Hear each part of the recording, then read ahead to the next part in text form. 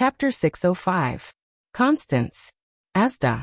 Thales walked on the dirty underground street expressionlessly. He thought about the Heir mystic he knew over and over again. Be it the ruthless villains in Red Street Market, the elegant and knowledgeable mystic in the chess room, or the inhuman monsters in Dragon Cloud City, who destroyed the world. No, it's not just that. Thales' thoughts returned to the prison of bones, to the secrets buried in the darkness. The Blade of Purification, the Three Disasters Alliance, the two Empresses, Froland. Asda Sakern, what did you do? And your so-called moderates, you and your companions, in the Bloody Year? What kind of role did you play? If what Morris said is true, then 18 years ago, you worked with the late king and murdered Constance, a member of the Jadestar royal family, right? I was born in the Jadestar royal family. What does that mean to you? A thought flashed through Thales' mind. He suddenly remembered what Asda had told him. What I look forward to, Thales, is not your ultimate success, but the fact that you are caught between the mystics and humans, between the calamities and the world, between your own nature and the gazes of others, between the inescapable future and the unforgettable past. In the end, you will be torn apart by conflict, destroyed by conflict, devoured by regret, until the day you compromise with us. When he thought of this, Thales subconsciously clenched his fists and the cut on his palms. Ah, this again. Cohen stared at Thales' back with a burning gaze. Beside him, Glover was staring at Morris warily. When he heard this, he could not help but frown. What do you mean? Cohen pointed at the expressionless Thales, who was pacing quietly in front of him. I have seen His Highness like this in Northland and Ekstedt. He placed his palm by his mouth. With a mysterious expression, he lowered his voice. In a dark corner of the altar, after he was alone with a Bright Moon Priestess for more than 10 minutes. Bright Moon Priestess? Alone? More than 10 minutes? Glover was stunned. He subconsciously looked at Thales' back. He was like this back then too. Cohen's gaze shifted, revealing the shrewdness and wisdom unique to police officers of the Wong family. After he came back from chatting with the priestess, he became absent-minded. His footsteps were unsteady, and he looked dispirited. His eyes were lifeless, as if all the energy in his body had been sucked dry.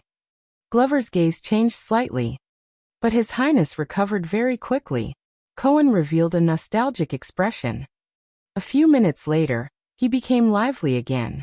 He went to look for the little girl from Dragon Cloud City in high spirits, and he quickly planned to do something big. The next second, the zombie turned its head and glared at Cohen. His gaze was as sharp as a knife, overflowing with killing intent. Cohen's words were stuck in his mouth. Why don't you try and make fun of His Highness again? Glover snorted coldly as a warning. He quickened his footsteps, brushed past Cohen, and rushed to Thales' side. What happened? Cohen caught up with him and looked aggrieved. I'm telling the truth, I'm not joking. All right, even if it's fake, you don't have to be so angry. Thales was still immersed in his complicated thoughts. Unknowingly, he took a turn at a familiar street corner. The bumpy, muddy road, moss-covered corners, and signboards that were strewn all over the place. Everything was so familiar. Just like when he was a child, he walked through this street countless times. The only difference was he was alone. He lifted his feet, lifted his legs, and put down his boots. Thales repeated the rhythm of his advance mechanically and numbly, but he felt as if his ankles were hooked by chains, and every step he took was extremely heavy. Noises of people came from the front. Thales raised his head slowly. Not far away from him was a shop with a grand appearance that stood out from the rest of the area. Many people gathered outside the shop in twos and threes. Some of them were beating their chests and stamping their feet while sighing, while others were dancing and laughing in ecstasy. Thales stopped and glanced at the luxurious signboard above the shop. He knew what was going on. Black Gold Casino. When they were young, this was one of the places that tested the judgment of the child beggars the most. The gamblers who won would naturally be generous and spread their wealth everywhere, while the gamblers who lost would be hot-tempered. Sometimes, they would even punch and kick the people who grabbed their clothes to beg. Don't worry, brother. Under a small shed outside the casino, a thin man who was dressed neatly was continuously comforting another man who was dressed in shabby clothes and had a gloomy face. You're just occasionally unlucky. Think about it. How many times have you won before this? Do you know, all you need is a chance to win back your money. Just one chance, maybe only 10 silver coins, but just to be safe, it's best if you have 100. Behind Thales, Cohen saw this scene, and his expression immediately became solemn. Damn it. Glover also understood what was going on, and he snorted coldly. I know, brother. I used to be like you. But look at me now. I'm living a good life. Do you know why? The thin man under the shed passed his wine bottle to the man, and patted his shoulder regretfully. Drink slowly, don't choke. I assure you, within a radius of 10 streets, the interest of this loan is the lowest, and it's just a peripheral business of the casino. Recently, they even have a discount. If you lose the first round, they won't calculate the interest for the part you lose, and it will start from the second round. Their exchange rate is also the best. Do you know that a while ago, the exchange rate for Mindy's was even 90 to 1? Haha, praise the virtuous king. And the exchange rate here is absolutely fair. I relied on this to win back my money back then. The despairing man drank a few mouthfuls of wine, and listened to the thin man's words. His expression changed again.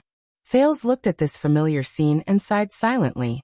But when he was about to turn around to look for Morris, a black shadow flashed behind him. Cohen walked forward with a gloomy expression, and Glover did not even have the time to pull him back. Yes, as long as you are willing, they will immediately release the money. Look at this heavy money bag. Oh, don't worry, how much money have they lent out? It's much more than your large amount. How can it be less than your money? At most, they will let you repay in installments. Yes, right here, sign your name. Can't read? Alright, then put your fingerprint on it and mortgage some small things. No, it's just proof, not robbery. What, the house is rented? Do you have a daughter? You know, sooner or later, she will get married and give birth to other people's children. The thin man happily pulled the man to a small table under the shed. The accountant behind the table lifted a money bag from underneath, and lazily took out a contract for the man to put his fingerprint on. Then do you have a wife? No, if you are really unlucky, the owner is very easy to talk to, as long as you do some odd jobs and work in exchange for the debt. Do you know, brother, women all have private stashes of money, and they would rather buy earrings for themselves than give them to you, so that the head of the family can use them to do business and make a lot of money. It can't be helped, they are short-sighted. Sometimes, you have to squeeze them a little to squeeze out their little stash, just like milking a cow. The man looked at the money bag on the table and swallowed. The thin man beside him added, Besides, you might not necessarily lose. Think about it. The head of the family made a lot of money, came home in high spirits, stuffed a new dress and a new gift into the hands of his wife and daughter, and then threw the heavy bag of money on the dining table. Let's see who the F***ck still dares to give you a hard time. The man wiped the ink pad, but hesitated when he was about to press on the contract. The thin man and the accountant looked at each other. The former sighed and pulled the man to the back. Forget it, brother. Since you are so hesitant, there is no need to force yourself. Don't worry, their loans are all voluntary, they won't force you. Come, have a drink, we will help you think of an excuse. Why did you lose your wages for carrying goods today? I hope it can fool your wife. But the man shuddered and subconsciously pulled the indifferent thin man. His eyes were pleading. I. The man looked at the small contract with difficulty. At this moment. Hey. The one in front, stop. The police officer's loud voice rang loudly, attracting the attention of the people in front of the casino. Don't sign, don't put your fingerprint. Cohen angrily pushed through the crowd, pushed the thin man away, and pulled the poor man to his side. Do you want your family to be ruined? Or sell your children and wife? Or be forced by them to do illegal trafficking and smuggling? Go to jail and suffer for them? The man was stunned and looked at the big man in front of him in confusion.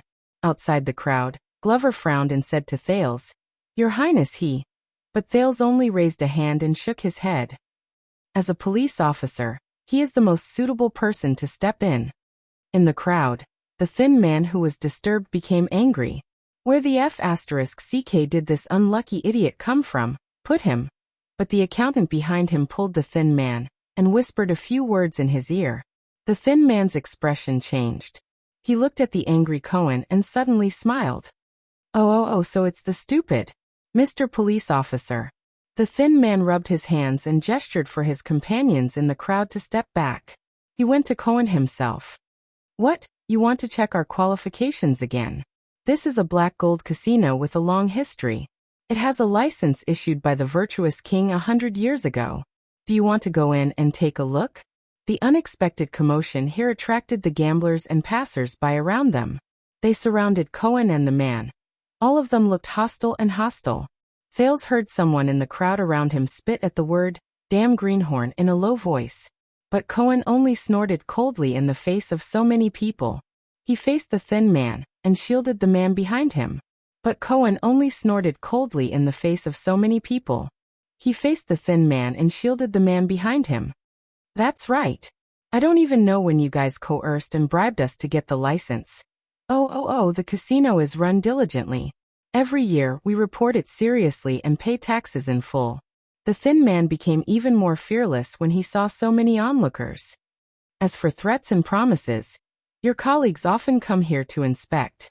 Why don't you go and ask them? If you don't have evidence, then. Cohen suddenly raised his voice and interrupted him. But illegal loan sharks are different. As Cohen spoke, he pushed the thin man away and rushed into the shed, only to find that the contract on the table was long gone. Illegal loan sharks? The thin man smiled slyly and said to the crowd. Do you have evidence?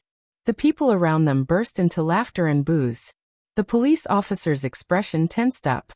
He looked up and glanced at the crowd, but found that the accountant was nowhere to be seen. He turned around and asked the unlucky man, "Tell me, how much interest did they charge you for the money they lent you?" The man was obviously terrified. He stuttered and trembled. Hey, I'm friends with him. Stupid cop. Oh, I'm sorry, Mr. Police Officer. The thin man deliberately addressed him in a disdainful manner. He crossed his arms and snorted. Why do friends have to report the money to the police station for taxes as well? Cohen turned around suddenly, his eyes filled with anger. The crowd around him was startled and dispersed to form a small empty space. I know it's your old trick. Cohen gritted his teeth and said to the thin man. He then turned around and reprimanded the man who was supposed to press his fingerprint. A certain guy dressed neatly, looking refined and elegant. He took a liking to a decent family like you, with a meager income and a sad face, so he tried to persuade you to come to the casino to try your hand. You won a few times in the beginning, so you couldn't help but come every day until you suddenly lost your money today. You probably want to buy some jewelry for your wife and earn some dowry for your daughter, right? Let me tell you, you've come to the wrong place, idiot. The man lowered his head in shame. And you? Cohen raised his hand and pointed at the thin man. His aura did not lose to the crowd around him. Scumbags, give the fat sheep some benefits first to lure them in. After a few days, when they lose all their money, you scumbags will wait outside to steal the sheep and sell your high-interest loans. And even if he borrows money, he'll lose it all again. Once he can't pay back the money, you won't be so nice to him. You'll go to his door to collect debts, threaten him, and even demand his wife and daughter. If you meet a tough guy, you'll find the Brotherhood's black debt collectors, until his family is ruined and he'll be at your mercy. Cohen was furious. Do you understand now, idiot? And you, thin man, you won't be able to escape today. Come with me to the West City Police Station. I'll teach you a lesson. Cohen grabbed the man's hand and walked towards the thin man. The helpless man trembled and looked at Cohen, then at the gloomy thin man. He did not know what to do, but the thin man took a step back and sneered. Tell me, Mr. Police Officer. The thin man clicked his tongue. Since you're here to enforce the law, where's your police badge? Won't you show it to us? Cohen snorted angrily. Old tricks again? Trying to steal my badge? But when he reached for his waist, he suddenly froze. The police officer stuttered. Badge? Cohen put his hand back in place, his expression a little terrible. I wouldn't dare. The thin man shrugged nonchalantly. Who doesn't know that stealing from you is courting death? You've sent so many thieves to jail. So where's your police badge? The crowd started to make a ruckus, urging Cohen. But Cohen's expression was still ugly. Damn it. Looking at Cohen's reaction, Thales sighed. He suddenly knew why Cohen wore a hood to hide his identity when he went out. He also knew why the dimwit's words were contradictory. First, he said he was here to patrol the area. Then he said he was on leave, and he was even hesitant about going to downtown. This guy, I know. The thin man pretended to be enlightened and took a step forward. Last time at Red Street Market, you fought with someone over the top girl at Laurel Club and injured a few nobles, right? Cohen wanted to say something but stopped. Laurel Club top girl. These words caught Glover's attention. He frowned and looked at Cohen. So, you were suspended by the police station. Your badge was confiscated. And you were told to reflect on your actions. The thin man from Black Gold Casino walked arrogantly to Cohen. Now you don't have the law and power.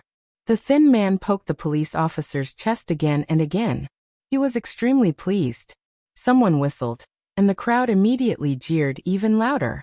There was no lack of mockery, ridicule, and even abuse. Cohen's expression was stiff. You. How did I know?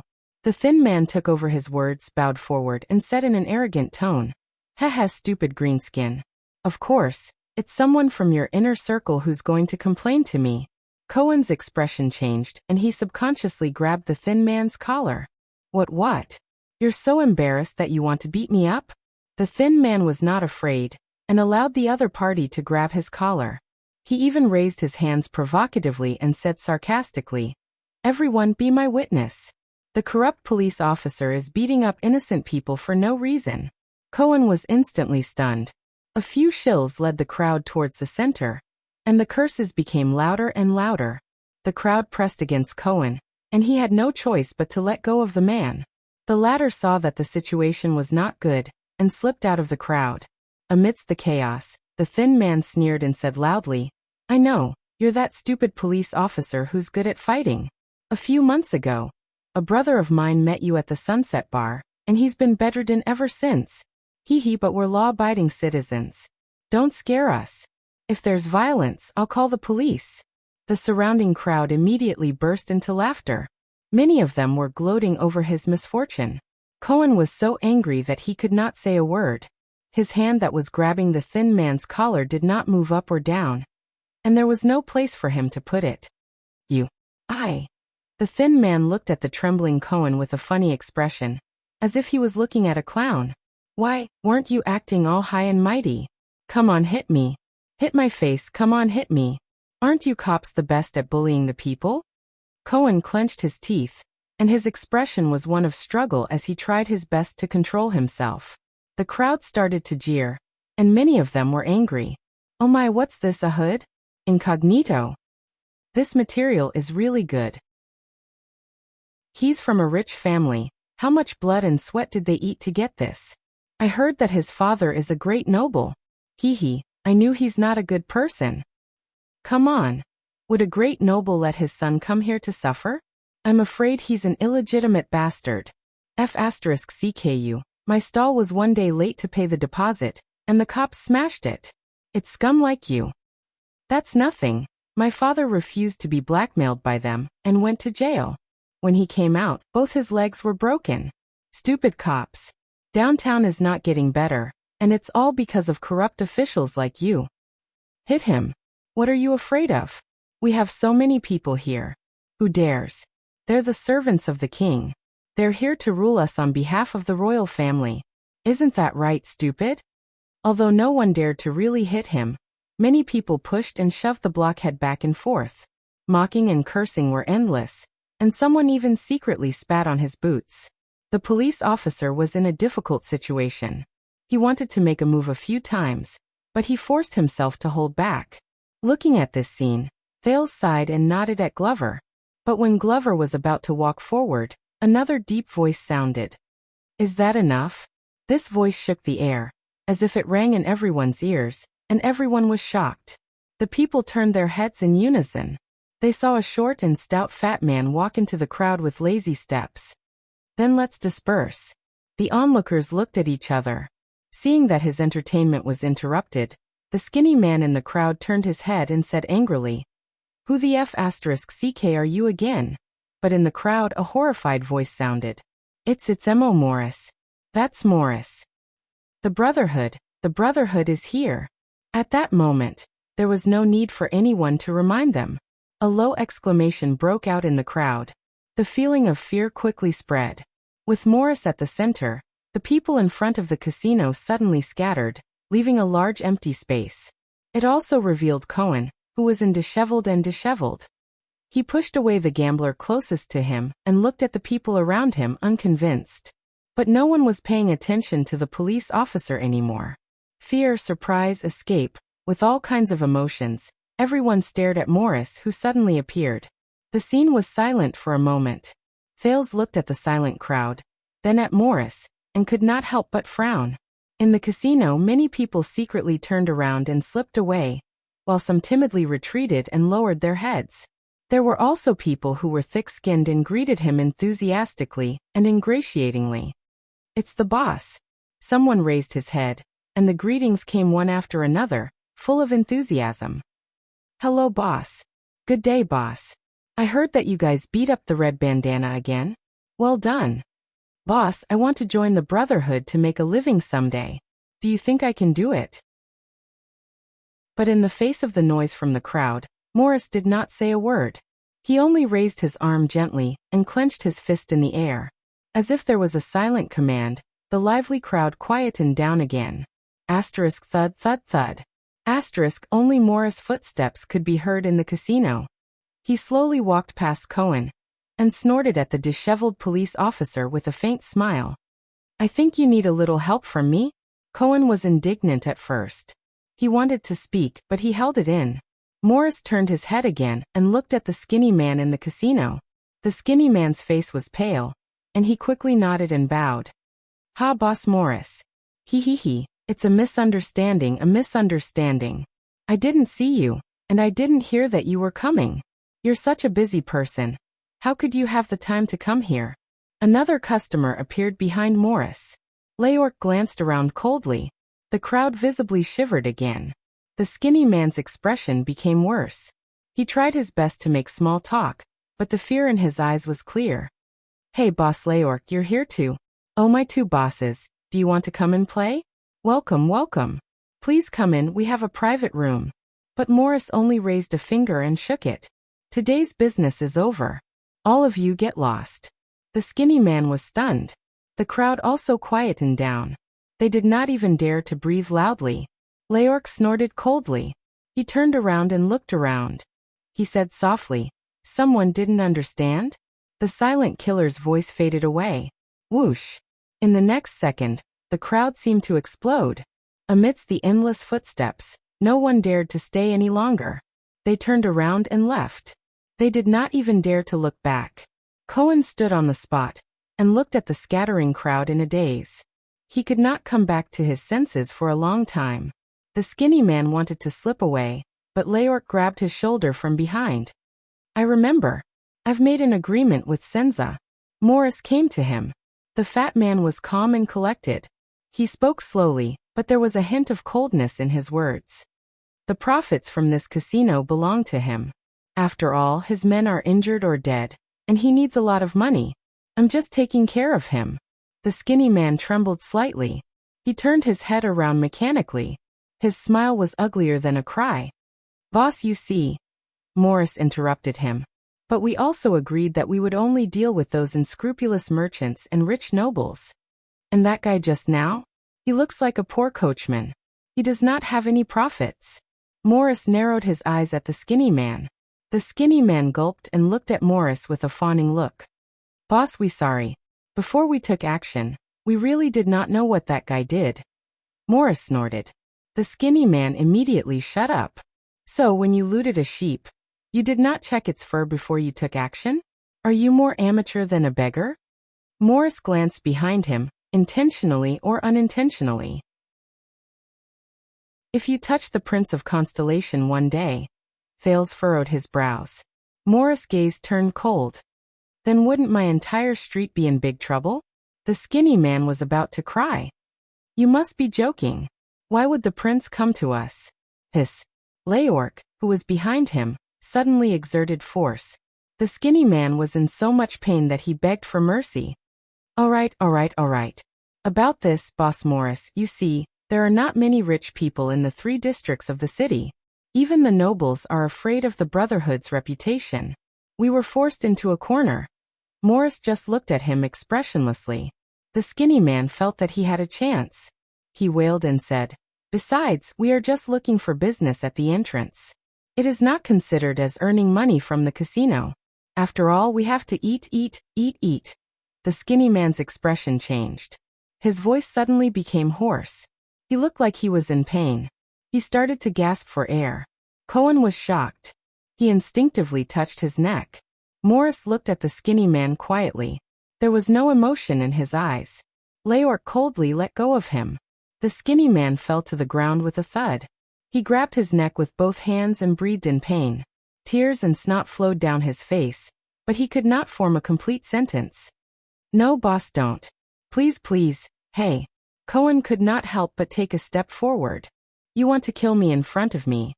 But his arm was immediately grabbed by someone, preventing him from approaching. It was Leork. If the boss wants to kill. The silent killer pressed Cohen's hand.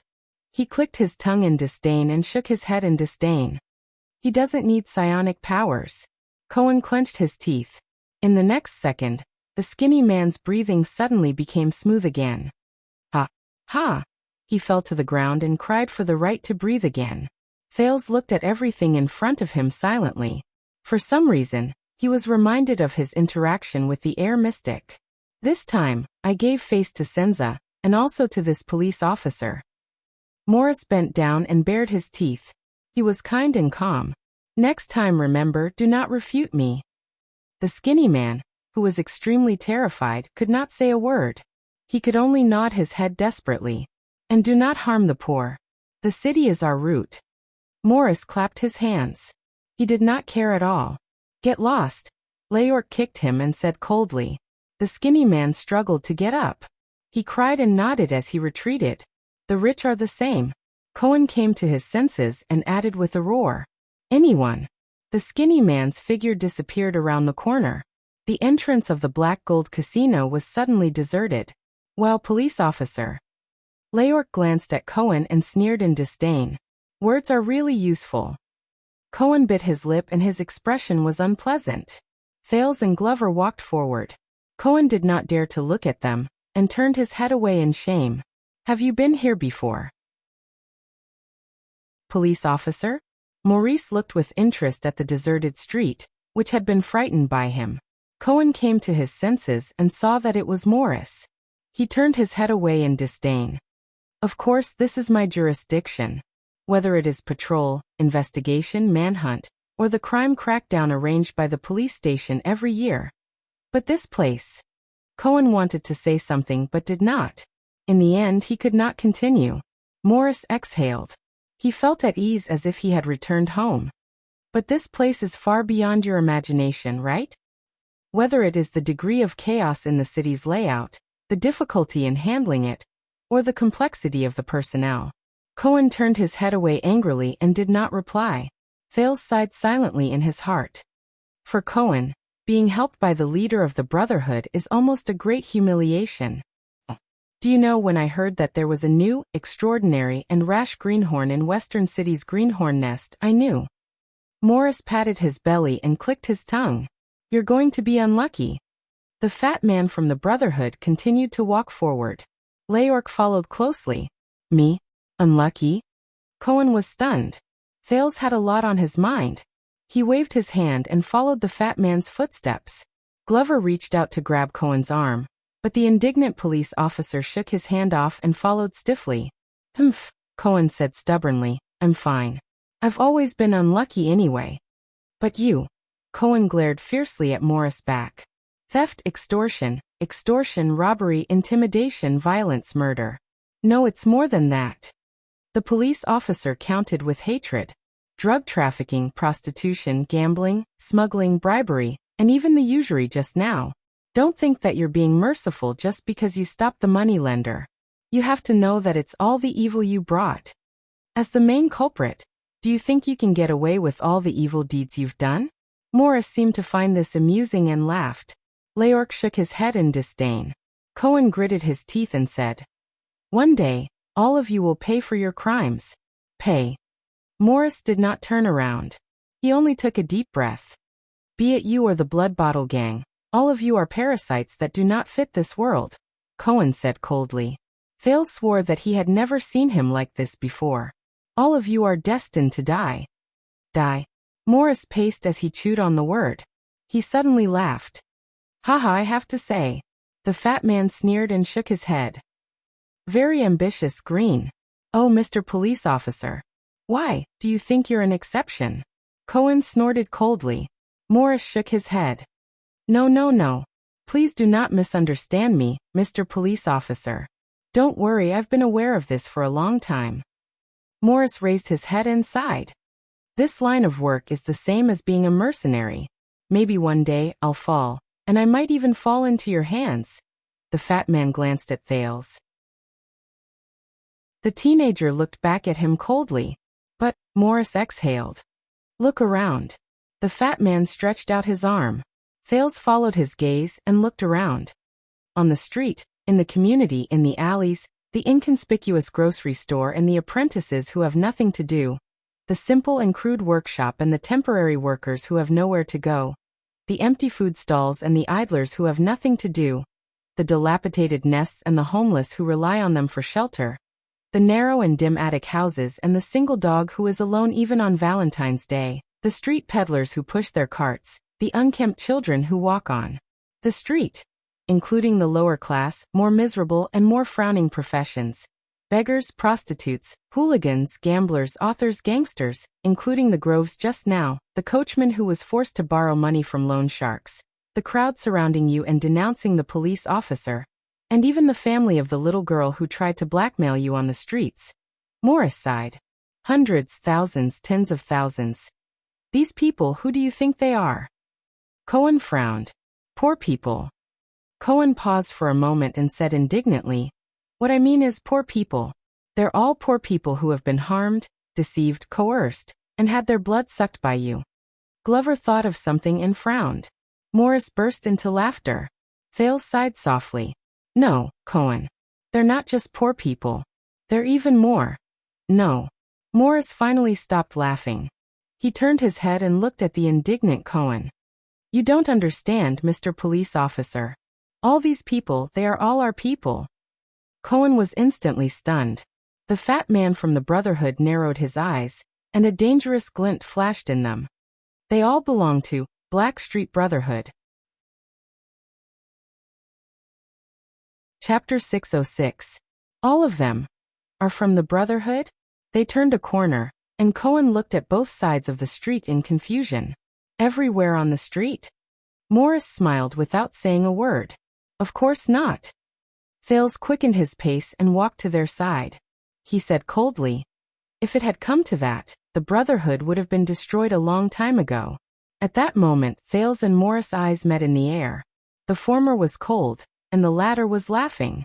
They began a game that only they knew. But Thales' tone immediately changed. "But there is no doubt that when we appeared in these people's sight, we were already targeted by the Brotherhood." Cohen frowned. Glover subconsciously placed his hand on his weapon, and vigilantly observed every passerby on the street. "Exactly." Morris laughed heartily. "From the moment you stepped on the first brick in Lower City District, the craftsmen's shops, peddlers, beggars, merchants, and passers-by along the way have already seen you clearly." Cohen raised his head and spat. "Bah, who doesn't know that all the shops on this street have to pay protection fees to the Brotherhood? They are all under your threat." But this time, it was Thales who interrupted him. But what he said wasn't wrong. The prince looked outside a shop. There were a few temporary workers who were sweating profusely as they unloaded goods. These people are indeed members of the Brotherhood. Cohen was puzzled. One moment, it was not the Brotherhood. The next moment, it was the Brotherhood. Is it the Brotherhood or not? Morris seemed to be deep in thought. "Oh, Your Highness, do you know?" "I don't know." Thales' expression did not change. "I only know that you want to use this opportunity to show off your muscles to me and show the Brotherhood's foundation."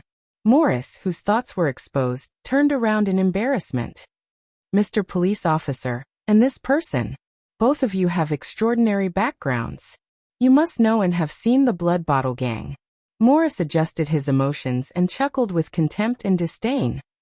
They have been around for 100 years. They are a gang aristocrat, with a long history and a complicated background. The chain of interests behind them is deep and solid. Most of their members are scum who walk in the gray area. Glover's gaze fell on him. But Morris changed the topic and said meaningfully, although in your eyes, they are doing the same business, as their mortal enemies, the Brotherhood, are completely different. At that moment, Thales saw a shop in front of him. He could not help but narrow his eyes and slow down. Different? Cohen shook his head in disdain. You're saying that even though we're all scum, they're scum of the old, while you're scum of the lowly. Leork snorted coldly behind him. This is your bar? Everyone turned around. Thales stood rooted to the spot, and stared at a tavern across the street. In the shop, which was completely deserted, a fierce-looking man was sprawled behind the bar counter in annoyance, stabbing the counter with a knife from time to time. Cohen and Glover raised their heads, and looked at the rusty old iron signboard at the top of the tavern. Sunset bless you. It looked like it was taken from a rural church in the Sunset Temple. Thales stared at the familiar tables and chairs in front of him. He recalled the countless times he walked through the shop. That bartender, he looks very fierce. Morris whistled from afar. The fierce-looking bartender saw them, and immediately pulled out his knife in surprise. He looked like he wanted to fight, but Morris immediately gestured for him to calm down. Leork walked into the bar, and patted the fierce-looking bartender's shoulder. He started talking to him, and finally, when the bartender looked disappointed, he calmed him down. That Sunset Bar. Krowinski took over only a few months ago. His predecessor got his head split open, in a bar fight. Morris looked at Kerensky's unapproachable face, then sized up the deserted scene in Sunset Bar. He sighed. You can probably tell that he is not good at this job. Thales nodded slightly. There was a melancholy in his words that only he could understand. Being a bartender here is probably not easy. Things remain the same, but people have changed. The old man behind the bar counter is no longer around. Thales shook his head and turned to leave. This bar used to be owned by an old friend. Morris followed the prince's footsteps and clicked his tongue helplessly. I have to say, after they moved away, there are not many people in the Brotherhood who know how to run a bar and manage the place. Your old friend must be very powerful, Thales said sincerely. When he heard this, Morris hummed in agreement with complicated feelings. At least when they were still around, no one dared to fight here. Yes, who doesn't know that this is the Brotherhood's own green zone? Cohen snorted angrily, his anger still lingering. There are still people who dare to fight here? Morris glanced at him. Mr. Police Officer, since you said that this is your jurisdiction, do you really understand this place? Cohen was about to speak, but Morris raised his finger and interrupted him. Or do you only care about catching thieves and punishing peddlers, keeping an eye on illegal crimes, but you have never gone deep into their communities, their families, and their daily lives to see what kind of life they lead when they are not on the streets? Cohen paused, but he quickly replied in an unconvinced manner, I know.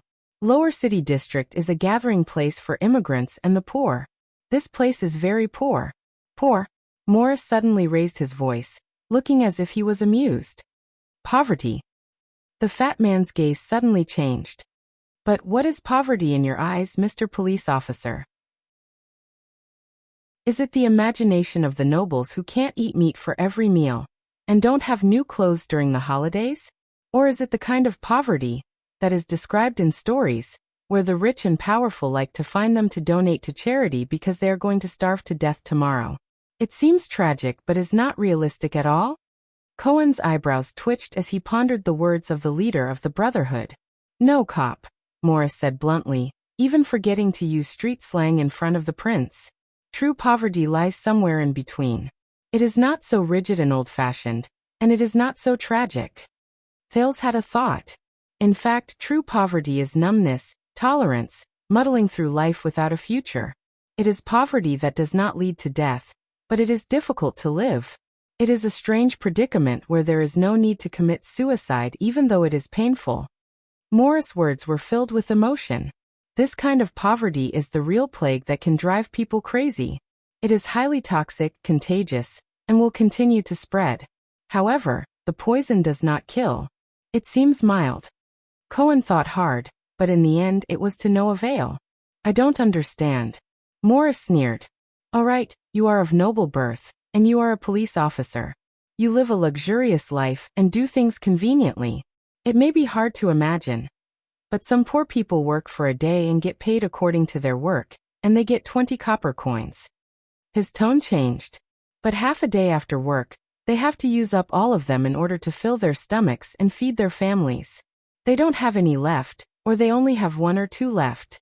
So, the next day, they can only work hard for the other 20 copper coins that are destined to be spent again. Glover and Cohen frowned at the same time. Yes, they won't starve to death. Morris' face was dark as he walked down a shabby, low flight of stairs. But they have to repeat it forever to ensure that they won't starve to death. For example, the poor coachman who lost money in gambling just now. Why do you think he wanted to borrow money to gamble? Do you think he will be fine just because you prevented him from falling into the scam of borrowing money? Cohen's gaze changed, and he suddenly raised his head. Poverty is not a sharp blade that cuts off one's head, police officer. Instead, it is a rope that slowly tightens, and a millstone that rolls patiently. When Thales heard this, he sighed quietly. At this moment, Morris was unhurried, like a teacher who was telling a philosophical story to his students. It gives you a little hope to live, but does not let you enjoy the joy of living, so that it can continue to exploit your life. It forces you to the edge of death, but just happens to not die, so that you can squeeze out everything from the numbness you feel day after day. Morris took a deep breath, as if he wanted to taste the sweetness of the air. It is called survival, a long death. Morris clasped his hands behind his back. Without realizing it, he walked to the front of the group. He looked at the stinking leather workshop in the distance, and the workers working hard inside. In the towns and in the countryside, there are always the darkest and lowest class of people who struggle to make ends meet, but are often ignored by the kingdom. Foreigners who enter the city to seek work, farmers who lose their land, merchants who go bankrupt and are in debt, handicapped people who lose their labor, craftsmen who are eliminated by the market, poor people who have nothing to live for, beggars without dignity, old people without descendants, widows who have lost their pillar of support, lousy men who only know how to swing their fists after they retire from the army, lowly workers who have no choice but to sacrifice their bottom line and sell their dignity, but are still discriminated against and bullied. They are all poor hosts, and they are everywhere in the kingdom. There are far more of them than you can imagine. The lower city district is just the tip of the iceberg, and it is the better kind. Cohen tried to loosen his clenched fists a little. I know, but this cannot be, but Morris ignored him. They are often unable to speak, or even if they speak, no one will pay attention to them. They are not even seen, even by a conscientious and kind-hearted police officer like you. In the peaceful and prosperous official announcements, in the passionate and magnificent historical narratives, in the eyes of most happy people who do not have to worry about food and clothing, they do not even exist. Or perhaps, the meaning of their existence is to prove the sympathy and morality of others, and to bring the latter correct, hypocritical, and cheap self-satisfaction. Morris' tone became incomparably cold. They are excluded from the discourse, and it is difficult for them to understand, and they do not have the spare energy to feel what it means to pursue and desire ideals and ambitions, dignity and responsibility. These are things that can only be seen in bardic poems and stage plays. His expression suddenly became ferocious. Under such circumstances, if they do not seek and change, people will slowly deteriorate, and they will become objects or beasts. In the face of a difficult life, a harsh environment, a hopeless future, unfair reality, domineering public power, and the most urgent need to survive, they must find a way. They must have something to rely on, and they must grasp at the last straw. Morris' gaze drifted to the sky, passed through the thick clouds, and landed on the ground again, on the messy underground street. So one day, a certain opportunity, a certain moment, a certain accident, they are forced to come together. They help each other, overcome difficulties together, and seek recognition and value. Perhaps it is just neighbors looking out for each other. Perhaps it is a gathering of pitiful people in the same industry. Perhaps it is a gathering of gangsters from poor backgrounds to boost their courage. Even if sometimes these actions are not that legal. Thales quietly watched the dozen or so ruffians who were fighting in a street corner. But this time, Cohen only stared at them in a daze. He no longer had the intention to step forward and intervene. And the original purpose of them huddling together for warmth was to live a less painful life. The crime that you hate, or rather, the behavior that goes against the mainstream law, is just an inevitable but secondary byproduct. Morris also watched the brawl in the street corner. He shook his head at Leork, who was questioning him with his gaze. So we appeared, Black Street Brotherhood, as a former member of countless gangs at the bottom of the hierarchy. At that moment his gaze was distant and profound. I don't know when or how, but from the moment we appeared, we were deeply rooted in the community of the people at the bottom of the hierarchy. We were born from chaos, and we rely on chaos. At that moment, a stone suddenly flew up and hit the forehead of a leader of the gangsters, causing him to bleed profusely and fall limply to the ground. The gangsters who were fighting were startled and subconsciously stopped. Everyone turned their heads around. Thales stood up and dusted off his dusty hands. All of you were indeed born from chaos, Thales said coldly. But you also feed chaos. The gangsters reacted and rushed over while clamoring. Morris sighed and waved his hand. Leork walked forward with a gloomy expression. In fact, Your Highness, in Black Street, the Underground Street, and the 3 districts of the lower city, most of the poor do not directly participate in our grey activities, Morris said with a shrug. Thales smiled. You mean crime? Morris nodded. But they have never been stingy with providing convenience and tacit understanding to the Brotherhood. For example, in addition to their main business, they provide information, stand guard, occasionally run errands, provide logistics, and even rely on the economic prosperity brought about by our big business to supplement their household expenses. Their lives are intertwined with our activities. On the other side, Leork was finally recognized by the gangsters after he took down the third person. The latter did not even dare to turn their heads back as they scattered in panic. Cohen stood where he was in silence as he watched the gangsters disappear into the streets. Over time, habits became second nature, and repetition became the rule. Black Street Brotherhood is no longer just a mutual aid organization, and no longer just a violent gang. Morris clicked his tongue and spread his arms, as though he wanted to embrace the dilapidated street in front of him. Instead, we became the backbone deeply rooted in these communities, the backbone of the people at the bottom of the hierarchy, and an important driving force to maintain the ecological operation of the communities at the bottom of the hierarchy. He glanced at Cohen, intentionally or unintentionally.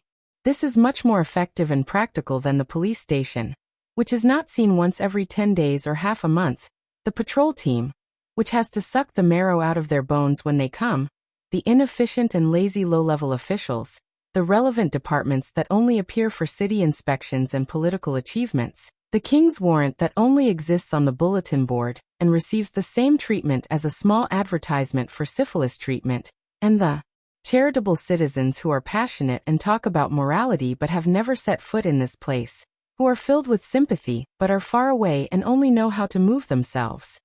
They have evolved their own rules and the ecology at the bottom of the hierarchy. A copper coin is louder than the king, and a wine glass is heavier than a long official. Morris looked at Thales and sighed. No offense, but this is an old saying often said by the scumbags in Blade Fang's camp. Thales did not answer, but Cohen slowly raised his head. His gaze was dazed. Glover had no choice but to pull him to prevent the police officer from losing focus and missing his footing. I fought in the war in Western Desert. Zombie looked at Cohen's dazed expression and snorted indignantly. I have never heard of such a bullsh*t old saying. Morris was not bothered. He waved his hand and chuckled. Then either you are still young, or you have too much earwax. His laughter stopped, and a cold glint appeared in his eyes. You have blocked your ears. Glover was speechless for a moment.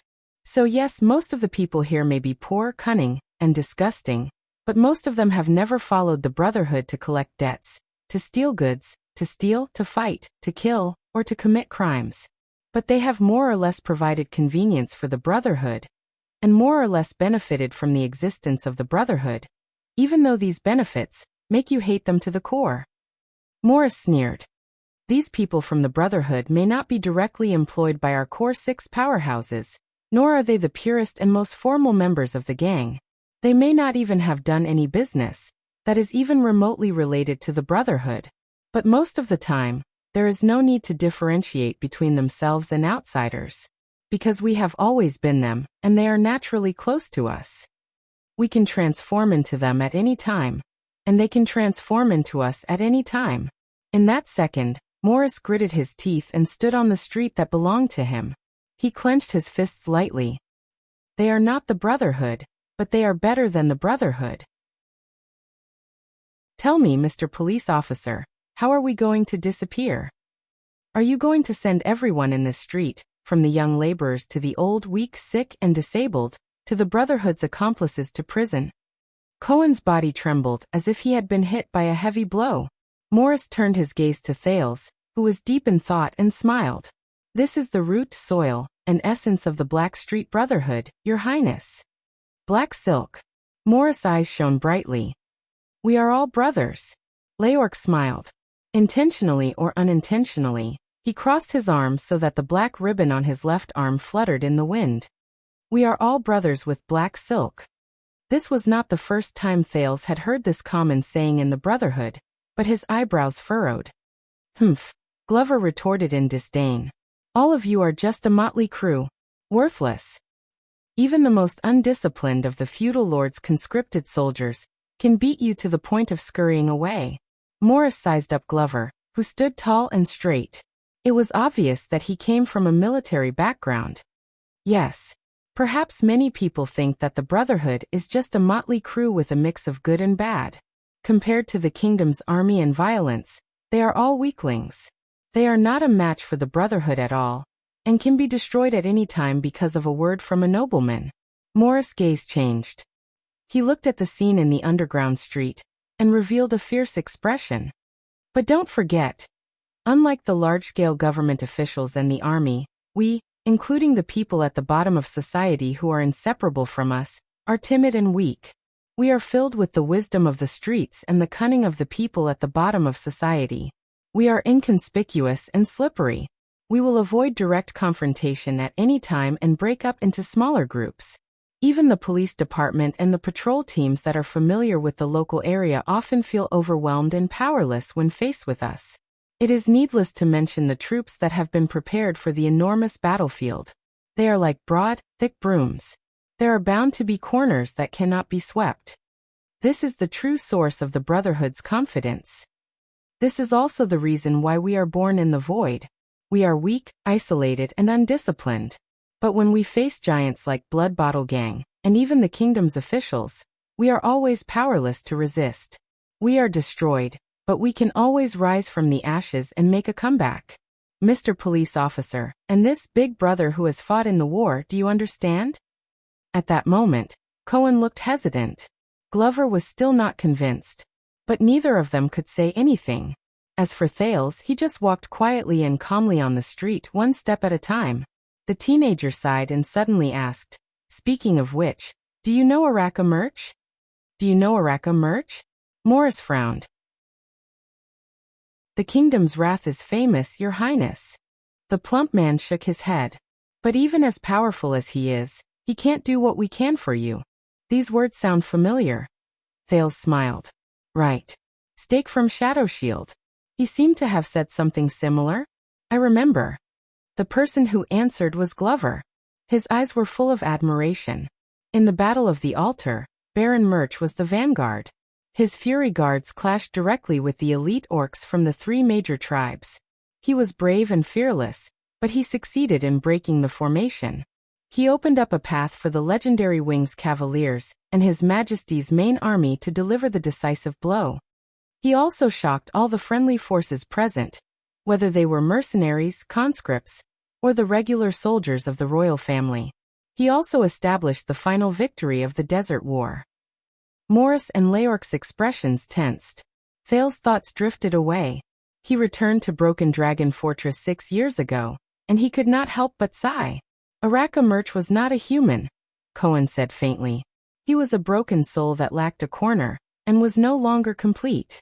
When he saw the others looking at him, Cohen snapped out of his daze. He shook his head and said, "Not me, my old man said it." Thales nodded. He remembered how the kingdom's wrath carried him on his back and charged forward in the Black Sand Army's formation 6 years ago. But he did not want to talk about his bravery. Murch told me that he was not the kingdom's wrath, Thales said with a sigh. The guards beside him are. All of them. The others were instantly stunned. Thales turned his head around. Similarly, the unkillable and mysterious Black Sword might be the leader and spiritual symbol of the Brotherhood. Morris' expression changed. But he was not the Brotherhood itself. Thales gestured at the view of the underground street with his chin and said with certainty, "These people, as well as the lives, backgrounds, and experiences they represent, when all of these are added together, they form the true Blackstreet Brotherhood. And the Brotherhood is the symbol of their resistance amidst their numbness and poverty." Thales nodded and said with a sigh, "It is also the weapon of the weak."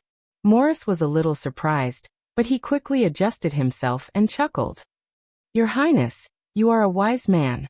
So, Mr. Police Officer, in this city, you and the police station you represent, and even the kingdom itself." Morris spoke to Cohen, but he stared at the prince, as if waiting for his response. "What you are fighting against is not gangs, not crime, not even evil," the fat man said with a sneer. "It is poverty, injustice, indifference, despair. It is a group of people's self-satisfaction and complacency that leads to another group of people's inadequacy and dissatisfaction. It is the shadow that is cast by the overabundance of light. You represent the power of this country, stand in the position of the strong, and face the resistance of the weak." Cohen raised his head and stared at him blankly. "You mean when I enforce the law in Lower City District, I fight against the weak? Don't be bewitched by him." The teenager's words rang out, pulling Cohen back from his trance. Thale's words were steady and powerful. "That's right, the Blackstreet Brotherhood might be a weapon that the weak at the bottom inadvertently picked up. But on the contrary, Cohen, what you are fighting against is not the weak." Due to his past trust in the prince, Cohen's eyes lit up as if he had caught a straw when he was drowning. He looked at Thales hopefully. But Thales' words were heavier than Morris. "It is something deeper, and more terrifying." Once he said this, even Morris frowned. Thales took a deep breath. "What you have to fight against is the side of the strong that you were born from. It is the unfair oppression they have been inflicting on the weak for a long time." Cohen was stunned. Even Glover began to think deeply. "The crimes you punish on the streets every day, the chaos and disorder you experience, the darkness and pain you witness are just one of the consequences of this oppression and injustice, whether we want it or not. You drew your sword," Thales said softly, "to fight against the wounds it cuts. In this world, there is no resistance that is more unbearable and more precious than this." Cohen stared at Thales in a daze. His thoughts were in a mess. Yes. A thought appeared in Morris' eyes.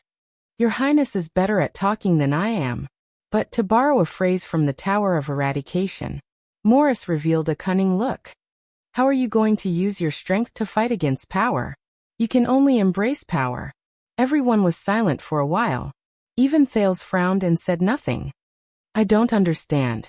After going through painful thoughts, Cohen clenched his teeth and shook his head. "There are no such words in the Tower of Eradication." Morris snorted softly. Yes, the plump man's words were drawn out, and there was a deeper meaning behind them. "There are no such words in the tower." At this moment, Thales suddenly asked, "Who are you, Morris?" The plump man from the Brotherhood paused for a moment before he smiled from ear to ear. "You are a forgetful person, Your Highness. I am Morris, a small-time ruffian in the Brotherhood." Thales snorted coldly. "No, I am asking." The prince's eyes were like lightning as he stared at Morris coldly. "Who are you?" Morris' smile froze for a moment. A small-time ruffian would never say something like this. "You have already shown off your muscles," Thales said in a deep voice. Why not show your true self? At this moment, Morris' smile disappeared completely. Thales' expression did not change. He only stared at him deeply. Sensing that the atmosphere was not right, Glover and Leork subconsciously placed their hands on their weapons and exchanged hostile glances. But Morris only paused for a moment before he chuckled softly. He sighed and raised his head to look at the sky. Morris Ishka. The plump man's tone was full of sarcasm and hatred. Ishka? Thales frowned. He had never heard of this surname during the prince's lessons. I remember you saying that you did not have a surname. Morris lowered his head, nodded, and shook his head in a self-deprecating manner. Not anymore. I am from Dragon-Kissed Land, born in Chang'in City. Morris' gaze was unfocused. Starting from my great-grandfather, my family has been the private financial officer of the Archduke of Chang'in City for generations. From Dragon-Kissed Land, born in Chang'in City. Thales' expression changed. I see. You are from Anlenzo Dukedom, and your background is not considered low. And, he is indeed in charge of the accounts. But Thales immediately asked. Then how did you end up in? Before he could finish his question, Morris interrupted him and answered very straightforwardly. A few decades ago, Anlenzo Dukedom had a land annexation rebellion. Morris smiled sheepishly. That was a political game played by the upper class. In short, it was a mess. In the end, the incompetent Archduke Shida pushed our family out as a scapegoat to appease the anger of his feudal vassals. Thales sensed Morris' emotions and did not continue to speak. Glover and Cohen looked at each other. Even Leork seemed a little surprised. Morris sighed. You know, when the rope was around my neck, I was still a child. He touched his almost shapeless fat neck. At that time, my mother was hanging to my left. I still remember that her rope swayed for a long time. Thales frowned. And outside the scaffold, the prison warden was expressionless, like a stone statue. The people watching the execution were extremely fanatical, like an endless tide. I was still young at that time. When I was hanged, I only thought. Morris stared at the street absent-mindedly. It was so unbearable. Sunset and bright moon bless me. If only I could take a breath of fresh air. He said faintly, one breath, just one breath, so that I won't feel so much pain, so that I won't want to die so much. The atmosphere was gloomy. No one said a word. Only Morris' voice rose. He spoke of the past. For that breath of air, I am willing to give up anything. Morris' eyes were blank. I am willing to do anything. The silence lasted for a while. Morris woke up from his memories. So, when I woke up in a pile of corpses that was like a small hill, I understood one thing. The leader of the Brotherhood took a deep breath. He cherished the freedom of breathing. This world is not fair, Your Highness. Morris' hand moved away from his neck. He revealed a fierce expression that was unique to leaders. Even the air that we breathe. We have to fight for it with our lives. From the mouths of those who can breathe freely. Thales did not speak. I have other matters to attend to, Your Highness. Morris' mood obviously changed. He turned his head. Forgive me for taking my leave. Leork will treat you well for the rest of your sightseeing trip. Once he said that, while everyone was still in shock, the plump man turned into another street corner without turning his head and disappeared before their eyes. Thales and the others were left behind. They stood where they were silently. So that's my boss. Leork snapped out of his daze from Morris' background. He regained his gloomy expression that was not to be trifled with. Where do you want to go next? Glover and Cohen looked at each other. In fact, Thales snorted coldly as he stared at the spot where Morris' back disappeared. I was almost robbed of my wallet by a little girl who begged. And I was almost blackmailed. I am very unhappy now. Leork was stunned. Glover and Cohen were equally stunned. Thales turned his head and said solemnly, So in Lower City District, where do these little beggars stay the most? On the other side of the street. Morris, who looked unhappy, turned a corner hurriedly and met up with another person in a cloak. If Thales was here, he might have recognized that it was the subordinate of the Brotherhood who whispered into Morris' ear when he met him. Lance. Morris was not interested in talking much. He directly called out the person's name. How is it? The person in the cloak, the Brotherhood's chief of intelligence, the sleepless eye Lance Corpion lowered his hood. Fatigue and haggard were written all over his face. Prince Thales was assassinated at the banquet last night, Lance said faintly. There are many rumors in the streets, but because the assassin is from Western Desert, the target of the rumors is the vassals of Western Desert, saying that they have ulterior motives.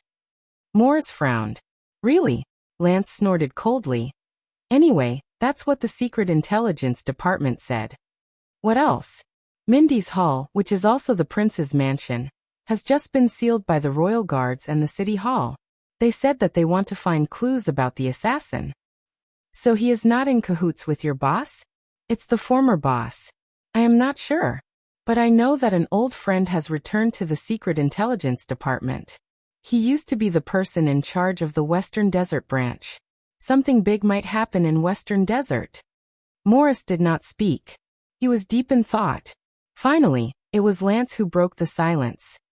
Compared to the previous one, how is this Jade Star? I don't know. Morris shook his head. There was a barely noticeable confusion on his face. It's a little similar, but not the same. It depends on Black Sword's attitude. Lance was not satisfied. You talked to him for half a day, and this is the conclusion you came to. Hey, why don't you go talk to him yourself? Morris retorted in dissatisfaction. Do you know that the brat is very slippery and crafty like a ghost? Every word he says is hidden, and he has sinister intentions? That's why I want you to go. Lance did not feel guilty at all. You yourself are this kind of person. You are very familiar with it. Morris was momentarily speechless, but his expression soon changed slightly. I remember that a few years ago, you asked me for someone, right? Lance narrowed his eyes. Who? 6 years ago. Morris scratched his chin seriously. On the day of the one-night war. Lance's eyes turned and immediately found the corresponding memory. Yes, a small accountant. He used to be the person in charge of the abandoned houses. He was quite talented and ambitious. For this, he killed his superior, that useless Quide. But I sent him to the capital. You know, Rhoda definitely does not want the person who killed his son to appear in front of him all the time. Morris interrupted him. Write a letter to him, and look for the list of child beggars in the past. Lance frowned. What's wrong? Morris exhaled and kicked the broken wall at the entrance of the alley, causing some stones to fall. Do you remember, Lance? When we first came to Lower City District, we suffered greatly in this maze of rotten streets. Anton would go astray once he walked more than 50 meters, and he would not be able to find his way back to Black Street. Lance did not speak. He knew that Morris had more to say. Morris narrowed his eyes. Do you still remember who we first looked for as a guide in order to settle down in Lower City District as soon as possible? Child beggars. Lance answered without hesitation. We bribed the child beggars. They were the most inconspicuous, and they had been walking the streets since they were young. They were the most familiar with the roads here. Morris' gaze was fixed on the wall. Yes, the plump man repeated Lance's words and thought carefully. They were the most inconspicuous, and they had been walking the streets since they were young. They were the most familiar with this place. Lance seemed to have figured something out. He could not help but widen his eyes. So, I have a small guess. Morris raised his head and looked at the extremely complicated streets in Lower City District. His expression was profound. I want to verify it. Chapter 607. Cohen lowered his head and walked in the alley of the underground street. His eyes were absent-minded, and he ignored the beggars and tramps under the eaves on both sides of the street, as well as their secretive gazes. Cohen. The unkempt man on his left covered the bloodstains on his clothes. Further away, a ruffian was peddling the items in his pockets furtively. A beggar under the eaves of the opposite house was fighting with another emaciated man for the ownership of an ownerless ring. But Cohen just walked past them absent-mindedly. He did not see them, nor did he hear them. What does that have to do with me? Cohen. The glory of the stars allowed him to focus on his own world. He had no distractions. The noise in the distance could not attract his attention, and the filth around him could not affect his thoughts. The underground street and even lower city district seemed to be just a name on a piece of paper to him. He seemed to be walking beyond the horizon, transcending everything and forgetting himself. Just like many of the nobles he knew, they had their sights set on the kingdom, their hearts were on the world, and they were destined to achieve great things. But Cohen! Finally Cohen, who was absent-minded, shuddered and staggered back to his senses. What's wrong? Cohen looked around subconsciously. Leorc was still 10 steps away. His attitude towards them was full of disdain and rejection. Glover dutifully guarded the prince by his side, using his body and expression to block all malicious gazes. Cohen lowered his head. The speaker. The second prince looked at him deeply. His gaze was full of inquiry. Pull yourself together. There was an unquestionable tone in Thales's words. You've been a police officer for 6 years. Morris' words shouldn't have affected you so much. What Morris said? Cohen's eyes were slightly dazed. You're not fighting against gangs, criminals, or even evil. You represent the power of this country. You stand in the position of the strong and face the resistance of the weak. Cohen shook his head furiously. No, it has nothing to do with what that scumbag said. It will not affect me. As if, Glover interrupted him coldly. Cohen stared at the zombie in a daze. He looked like he was struggling. Thales sighed. Listen, Cohen, you have to know that Morris is a member of the Brotherhood. Everything he said. No. Unexpectedly, Cohen suddenly spoke loudly, startling both Thales and Glover. Even Leorc frowned and turned his head. Thales frowned as he looked at Cohen. Cohen doesn't usually react like this. If it's not him, no. At this moment, Cohen's expression changed as he muttered anxiously. Hey. Glover patted Cohen carefully. At the same time, he glared at a few idlers who were attracted over from afar. You're fine.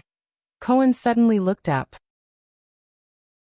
When you turned the situation around in Heroic Spirit Palace and forced all parties to stop fighting and retreat, Your Highness. The police officer stared at Thales eagerly, as if he was searching for an answer. They, the extensions, were they moved by your words? Thales was stunned. Extensions? But Cohen shook his head, his expression bitter.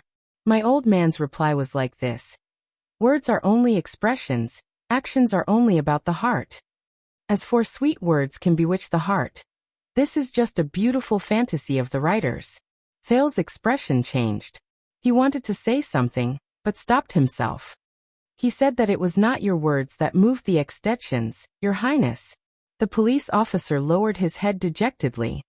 It was their true thoughts, their personal experiences and their interests. You were just the person who lifted the curtain and revealed their true intentions. Thales was silent for a while. Count Tarami Caribbean is indeed the descendant of the wise minister. The prince sighed. If there is a chance in the future, I will visit your father. Cohen's gaze was conflicted, as if he was going through a cruel struggle. At that time, I was not convinced by the old man's words, but it's the same, Your Highness. Cohen exhaled. That fat man is good with words, but he could not have swayed me with just a few words. Unless there was something else that swayed me. He stared at the narrow alley quietly, as if he could never see the end. Thales looked at him and sighed in his heart. I refused to admit it, but... Cohen hesitated for a moment, but in the end, he gathered his courage and spoke decisively. Yes, my heart of the sword was swayed. My moves became more and more practiced, and the edge of my sword became sharper. Cohen gritted his teeth and said, but the person wielding the sword was rusty. This is the reason why I stagnated and did not improve in the past 6 years. Thales furrowed his eyebrows tightly. Maybe you should go back to the battlefield and roll in blood again. Glover snorted softly. He did not like Cohen's expression. Instead of going out on the streets to catch thieves every day. Callan. Thales gave Glover a warning glance, and the latter did not say anything else. I am serious. Cohen did not show any signs of anger, but his gaze was dejected. But what swayed me was not that stupid fat man's nonsense. It was me. It was my experiences in the past 6 years in this city. Experiences in this city. Thales paused for a moment because of this sentence. The memories in the abandoned house were like a dream or fog, and they entangled around his feet again. Do you know, Your Highness, The little girl who stole your money just now? Cohen walked behind the prince and said absent-mindedly. She might not like to steal or extort money. When she grows up, she might not like to receive customers like her mother, or fool around like her father. But she had no choice. Thales and Glover froze at the same time. The former thought of the abandoned house, and the latter of Red Street Market. Cohen tripped over an irregular rock, but he didn't seem to notice it. He continued speaking. He continued, under the example of her mother and father, or perhaps just her mother's lover, she could only learn from them and become like most of the people on this street. Shrewd, vicious, shameless, and narrow-minded. When she grows up, she will only become another numb prostitute like her mother, or an idle hooligan like her father. There is no other way. Thales and Glover sank into silence. Cohen clenched his teeth and pressed on the hilt of the sword at his waist. Because she was born here, just like everyone else on this street. Glover raised his head and interrupted Cohen with a cold expression. Then do something. Do something, Cohen muttered. Do something. Glover snorted coldly. Send her scum parents to prison or the gallows. Isn't it your responsibility to fight crime and maintain law and order, Blue police officer? But Thales shook his head secretly. Cohen took a deep breath.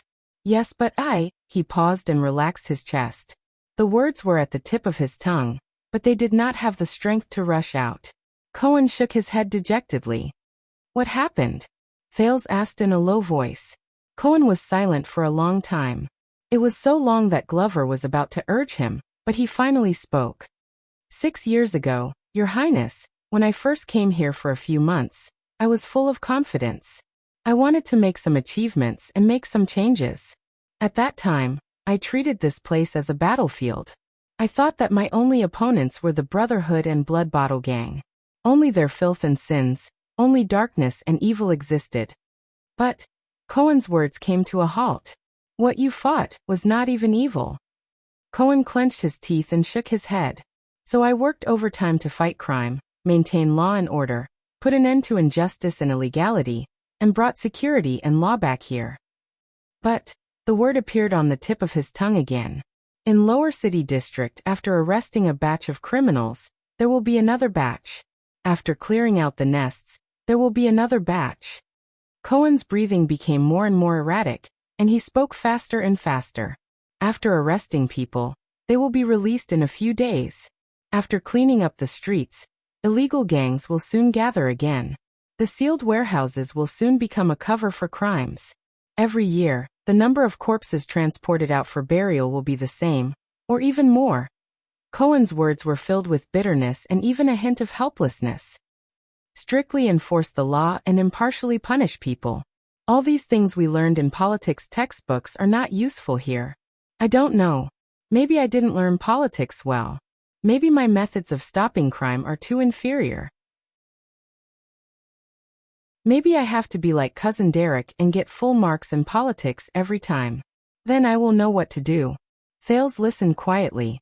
His mood was gloomy, but Glover was unmoved. It's useless to only catch small fries. Cohen raised his head and said hurriedly, I did it. He stared at Glover. I did it. I learned from some of my colleagues. I raised my eyes and started to target the big fish, like Morris just now. I took down a leader of the Brotherhood who was in charge of child beggars and cut off all the chains under him. But in less than 2 days, a newbie fought his way up from below and replaced him to fill in the gap. It was faster than the police officer's vacancy. Glover snorted in disdain. That means his level is not high enough. You have to find the source. Maybe you have to use that annoying black sword. The source. Cohen raised his voice again. Glover frowned. At that moment, the police officer stared at Glover in a daze. You're right. Zombies. Their level is not high enough. We have to find the source. The source. Cohen was like an ascetic who was pursuing his faith. He stared into the distance in a daze. As the police officer in charge of Lower City District, the area I can reach is too shallow. It's too close. I can't solve the root of the problem. So, I thought I have to do more. I have to push harder, go deeper, and penetrate deeper. Cohen took a deep breath. So, I chased after them, to the source of those sins. But his determination suddenly fell. Just like the ascetic who was pursuing his faith, he eventually fell on the road. Then I met them. Glover and Thales were puzzled. Them. Cohen nodded expressionlessly. The one you met on the street just now, Your Highness, was just a little girl. The police officer's voice was barely discernible. But here, there, and in other places, I've met countless such children. Children. Thales opened his mouth subconsciously. The childhood of criminals. Is there a deeper source than this? Cohen gulped. Yes, zombie. Just like what you said, I took action, acted, and interfered, like the most competent police officer. That includes taking down the gangs behind them, punishing their scumbag parents, cleaning up their living environment, and threatening those scumbags who want to make use of them. I hate to say this, but thanks to my family name, a police officer of lower birth would have disappeared without a trace a long time ago. Those children, I sent them to the orphanage under the jurisdiction of the Office of Discipline, adopted families, and even the Sunset Church's Sanctuary of Grace. For this, I did not hesitate to face the hostility of the Brotherhood and Blood Bottle Gang, the internal punishment of the police station, and the disgust of my colleagues in the Office of Discipline. I even put down my pride and promised the old man to participate in the nobles' matchmaking ball. Only then could I get some money from his stingy hands to help some of the children who had no relatives, to satisfy their needs, and to prevent them from falling into depravity again. As they listened to Cohen's narration, Thales and Glover looked at him with increasingly different expressions. The more Cohen spoke, the more excited he became. Then his emotions suddenly changed. But the police officer seemed to be frozen in time. He was stunned for a few seconds before he spoke again. A few years ago, I rescued an orphan. At that time, he was a little over 10 years old. I asked the Office of Discipline to send him to the orphanage. Cohen's gaze moved slightly, and the colors in his eyes gradually disappeared. But a few years later, I caught a group of scumbags from the Brotherhood who collected debts. They tortured the debtor's son with red-hot tongs in front of him, just for God knows how many coppers. Glover's expression tensed. Cohen took a deep breath. That child, the child I rescued. He was among those scumbags. He was 14 or 15 years old. Cohen said in a daze, he was too old. He's too old. I can only send him to prison. Just like when I sent him to the orphanage. Thales closed his eyes, then opened them again. Cohen exhaled a pained breath. He wasn't the only one. I only found out a long time later that the children I thought I rescued, most of them will reappear on the streets. The children who originally had parents. Haha, after their scumbag parents became obedient for a while, they would basically revert to their old ways and continue to bring them up. Just like that little girl just now. As for the others, they could not stand it anymore. They escaped from the orphanage or the families who adopted them. Cohen lowered his head sadly. You idiot. Glover suddenly interrupted. He said a long string of words, which was rare for him. Most of the orphanages are no different from prisons, except that the prison guards are worse. Rather than letting them go there, they might as well go back to the streets to steal bread. Cohen shuddered slightly. As for adoption, it's like a bet before your eyes. Glover's tone was cold. If you're lucky, you might be able to eat some leftovers in the stable as proof that your family can receive orphanage compensation from the Office of Discipline. If you're unlucky, the zombie tightened his collar and did not continue speaking. Cohen frowned. How did you know? Glover interrupted him coldly. I heard it. Cohen frowned. From whom? No one. Glover seemed to be extremely wary of this topic. He raised his index finger and warned sternly, Enough. The problem ends here. Thales sighed softly. Although Cohen was extremely puzzled, he did not pay too much attention to it. He only sighed helplessly. Yes, the orphanage and the families who adopted them. I know about their situation. I went to take a look later. These good governance measures from the era of the virtuous king have long since deteriorated. Cohen lowered his head. As for the Sunset Church's House of God's Grace, it's even more disgusting. A deep voice was heard. Cohen and Glover were both shocked. They turned their heads. The quiet killer Leork, who had appeared beside them at some point of time, snorted softly. His gaze was vicious. I once had a friend who went in. Cohen and Glover looked at each other, but Leork ignored them and said coldly, he continued coldly, there was a very good old priest in the house of God's grace. He patiently taught him how to read every day, recited the sunset scriptures, and learned etiquette and morality. My friend was young at that time, and had never received such care. He was very grateful. Until one day. Leork snorted softly. He seemed to be smiling, but he did not seem to be smiling. That kind priest told my friend that as a devout believer of the sunset goddess, the grace of the goddess had once descended upon him. It was hidden in his underwear under his thick robes. The others frowned. The old priest untied his belt and encouraged the child with gentle words. He asked him to break through all obstacles and find the carrier of the grace of the goddess. He then tried his best to grasp it. He cherished it devoutly and pondered it with all his heart. He never left his mouth until he said, "Let the mortal body produce miracles and spray out pure white divine rain." When he said this, Leork burst out laughing. Ha ha ha ha ha. Pure white divine rain. Ha ha ha ha ha. On the altar of the house of God's grace, in front of the goddess' sacred elephant. Ha ha ha ha ha. He laughed in an extremely exaggerated manner. He even bent over, but there was no joy in his eyes. Instead, there was a frightening morbid look. However, the others, including Thales, only felt a deep chill and oppression. Your friend, Glover replied warily and coldly. He relayed it quite clearly. Leork's smile faded and he glanced at him coldly. Because he was not the only one. The group was silent for a while. Then Cohen sighed. I did not expect to say this, but Leork, I am very sorry. There is no need for that. Leork rejected him mercilessly. Because the knowledgeable and holy master priest still made a mistake in the oracle. Many years later, on the day he retired, my friend and he discovered it together. When he heard this, Thales, who knew the tranquil assassin's nature, had a change in his gaze. I see. The so-called grace of the goddess, the divine rain. Leork lowered his head and gently pulled out the blade hidden at his waist. There was a fierce glint in his eyes. It is bright red. Cohen and Glover's expressions changed slightly. They were silent for a while. Then, when Leork sheathed his blade, he woke up from the silence. Cohen raised his head and looked gloomy.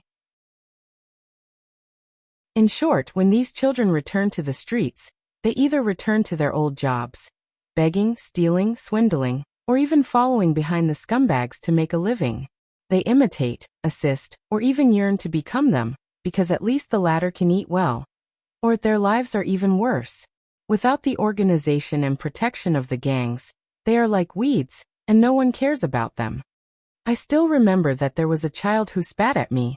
He said that rather than being rescued by the police station, he would rather return to the Brotherhood.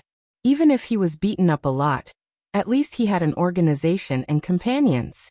He could survive, and if he was lucky, he could grow up to be as awe-inspiring as them and bully other bastards. Thales subconsciously clenched his molars. Because this is the only way to survive, Leork, who had unknowingly joined the conversation, said in disdain. It is the only way for them to find their own kind, find happiness, and find a reason to live. And not the so-called relief of you upper-class people. Cohen snorted. He was dispirited. And almost every criminal, gamblers, robbers, swindlers, prostitutes, thieves, gangsters, and thugs, has had a similar bad experience since they were young.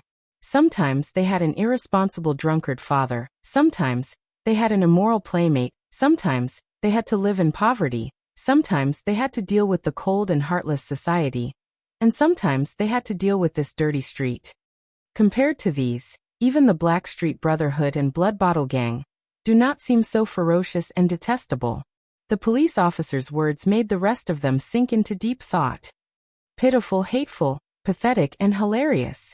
In the end, I don't even know whether it was natural for them to become what they are today, whether it was their own choice or not, whether it was their own choice or not, whether it was their own choice or not, whether they deserved it or were wronged. Yes. Leork was the first to speak. He spat on the ground in disdain. As if we care about what you think, cop. But Cohen did not care about his offense at all. We just over and over again, lock their scum parents in prison, or send them to the gallows. Then we leave them in a bigger, messier, and darker whirlpool. We wait for them to absorb the nutrients, acknowledge the rules, and grow up bit by bit. The police officer's face was gloomy. They will become the new scum. Then we will capture them when they become scum. Then we will wait for their newborn children to grow up in the same whirlpool and become the new scum. He raised his head again and looked into the distance of the dilapidated street, but he still could not see the end. That is their own choice. Glover spoke. There was a hint of indignation and anger in his words. They will bear the consequences. Choice. Choice. Leorc laughed in a morbid manner again. His laughter grew louder and louder, making everyone's skin crawl. Ha ha ha ha. Cohen did not answer. He only looked at Zombie bitterly, which made the latter even more unhappy.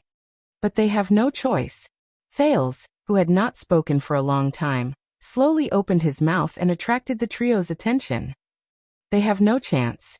The prince walked up a few steps and headed towards the place he was once most familiar with. In this kind of community, the socioeconomic status of their parents is limited. Sorry, I mean they can't go to school since they were young, can't acquire a skill, and can't see the wider world. Thales walked past a corner that he had passed countless times when he was young. They are bound here and can't find a normal and stable job. They can only wander between idleness and committing crimes. They have no time to care about morality and the law. They can only prioritize things that can support their survival. They can't understand ideals and dreams. They can only reproduce the selfishness, narrow-mindedness, viciousness, laziness, despicableness, and anger forced upon them by life in the mud of reality. They don't have the chance to feel morality, gratitude, selflessness, unity, and justice like us, who claim to be healthy people. They can only learn the true meaning of life from the ruthlessness of the streets and the cruelty and terror of their peers. Thales sighed. Their poverty will only be passed down from generation to generation. The same goes for crime. Cohen's expression became more and more unpleasant. Glover's expression did not change. Only his breathing quickened. Leorc crossed his arms and walked along the wall subconsciously. And when the kind-hearted people outside asked, "Why is it like this?" Thales said sadly, "People will pinch their noses and answer with condescension and disgust. Because they are scum, because they have a bad upbringing, because they do not learn well, or even because they were born that way. Selfish narrow-mindedness, viciousness, laziness, despicableness, anger, ignorance, and even committing crimes. It's all their own choice." The teenager's words suddenly sped up. People will say, "We didn't force them not to be self-reliant, force them not to improve, force them to be immoral, force them to commit crimes and become criminals, right?" The prince's emotions shocked Glover.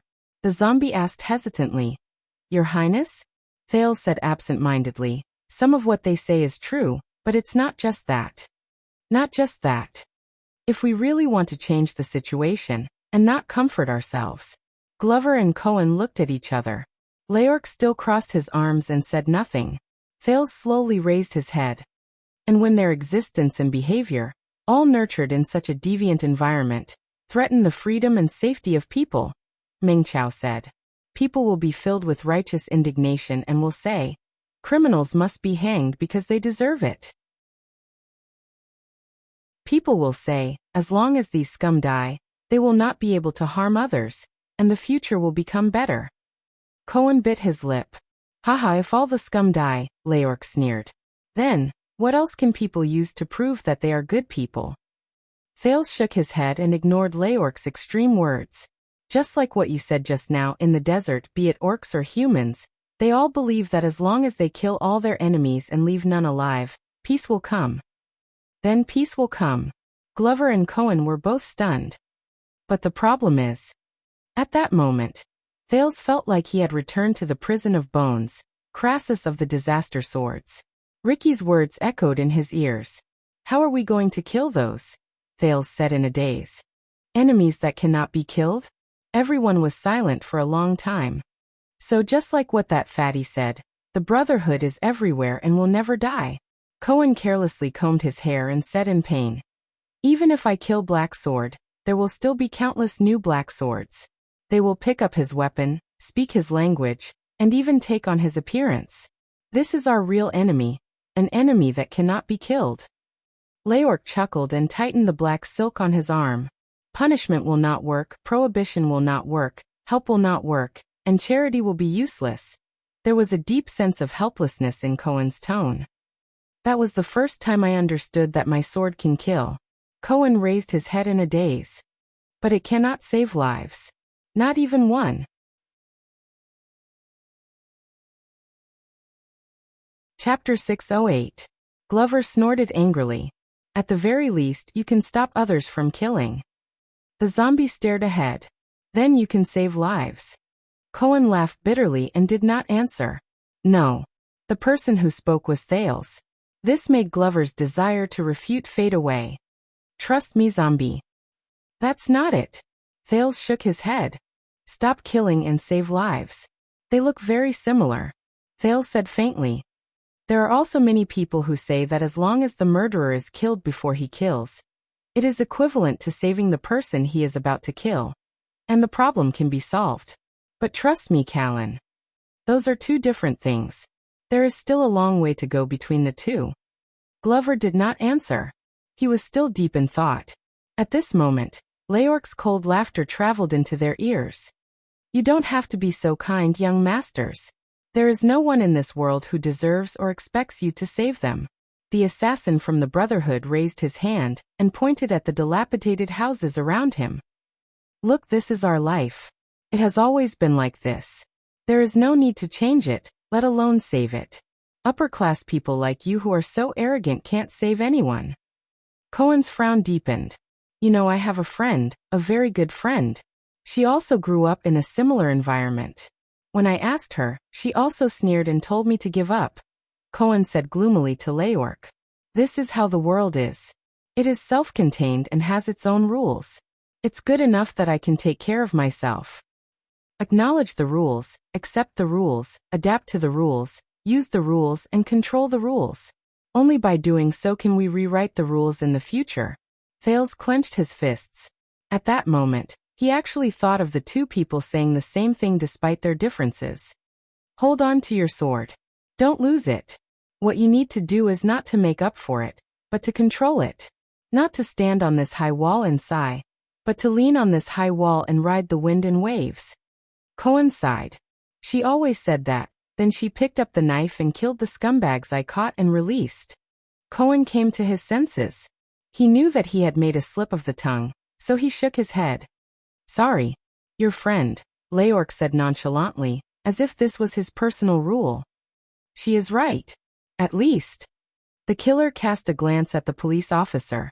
It's much more effective than your nagging. Cohen shook his head. But the same, he said bitterly. She can kill. But I can't save anyone. She and I, we often quarrel about this. Thales chuckled. Believe me, Cohen, the quarrel is not your fault. The teenager raised his head and sighed. Even after a few thousand years, there will still be people quarreling over it. Cohen shrugged. Maybe. He sneered in a rather self-deprecating manner. So I don't know. I don't know what to do. I've talked about these troubles to my colleagues, my superiors, and even my superiors' superiors. But every time, they would pat me on the shoulder with tolerance and sympathy. They would tell me that they understood, because they were once like me. They were young, passionate, hard-working, and confused. Cohen's tone turned gloomy. Then, after a long time, when they came back one day, they give up, Glover said hoarsely. They gave up. Cohen nodded subconsciously. They're either used to it and become numb to it, or they're in cahoots with others to take advantage of the situation, or they don't care about it at all, or they're self-righteous and virtuous. Even if there are a few newcomers, they'll slowly be assimilated by the rules and regulations, the tiring work and the fruitless effort. They'll eventually lose their original selves. Leorc snorted coldly. Unbelievable. These words came from a young master of noble birth who never worries about basic necessities. He glanced at Cohen. I promise you, cop, the quiet killer said casually. If I want to kill you in the future, I will be more precise. Cohen sneered without a care. If I want to kill you, I will leave your corpse intact. Glover coldly countered on behalf of the police officer. For your tour guide this time. Leork looked at him coldly. It doesn't matter what I think, Cohen sighed. Western District, Lower City District, West City Gate. These are supposed to be under my jurisdiction. I should be the guardian here. He raised his head haggardly and looked at the filthy road in front of him. But the truth is, they are like my nemesis. They devour all my fantasies. Glover pursed his lips and said nothing. Leork looked smug. Thales, on the other hand, looked at Cohen sorrowfully. I want to bring about some changes. When he said this, Cohen gritted his teeth and clenched his fists. But his fists suddenly loosened, and he seemed to have lost his soul. That fatty Morris, and you, your highness, you made me understand that what I am fighting against is not just crime. Cohen said in a daze. I don't know. I don't know if what I'm doing is useful. Sometimes, I wonder if I'm really like what they say, an idiot who does useless work, a stupid police officer. Thales looked at him, unable to bear it, but he did not know how to comfort him. Even changing the position of a flower pot in the police station. Cohen smiled. His smile was a little sad. I can't do anything about it. Glover could not help but say. You are the young master of the Caribbean family. If even you can't. You are right. Cohen looked at him and shook his head with a bitter smile. It is precisely because I am the heir of the Caribbean family. But, Cohen lowered his head slowly. I only have one sword and I am alone. The police officer looked at his family heirloom sword and sighed. But I have to face the wound that it has cut itself. It is too difficult. Thales sighed as well. Do you remember the girl in the pharmacy? The prince said softly. Yanni. The three of them turned their heads. She only has a pair of hands. Thales lowered his head and looked at the increasingly uneven road under his feet. He was focused on counting the pits. Just like you only have one sword. Who do you think is more difficult? Cohen was stunned. But Thales did not speak again. He just stared at the road under his feet. This material, this feeling of his feet, this direction. They are getting closer. A sense of familiarity and panic attacked him at the same time, making him unwilling to raise his head. But the journey would eventually come to an end. We are here. It felt like only a second had passed before Leork's cold and lonely voice rang in his ears. This is the abandoned house. The child beggars are usually abandoned house. Thales forced himself to stop trembling and raised his head. The familiar facade, the familiar trench, the familiar rows of dilapidated houses. Almost at the same time, Cohen and Leork's expressions changed. Strange.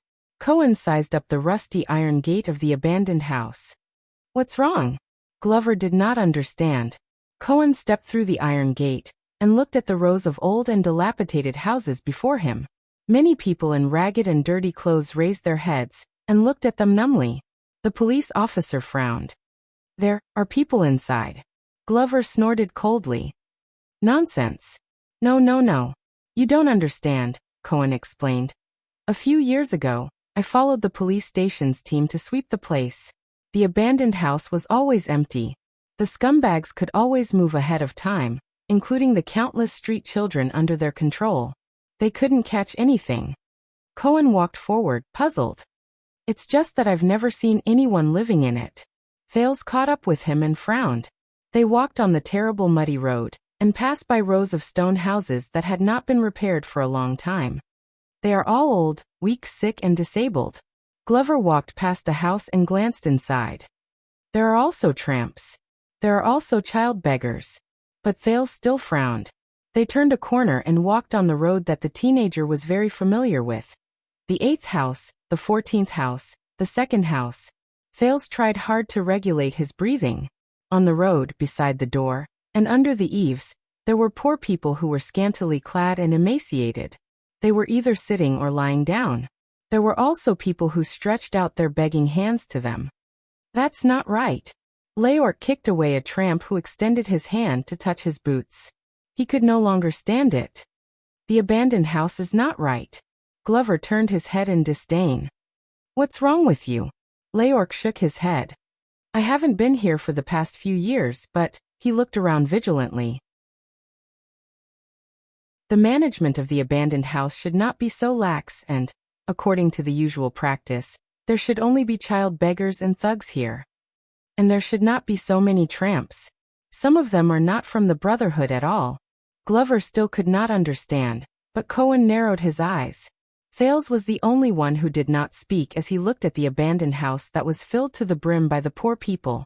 At this moment, a lazy voice came from a broken recliner beside him. "Hey, if you are here to rob, then you have come to the wrong place." The four of them turned their heads. A pitiful man with a sallow and emaciated face straightened his back on the recliner and yawned. "The abandoned house belongs to Blackstreet Brotherhood." Leorc's gaze shifted. "Mertessa." When he heard this name, the man with the sallow face shuddered.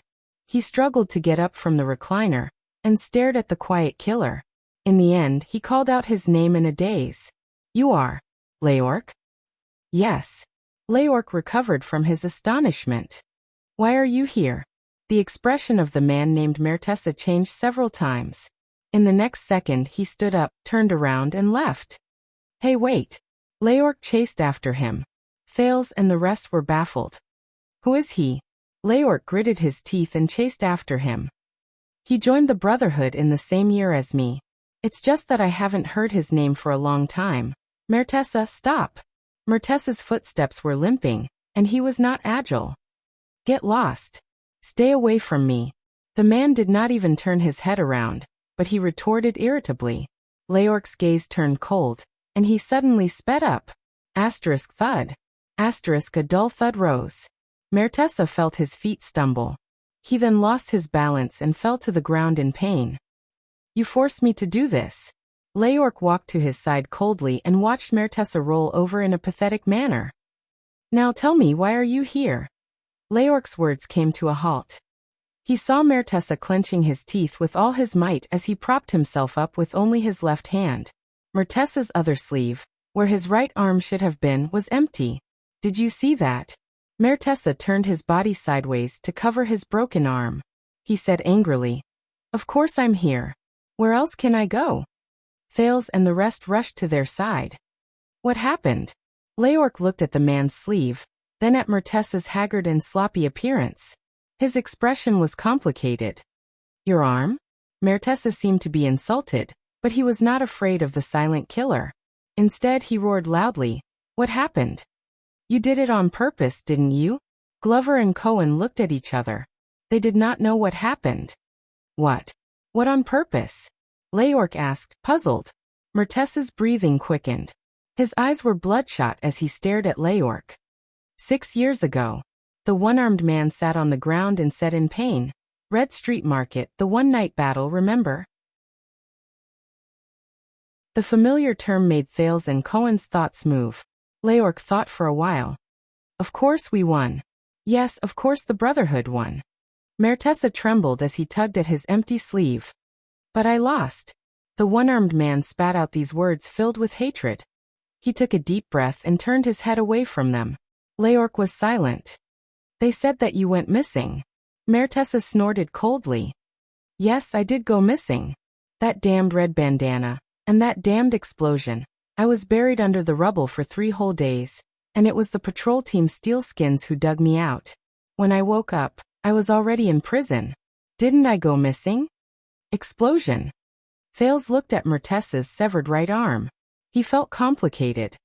"They said that it was a miracle that I survived. But look at this." Mertessa sneered and shook his empty sleeve. "What's the difference between a gang's thug becoming like this and being dead?" Leorc raised his head and exhaled through his nose. He did not know what was on his mind. Mertessa panted angrily. The others were silent for a while. "Mertessa, what happened here?" Leorc spoke again. His tone became much calmer. "What happened?" But Mertessa's words were very rude. Leorc raised his head and saw that the people around him were either leaning against the wall or hiding under the door cracks. They were all looking at them timidly. Abandoned house. Why are there suddenly so many tramps here? Are they members of the Brotherhood? And the child beggars? Mertessa interrupted him impatiently. "Don't you know? Aren't you the one who killed Morris? How could you not know?" "I only care about killing people." Leorc lowered his head. I don't care about child beggars. Mertessa snorted disdainfully and spoke in a strange tone. Of course. After all, you are Morris's favorite. Look at your little round butt, Leorc sighed. In the next second, the quiet killer's expression turned cold. He moved his arm. Thud. As Mertessa screamed in pain, Leorc forcefully pulled his left arm backward and pressed his face against the ground. Listen up, Mertessa. I'm not being polite to you because your butt is round. The quiet killer pulled out the blade at his waist with his other hand and said coldly, I'm also not interested in your severed arm and your bullsh *t. Now answer my question, or I'll make your arms more symmetrical. Cohen furrowed his eyebrows, but Glover pressed him down tightly and shook his head. Ha ha ha ha. Mertessa seemed to be a tough nut to crack. Even though the pain was unbearable, he glared at Leorc with hatred and spat out 2 words. F***CKU. Leorc's expression turned cold. He pressed Mertessa's face into the ground. At this moment, Moody? An old and gentle female voice came from the dilapidated house beside them. Mertessa shuddered. Moody, where are you? Everyone saw a hunchbacked old woman walking out of the door shakily with the help of a tree branch. She tried her best to extend her hand into the air. Her gaze was lost, and her eyes were abnormally pale. Moody, I can't find our cauldron. The one with less rust and only 2 nicks. I'm afraid it was stolen by the people in the 6th house again. The 6th house. Thales was in a daze. Then, the sound of the old woman's branch tapping on the ground brought him back to reality. Mother, go back. Mertessa struggled to get his mouth out of the ground and shouted anxiously. Now. Leorc stared blankly at Mertessa under him before he raised his head to look at the old woman. When Thales saw the old woman's expression, his expression changed as well. But we still need to fill our bowls with water for cooking. We don't have a container. The old woman with white eyes extended her hand in puzzlement. She turned her head and listened carefully. Moody? What are you doing? Who's with you? The old woman's words came to a halt. Damn it. She turned her pale eyes in Leorc's direction and put on a cold expression. No matter who you are. At that moment, the old woman appeared calm and collected. We don't have money. Mertessa struggled even more, but he could not resist Leorc since he had lost an arm. Leorc just stared at the old woman in front of him in puzzlement. Look at Moody. Not only did he lose his right arm, even the right side of his body is not very agile. The old woman sighed. How else can we earn money? You won't be able to get anything. Leorc was silent. But the old woman's words seemed to have angered her son. Damn it, mother. Mertessa's face was filled with humiliation. Shut up and go back into the house. But the old woman turned a deaf ear to Mertessa's words. Instead, she calmly spoke in Leorc's direction. If this doesn't make you stop, this old woman has a little friendship with the people in the Brotherhood. Moody is also a member of the Brotherhood. If blood is spilled, it won't look good. A few seconds later, Leorc quietly put away his weapon and let go of Mertessa. He looked at the old woman, and his tone became much better. Mother Bess, your eyes, are they blind? Blind? Ha. The old woman widened her eyes as if she had heard a big joke. My ears are good enough to hear that there are 4 of you, 3 of whom are armed. The old woman's words came to a halt. Wait, you know my name. So, you're one of the brats in the Brotherhood? Leorc sighed. Don't worry. I'm just passing by. Leorc stared at the blind old woman, Bess, and lowered his head in disappointment. I'm just visiting an old friend. But the old woman named Beth ignored him. Instead, she asked her son, What's wrong? Instead, she asked her son, Moody. I'm fine, mother. Mertessa, who had escaped, sat on the ground and panted angrily. I said just King, hurry up and go back. The old woman sneered. Maybe I'm not your real mother, Moody. Maybe I still need you to remind me so that I won't trip over the stairs. In the next second, Bess slammed her branch on the ground. She raised her voice abruptly. But at least I didn't let you freeze to death on the road or suffocate to death in the sewers when you were still a little kid who only knew how to cry. So, King brat, King son of AB*Tsich. Show some respect. The old woman's swift and fierce roar caused everyone to tremble involuntarily. Mertessa rubbed his forehead in pain. He felt helpless and uncomfortable. Mertessa gave up on talking back to his mother and sighed. All right, I'll talk to the 6th house about that stupid pot. Now I beg you, go back to the house. Thales and the others looked at each other. That's good, that's good. Bess regained the old woman's weakness. She hunched her body and muttered as she turned around. The Brotherhood, ha. How much more do we owe them? That devil's black sword. Mother. Mertessa began to roar angrily again. Bess snorted softly and stretched out her branch to explore the way. Then you guys have a good chat. After all, this may be the last time you see each other. The last time? What's wrong? Leorc glanced at Mertessa's injured body. Is he terminally ill? Bess trembled as she touched the mud wall. No, I'm talking about you guys. Once you join the Brotherhood, you won't live long. Leorc stared at Bess fixedly. Mother. This was the umpteenth time Mertessa had shouted angrily.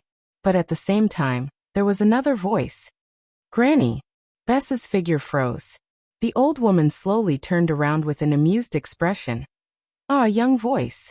It's crisp, powerful, and changing. 15 years old at most. Thales walked forward and stared at the old woman. You said that your name is Bess? The blind old woman turned her head and sniffed a few times in Thales' direction.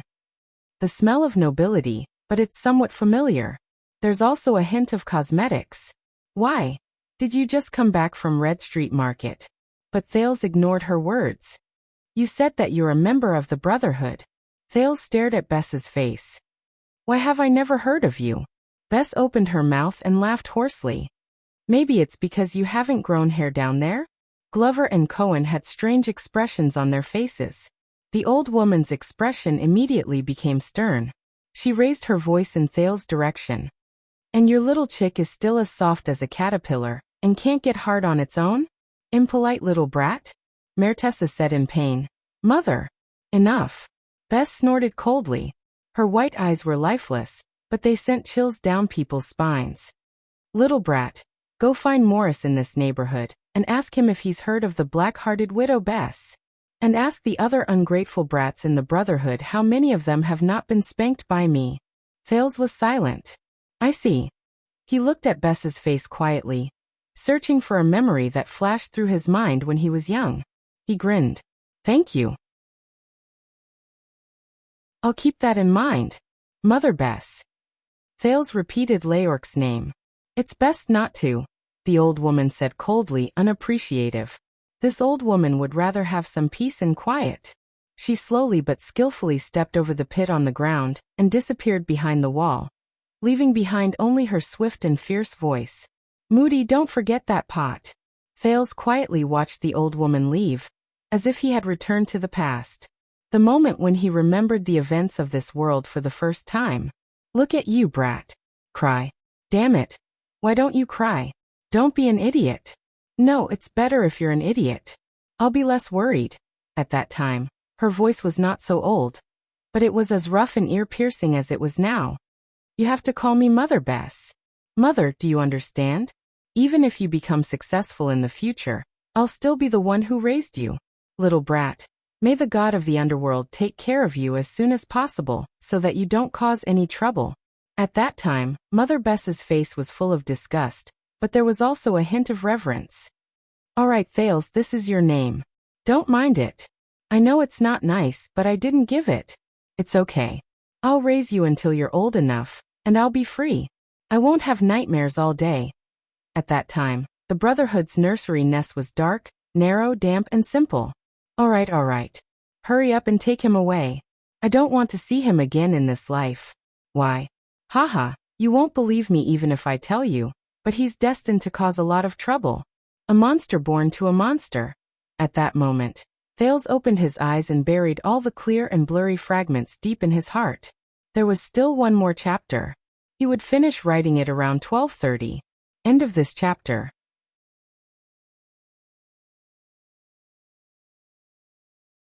Chapter 609. Seeing that his mother had left, Mertessa heaved a sigh of relief and collapsed to the ground. Leork looked in the direction where Bess had disappeared. His expression was complicated. You and Granny Beth have been living here for the past few years. Mertessa snorted in disdain. Leork frowned. You know Boss Morris can help. This is what Mommy wants. Mertessa interrupted him rudely.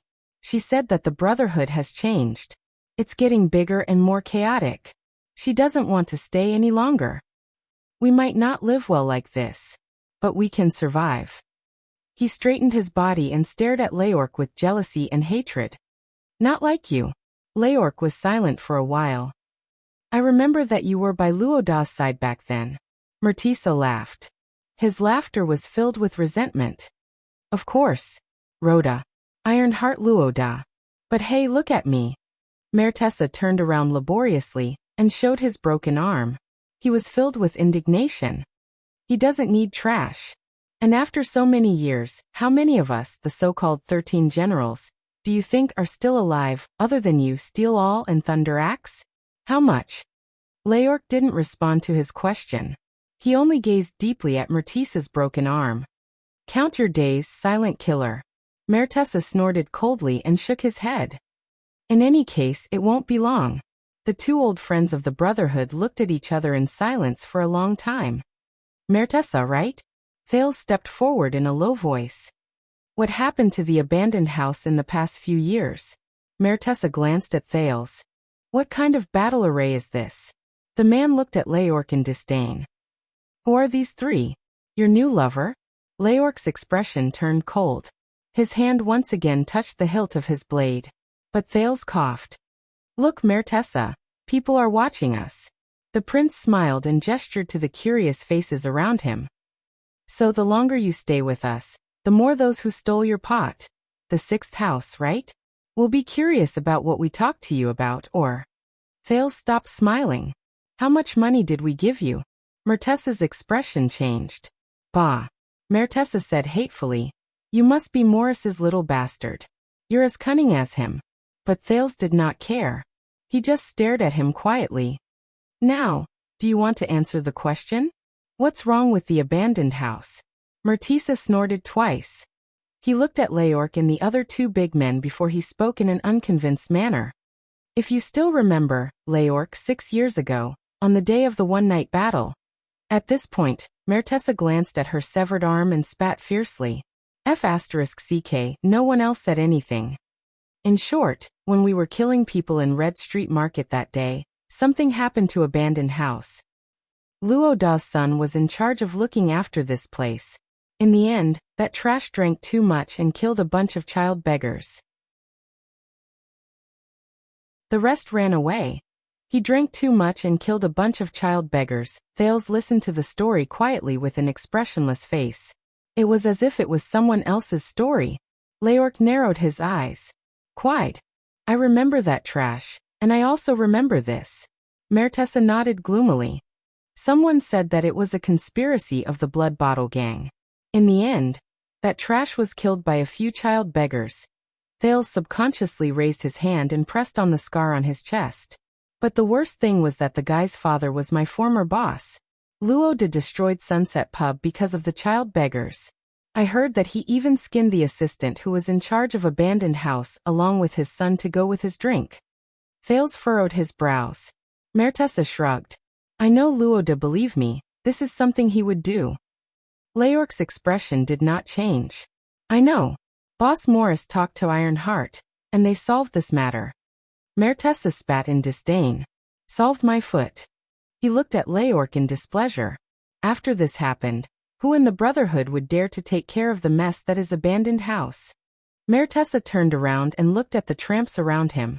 With this precedent, if something happens to the child beggars again, it will be a slap in Morris' face. He will definitely settle the score with you. Even if you manage the child beggars well, it will be worse. Luoda is concerned about his son. If he knows that you are in charge of the child beggars, he will definitely find you an eyesore. Who knows, some of the child beggars will become restless.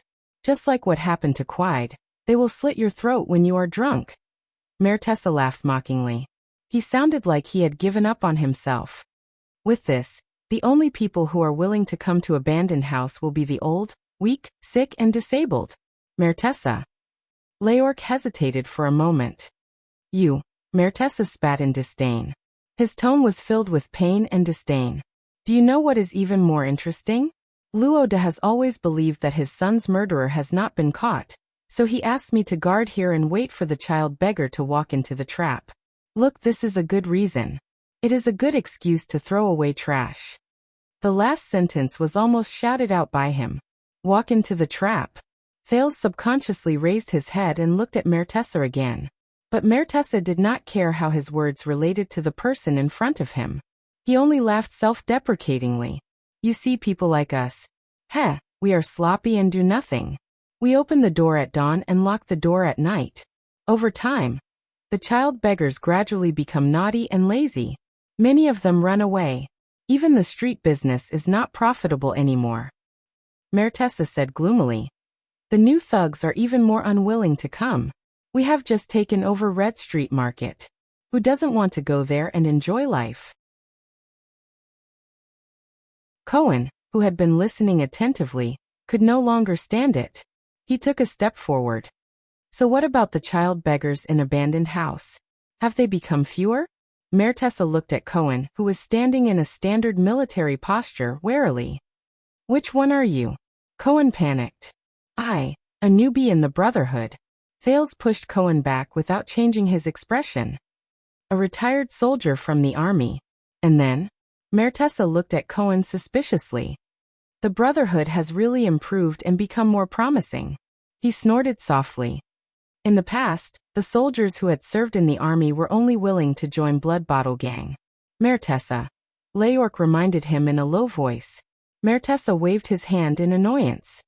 After that, for some reason, the city hall set their eyes on this place. When he said this, Leorc, Thales, and Cohen were all stunned. City hall? Yes, I don't know what bad luck they had. Mertessa was listless. Every once in a while, the government would send a mighty team of greenskins, blueskins, and even steelskins to attack the abandoned house. The reason was to crack down on human trafficking, crack down on child labor gangs, and so on. The most exaggerated time was when the child beggars in the abandoned house had to be evacuated once a week to avoid inspection. It was chaotic, and even businesses in other places were affected. Cohen's gaze slowly changed. He scratched his head. Oh, I remember. There were a few big sweeps. But Thales pinched him and asked in a low voice. Why? I don't know. Mertessa shook his head. I have a friend who is from the Greenskins' nest. He said that they did not want to come here. The leaders of the Greenskins also did not want to do this kind of unprofitable work. But the order was given by someone higher up. They could not do anything about it. Even if they put on an act, they could only obey. Leorc was still puzzled. Cohen was also puzzled. Glover looked on indifferently from the side. Only Thales stood by the side in a daze. His mind was in a mess. The city hall set their eyes on this place. The order was given by someone higher up. Thales subconsciously clenched his fists. If that's the case. He clenched his teeth and resisted the surge of gratitude that rose from his chest. Thank you, Gilbert. So the abandoned house had been messed around, and the income was not enough to make ends meet. The losses outweighed the gains. Boss Morris decided to tear down the fence around the abandoned house and let the child beggars out. Then, they would be scattered among the various small gangs. A pile here and a circle there. It's better than being caught in one fell swoop. Mertessa's expression darkened. He then sneered. Once the child beggars are gone, we useless people. Haha, aren't we even more useless? Leorc was silent. Cohen did not care about Mertessa's feelings. He anxiously took a step forward. So, the child beggars of the Brotherhood are no longer kept in the abandoned house? Instead, they are placed in the various gangs on the streets? Mertessa raised his head and looked at Cohen. His gaze lingered on the hilt of Cohen's sword. He was slightly puzzled, but he still answered. More than that. Mertessa tightened his empty right sleeve and snorted in disdain. The Brotherhood has long since stopped having child beggars. Everyone was stunned when they heard this. What do you mean? Cohen's reaction was the biggest. He widened his eyes. Gone? Why? Mertessa sneered. Because we can't afford to keep them. Leork retracted his gaze from the poor people around him. Why can't we afford to keep them? Mertessa stared at him. Why? You have followed Morris for so long. Don't you know? Didn't he tell you when he ked your ass? Leork exhaled. He could not take it anymore. He pressed his hand on the hilt of his sword again. But Thales was faster than him. Mertessa, do you know what this is? Thales smiled and extended his fist. Mertessa spat on the ground. Ha, son of a b*tch, I hope your fist is harder than the thing down there. But Thales did not take offense. He still raised his fist firmly. What I am holding in my hand now is a silver coin. It is engraved with the portrait of a king and a line of words. Mertessa furrowed his brows. Thales pointed at the dilapidated house behind him and said gently, 10 seconds later, I will throw it into the yard where you and your mother live, and it will make a crisp metallic sound to let everyone here know. Mertessa's expression changed. Believe me, I have seen it before. A small silver coin can change the fate of many people. Thales pointed at the homeless people who were looking at them curiously from afar. His smile did not diminish. Now let me ask you again. Why can't the gangs afford to support the child beggars? Mertessa stared at him resentfully. I have been living in the abandoned house, so I do not know. When he saw Thales put away his fist and threw it, Mertessa changed his words indignantly. But I heard from the people on the streets that in recent years, there is a newcomer in the gang. Thales was stunned. A newcomer? Yes, the people call him, Mertessa said nonchalantly, stupid police officer. In that second, everyone was stunned. Everyone looked at the same person. Mertessa didn't care about their abnormal behavior. He continued to speak. He continued, the people on the street say that the guy is not very smart, but he is very energetic. I heard that he often causes trouble on the streets, especially when he takes care of the child beggars. He is often served in jail. Even when he sees children helping their parents set up a stall, he will rush up and interrogate them for an entire day. Even the child beggars are annoyed by him. Thales' breathing quickened. He slowly turned his head. Cohen stood where he was in a daze, listening to Mertessa's words. A few gangs want to get rid of him by hitting him with a stick or something, but that son of a b*tch is 2f* king good at fighting. He has been beaten black and blue a few times. He can't even walk steadily, but he still patrols the streets as if nothing happened. Mertessa sneered and shook his head. There are also people who want to take the path of the inner circle of the gang, slandering him and bribing him with dirty money. But no matter what, that son of a b*tch really has a screw loose in his head. He is a complete idiot and is impervious to everything. Over the past few years he's been complained about, reprimanded, punished, suspended, locked up, and punished countless times, but he's still ignorant and hasn't learned anything. Once he's reinstated, he's still running around on the streets as fast as he can. He just keeps stirring up trouble.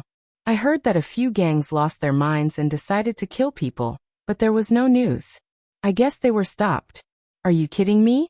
You want to kill a gang in Eternal Star City? Do you really think the police station is a pushover? Mertessa laughed as he spoke, as if he was talking about a joke after a meal. Glover looked at Cohen in surprise, and Leork also frowned. But Cohen stared blankly at Mertessa. For a moment he was absent-minded, and his breathing was irregular. Thales had no choice but to bump his arm. A few years have passed. The subordinates of the Brotherhood, the small gangs responsible for looking after the child beggars, are almost in tears. Every one of them is miserable. It's difficult for them to even do business on the streets, let alone earn any income. Cohen swallowed hard. Such a gang will either split up because they can't make a living, or fall into the hands of that stupid cop and end up in jail, or switch to other businesses. Wouldn't it be more profitable to be an escort at the West City Gate and deal with outsiders? Or to keep an eye on the brothels at Red Street Market and deal with fat sheep?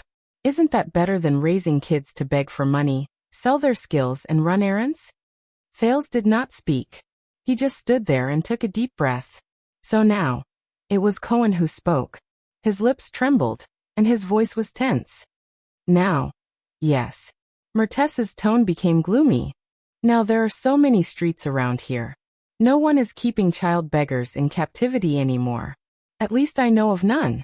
It's all thanks to that stupid gang. The child beggars you meet now are either running around on the streets on their own, or working for their parents at home. You have to be on guard against them. What if one day that idiotic police officer comes to shop again? Bro, what's wrong? Why are you crying? Mertessa looked suspiciously at Cohen, whose chest was heaving up and down. Cohen closed his eyes and waved his hand. He turned his head to the side so that no one could see his face. Only his shoulders trembled slightly. It's nothing. Thal's expression did not change, but he felt complicated. He has a friend who was also tricked by that stupid gang, so he's a little agitated. Cohen hid his face in his sleeves and nodded in resignation. Glover handed him a handkerchief without any expression. Cohen took it and started blowing his nose without another word. Mertessa put on an expression as if he was looking at an idiot. He frowned and looked at Cohen. Wait. Leork said unwillingly. The Brotherhood no longer keeps child beggars. If the Brotherhood doesn't raise beggars anymore, what about our street intelligence? What about new blood? Mertessa chuckled. Who knows? But it's only when we run into trouble that we secretly give the child beggars some money to work for us. Things like running errands, catching sheep, acting as lookouts, sending messages. As Mertessa spoke, he looked indignant. That's right. Over the years, you've gotten Red Street Market and a large number of territories from the Blood Bottle Gang. You don't even have enough manpower to collect protection fees in these new territories. Who would care about the child beggars? In the past, the Brotherhood was suppressed by the Blood Bottle Gang to the point where they could not raise their heads. But now look at you, the awe-inspiring Leork. You beat up the Red Turban until they covered their heads and scurried away. Those who want to join the Brotherhood can't even wait in line. Mertessa laughed loudly. His laughter was desolate. Who the F*CK has the time to care about useless people like us? Who the F*CK cares? The air was filled with Mertessa's maniacal laughter. Leork was silent for a long time. Mertessa was done laughing. He quietened down. Now who else has a question? Cohen was still rubbing his face. Glover twitched the corners of his mouth indifferently. Thales shifted his gaze away from Mertessa's sleeve, and did not speak anymore. Leork stared at him deeply and shook his head. Very well. Mertessa bowed strenuously and said sarcastically, Now forgive me for leaving, gentlemen. Once he finished speaking, he turned around and limped towards Beth's direction. Leork quietly looked at his back and his empty sleeves. Aren't you going to the 6th house? The silent killer suddenly spoke. At least, go and get the pots and bowls back. Mertessa sneered without turning his head. The people living there are another batch of the Brotherhood's former thugs. Even though they are either disabled or sick. Mertessa pressed on the spot where his arm was broken, and his voice was dejected. But there are many of them. Leork trembled slightly. Mertessa's footsteps rose and fell, and he gradually disappeared into the distance. Mertessa, wait. Leork sighed. He walked forward and handed over a bag of money. Listen to me, Boss Morris just happens to need. Mertessa subconsciously took the bag of money. But a few seconds later, his expression changed from astonishment to anger, shame, and then ferociousness. Morris, Morris, Morris. Can you not F*King keep saying other people's names all day long? You are a human. Mertessa's eyes were bloodshot. He threw the bag of money away and roared. And he is not your father. Mertessa's violent reaction startled everyone. Leork stared at the bag of money on the ground in a daze, and took a deep breath. Listen to me, Boss Morris, he is different from Rhoda. He is not the same as you F*King idiot. Mertessa roared angrily. I don't need your charity. Get lost. One of the former 13 generals angrily dragged his crippled body and left while trembling. This is the so-called coming out to mingle. Glover seemed to have thought of something. He looked at Mertessa's back and said faintly, All dignity is an illusion. Cohen sniffed and still hid half of his face in his sleeve. No, I actually think, he is not bad. Boo-hoo. Only Leork did not say a word. He looked at his old acquaintance's back from afar, and closed his eyes. Thales walked past him, and also looked at Mertessa's limping footsteps. He sighed with emotion. This is his end. Even if he was once one of the 13 generals. If one day you become like him, what will you do? Leorc opened his eyes. His gaze was full of murderous intent. I don't know. But I will definitely not follow you, high-class man. Thales chuckled softly. But he immediately turned around and looked at the big fool who was crying his eyes out. So Cohen. Thales looked at the abandoned house in a daze. He looked at this place that was once heavily guarded and cruel. The Brotherhood no longer has any child beggars. The police officer shuddered. Thales raised his head. For the first time he felt that the sky in Eternal Star City was no longer gray. It's all thanks to a certain persistent and stupid, idiot police officer. Cohen let out a heavy whimper. He put down his arms and threw the handkerchief back to Glover, who had a disgusted look on his face. I don't know, Your Highness. Wow, what I mean is. Cohen's eyes were red. He sniffled and said sincerely, wow. Thales smiled. Although it was very complicated and dramatic, but those child beggars who escaped, the city hall who came to clean up the abandoned house, and the most important thing was you. Your hard work, Cohen. Cohen breathed desperately and felt the blockage in his chest. He looked at the prince gratefully. They did change something. With endless emotions, Thales walked forward and was filled with emotions.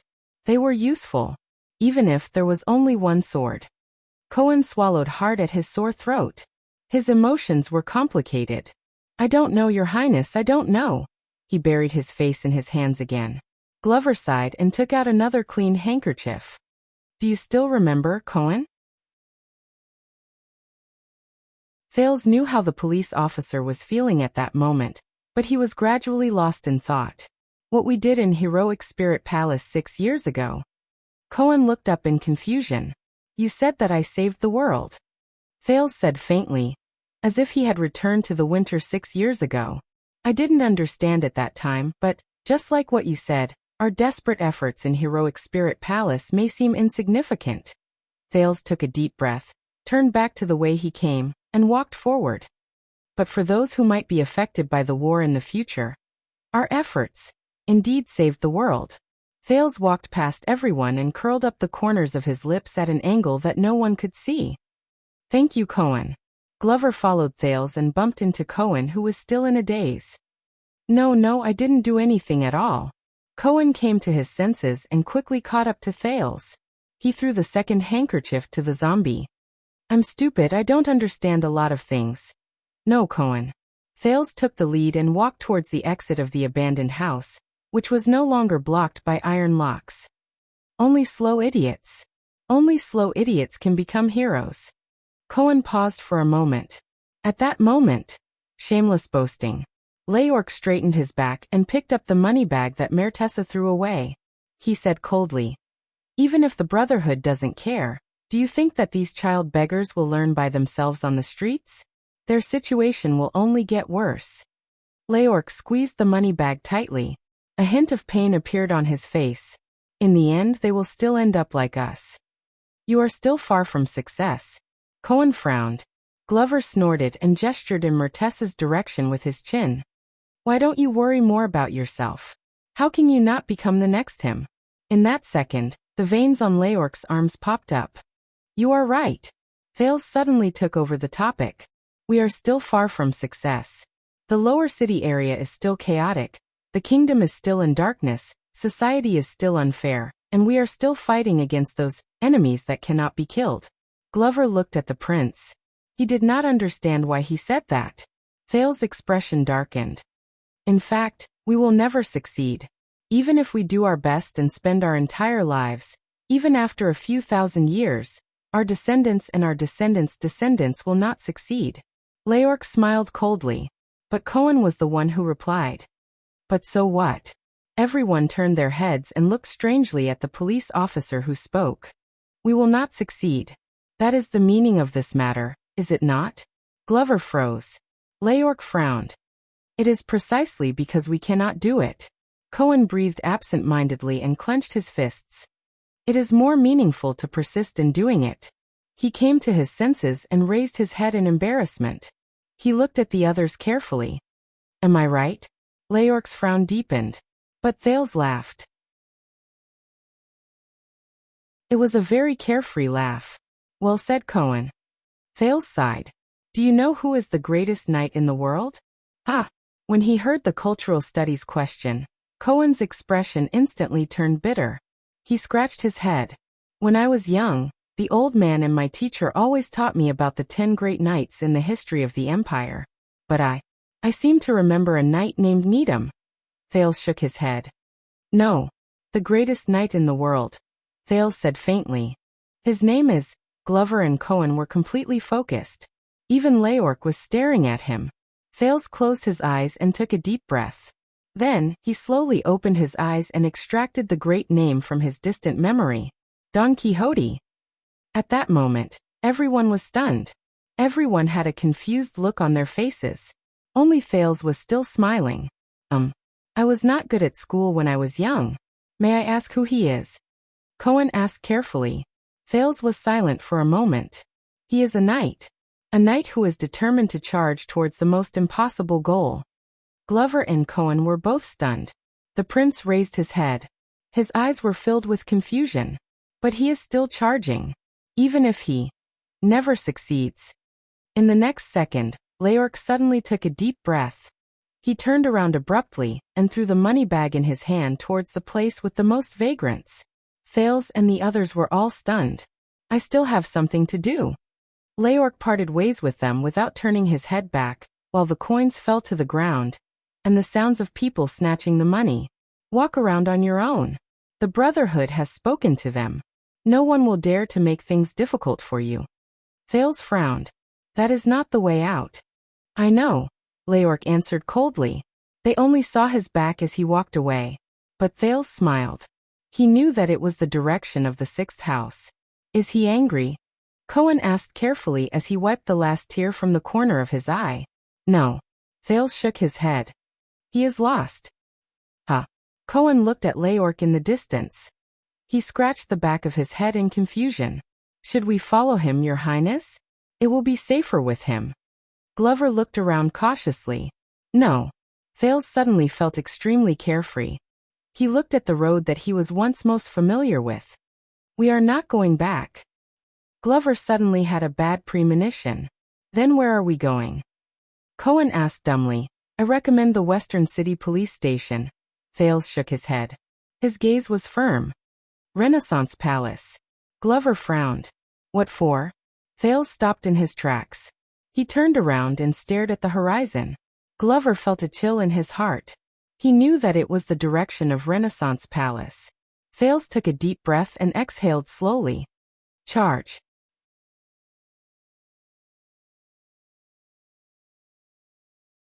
Chapter 610. Eternal Star City, Twilight Star District. Your Highness, Wuxia, please wait. Glover avoided a cart that was pulling goods and hurriedly caught up to Thales, who did not stop walking. Forgive me, but have you thought about what you want to do?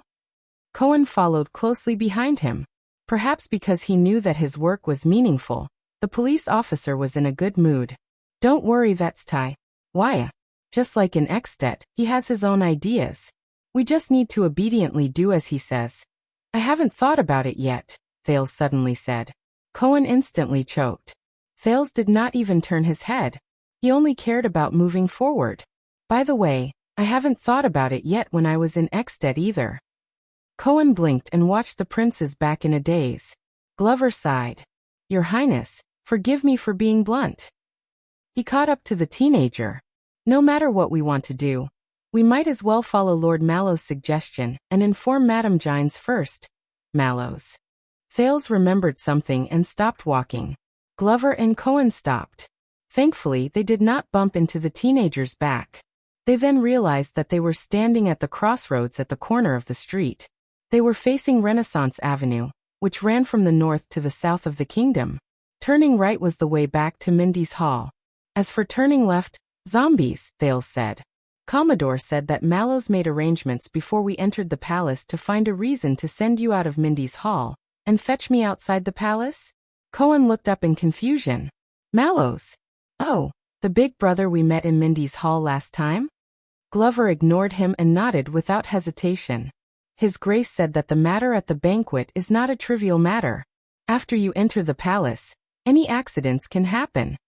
He must consider the worst-case scenario and leave some useful manpower for you, so that you will not be alone and helpless, and we will be at a loss without a leader. Thales was stunned at first, then he smiled. That guy, although he goes against me every day, he still has some redeeming qualities, right? Glover nodded cautiously. Before he became the watchman, His Grace was the herald of the command division. He was in charge of delivering Guard Captain Adrian's orders to each division. Most of the time, what he said was the guard captain's will. Thales snorted softly. Yeah, that guy looks like. He knows a little bit about everything, but he also hides a little bit about everything. As expected of the watchman, Thales sighed in his heart. Zombie, how long have you been in the Royal Guard? Glover was stunned, but he instinctively replied, I'm still inexperienced, Your Highness. Not even 6 years. With complicated emotions in his heart, Thales' gaze pierced through the passing carriages and pedestrians. Through the gaps between their figures, he looked towards the end of the road. Under the setting sun, the towering and heavy dark pyramid stood silently. It was like a huge lock that descended from the sky, firmly pressing down on the heart of Eternal Star City. And even the entire constellation. What about Mallows? Glover's expression became stern. Lord Mallows is one of the first batch of royal guards to be reorganized after His Majesty Kessel was crowned. For more than 10 years, the new guards have come and gone, but his lordship has always been there. Thales nodded thoughtfully. So 18 years. So he has already surrounded Renaissance Palace, and served beside the throne for 18 years. That's why he can be so skilled, so indifferent, so calm, and so far-sighted. Under the hood, Thales stared at the dark and deep ancient palace. Regardless of whether it was stopping me from showing my face in public when I entered the city, dealing with the situation at the royal banquet, or making arrangements before disaster struck. It seems that this is his instinct, his normal way of life. He has seen through it, adapted to it, and is used to it. He deals with it as it comes and accepts it. Just like a veteran actor who is used to a stage and a play, he repeats similar lines countless times. Cohen, who was out of sorts, stared at Renaissance Palace at the end of the road in boredom. He did not bother to hide his yawn. It's already evening. Thales suddenly spoke and interrupted him. Do you know what we are facing now? Glover frowned. Thales sank into deep thought. Thread. Glover and Cohen were both stunned. Thread? Thales nodded. Yes, just like in puppet shows, the strings on the idol's body have 2 ends. One end is over there, and the other is over here. It involves me, Mallows, and everyone else's every move. Thales stared at the thick and heavy pyramid in the distance, lost in thought. When he was young, the palace was like a layer of clouds floating in the sky. Although it could not be touched, it always made people look up and stare at it.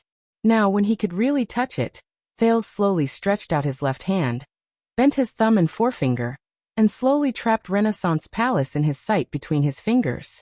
At that moment, it looked exquisite and delicate, as if everything was under his control. However, no matter how he retracted his fingers, all Thales could feel was the rustling autumn wind that blew past his palm. It left no trace behind, only a chill. Just like in Dragon Cloud City, Bladefang's camp, and the Prison of Bones. The teenager frowned. In everything that happened, there was always a thread that pulled everything together, and in the end, it gathered into a torrent that surged forward. Cohen listened in a daze until he caught hold of a term he could understand. What? You went to the Prison of Bones? That place where you can only enter but not exit? Following Thales' movements, Glover looked at Renaissance Palace in the distance, and he became alert. Thread. You mean whether it was the accident at the banquet or the disturbance today? You were used and manipulated by someone? Cohen glanced at the zombie, and he became equally alert. What banquet? What accident? What disturbance? Thales shook his head gently. No. Based on past experience, as long as I understand where the thread is, see through it, grab it, and split it open, I can see the exit of the maze, even if there is another maze behind the exit. But Thales' expression became even more solemn. But this time, the teenager said solemnly, this time is a little more special. He stared at the tiny Renaissance palace between his fingers, and he felt that it was becoming more and more illusory and distant. Glover listened attentively, but did not speak. In the next second, the golden setting sun passed through the gaps between Thales's fingers, illuminating the scar on his palm that was difficult to remove because of the many cuts he made. When he thought of this, a dull pain came from his palm, replacing the illusory chill. It's not so clear, not so specific, and not so direct. The end of the thread at the other end is not even a person. Sometimes, I even feel that everything is just my imagination, and there is no thread at all. Thales put down his palm and exhaled. But that's not the case. The thread still exists, but because there are too many of them, too thick, too dense, and tangled together, I can't start, and it's hard for me to detect them. Cohen was in great pain as he listened, but when he saw that Glover was also puzzled, he immediately felt much more at ease. Because a long time ago, I only needed to solve a single thread. Thales's eyes were burning. The right to inherit the throne of the second prince, King Nuvan's anger, Lampard's ambition, the Archduchess' rule, simple, convenient, and clean. It was already evening, and the number of people on Renaissance Avenue gradually increased. Those who had finished work, those who went to the market, those who took shifts, those who were strolling, and those who were in a hurry were surging with people. The endless stream of people and carriages blocked the view of Renaissance Palace in the distance. But Thales stared at its silhouette. His gaze never lost focus because of the palace's occasional disappearance. But now, the ownership of Blade Fang's camp, the resistance in Western Desert, the undercurrent in Mindy's Hall, the shadow of Renaissance Palace, the actions of the kingdom's secret intelligence department, the stance of the 7 Jade Star attendants, and the meaning of the Star Lake Guards. Thales's expression became more solemn as he spoke. Ever since I returned to the kingdom and stepped into Constellation, there has been more than one thing, one hand, and one person that has been affecting, restricting, and oppressing me. I need to solve more than one thread. The chaos in Western Desert, mallows of the royal guards, the gaze from the throne, the hostility from iris flowers, the accident at the royal banquet, the war in Extet, the agenda of the imperial conference, the encounter in the secret intelligence department. Countless figures flashed before Thales's eyes, like countless images flashing in his mind. In fact, every time I untie a thread, I sink myself into more deeper, messier, and more complicated threads. The kingdom, enfeoffment, history, power, and so on. He took a deep breath. I don't know when it started, but what I had to face was no longer just threads. Instead, it was an entire net formed by countless threads. The moment he finished speaking, Thales suddenly felt that the illusory silhouette of Renaissance Palace in the distance began to change. It was as if it had walked out of a painting. The edges and corners were so distinct that they seemed tangible. Glover tried hard to understand the prince's words. Cohen was drowsy from listening, so he decided to let his mind wander. That's why it's ethereal and mysterious. It's empty and formless, and its form can't be seen even in the clouds and fog. But it's also more oppressive and suffocating. The worst thing is that it's closely following my every move, word, and thought. Thales stared at Renaissance Palace in front of him. He felt that the oppressive and tangible feeling became clearer, as if it had a sharp blade, and it made him feel uncomfortable. Under its shadow, I'm no longer the me I know, and I'm no longer the Thales Jade Star who survived in the northern wastes. Every move I make is tightly controlled by it. I can no longer freely make decisions without any worries. Thales touched his heart. But when I draw my sword and look around, I'm at a loss and confused. I don't know where I should slash. Thales exhaled, but his gaze became more determined. Net. Forgive me for being slow, Your Highness. Glover shook his head. I don't quite understand. How you don't understand? Cohen snapped out of his daze and was instantly overjoyed. Thales gave him a sidelong glance. You understand? Cohen was stared at, and his tone instantly became awkward. I am very good. Thales raised his eyebrows. I knew you understood. Cohen's expression froze on his face. What a pity, Thales sighed and said. Others don't understand. Glover looked at this and that. He was completely at a loss. It's okay. We understand, and that's enough. Thales patted Cohen's shoulder with a gratified expression. In response, Cohen could only force an awkward but polite smile. A few seconds later, Thales snorted and laughed heartily.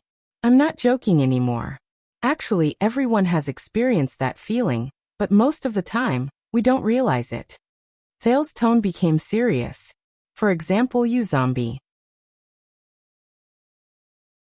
You come from a noble family and serve on the throne, but you've been through many hardships in the past, and you're covered in mud. The two of you are entangled with each other. Every time you try to reach out to one of them, the other will roll back like a wave, suffocating you. Glover's expression changed slightly. And you, Cohen. You're alone on the battlefield with only a sword, and you overcome all obstacles. But at the end of your journey, you realize that what you have to face is not just crimes and order, but everything in Lower City District. Cohen was stunned, and he fell into deep thought. Just like me, what you face is an entire net. Thales let out a long sigh and turned around again. He faced the seemingly endless Renaissance Avenue and Renaissance Palace, which was hidden in countless people. They were silent for a while. Then, Glover's voice was hoarse and sluggish, as if he had encountered some difficulties and obstacles. What should we do? Thales' pupils shrank slowly. The scene reflected in his eyes had Renaissance Palace firmly in his mind. According to what the leader of Black Street Brotherhood said, first of all, Thales recalled the madness of Dragon's blood that night, and the corners of his lips curled up subconsciously. We have to change our minds. Glover's expression did not change, but his gaze shifted. Cohen was puzzled. How do we change our minds? Thales lowered his head and looked at the scar on his palm again. The net we face can never be cut, broken free, or even undone. As Thales spoke, he slowly extended his hand towards Renaissance Palace. He spread his fingers and covered every corner of the ancient palace. But it is also because of this, the prince said softly, as if he did not hear anything. You, me, him, and them, all of us are in it. The teenager's tone was cold, and his gaze was indifferent. Glover felt a chill run down his spine. We have been under its control for a long time. Thales clenched his fist tightly, and Renaissance Palace was completely in his palm. We are powerless to escape. In the next moment, Thales resolutely stepped out of the corner of the street and walked onto Renaissance Avenue. Glover and Cohen looked at each other. They were puzzled, but Thales was already far away. They could only chase after him. At this moment, You're? Why? The three of them turned their heads at the same time and saw another cloaked figure hurriedly catching up to them from the other side of the road. When the other person came closer, Thales saw his face clearly and said in surprise, Commodore, you're awake. Gianluca Commodore, the second-class protector of the Royal Guards who was taken down by Cohen and Glover in Laurel Club, panted and trembled in excitement. He looked as if he had just survived a desperate situation. I was scared to death. When I woke up, all of you were gone. There was only a man who was pulling down his pants. Cohen frowned and looked at Glover. The latter was expressionless. Commodore's eyes were filled with tears. I went back to Mindy's Hall. All of you were not there, so I went to Renaissance Palace. The guards also said that all of you did not come, so I could only run to Eastern City District to call for help. Commodore suddenly saw Cohen's figure, and he instantly gritted his teeth. Hey, you're that bastard. Cohen was shocked. He quickly pulled down his hood. Ahem, Lorbeck, I am Lorbeck Dara. Lorbeck Dara. Commodore muttered this name, and his expression suddenly changed drastically. How dare you? He grabbed Cohen's collar. How dare you pretend to be Western City Police Station's Director Lorbeck? Cohen, who was at a loss for what to do after his identity was exposed, lowered his head and leaned forward. Let me tell you, I am an inner-city police officer. I know the internal affairs of the police station very well. Thales felt a headache coming on. He coughed. Caribbean. This man is the heir of Walla Hill and Sword of the Twin Towers, Cohen Caribbean. He is now a police officer in the capital. Commodore was stunned. He spent a few seconds thinking about the meaning of this name. Oh, so it's young Master Caribbean. The protector instantly became as enthusiastic as fire, and he smiled like a flower. He loosened his grip on Cohen's collar, and in a very natural manner, he adjusted Cohen's clothes. What a coincidence. I was once a police officer as well. We are in the same profession. It's a misunderstanding. If I knew that you were visiting in secret. Cohen stared at him in a daze. He could not react to the situation. However, in the next second, another sobbing voice traveled into their ears from afar. Your Highness. The few of them were shocked. Another man in civilian clothes moved stiffly towards them with a limp. The passers-by looked at him. Glover saw the man's face clearly, and he covered his forehead in pain. Edie. Thales frowned. Aren't you recuperating? The first-grade protector beside Thales, Danny Doyle, pounced on the teenager with sparkling eyes. Yes, Your Highness. But Commodore came to my house to look for me. I heard about what happened in Mindy's hall. Silence. Glover pulled Doyle up rudely and dragged him to the corner of the street. At the same time, he looked around vigilantly and whispered, Waya. His Highness' current alias is Waya. Doyle was stunned for a moment before he reacted. Okay, Waya. Commodore didn't make it clear. He said that all of you went to look for a woman, but you found an androgynous one. Then a strong and tough man came. Then he fainted from the pain, and all of you disappeared. Hey, Doyle. It's been a long time. Cohen happily appeared beside Doyle and slapped his back. Arg. Doyle screamed in pain and pounced into Glover's arms. What's wrong with you? Cohen stretched out his hand in confusion. He looked puzzled. Why do you walk like a duck and explode with just one slap? Doyle endured the pain in his back and laid on Glover's body. He turned around to take a look. What's going on? Doyle's face was contorted. He pointed at Cohen with his thumb angrily and asked Glover in a low voice, Why this guy? Glover pulled Doyle off him without batting an eyelid. You know, His Highness, the fool beside Waya has applied for leave. We couldn't find another fool, so we could only use him as a substitute. Doyle groaned weakly and immediately became puzzled.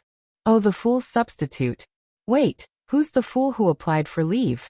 Glover pursed his lips tightly. Hey, both of you. Cohen waved his hand indignantly at the side. Don't speak ill of me behind my back. I can't hear what you're saying. I hear. Yes. Yes. Did you hear? I can hear. Did you hear? Glover shrugged at Doyle. Doyle frowned and looked at Cohen, then at Glover, who had regained his cool. In the end, he lowered his head and sighed. All right, so be it if he's a fool.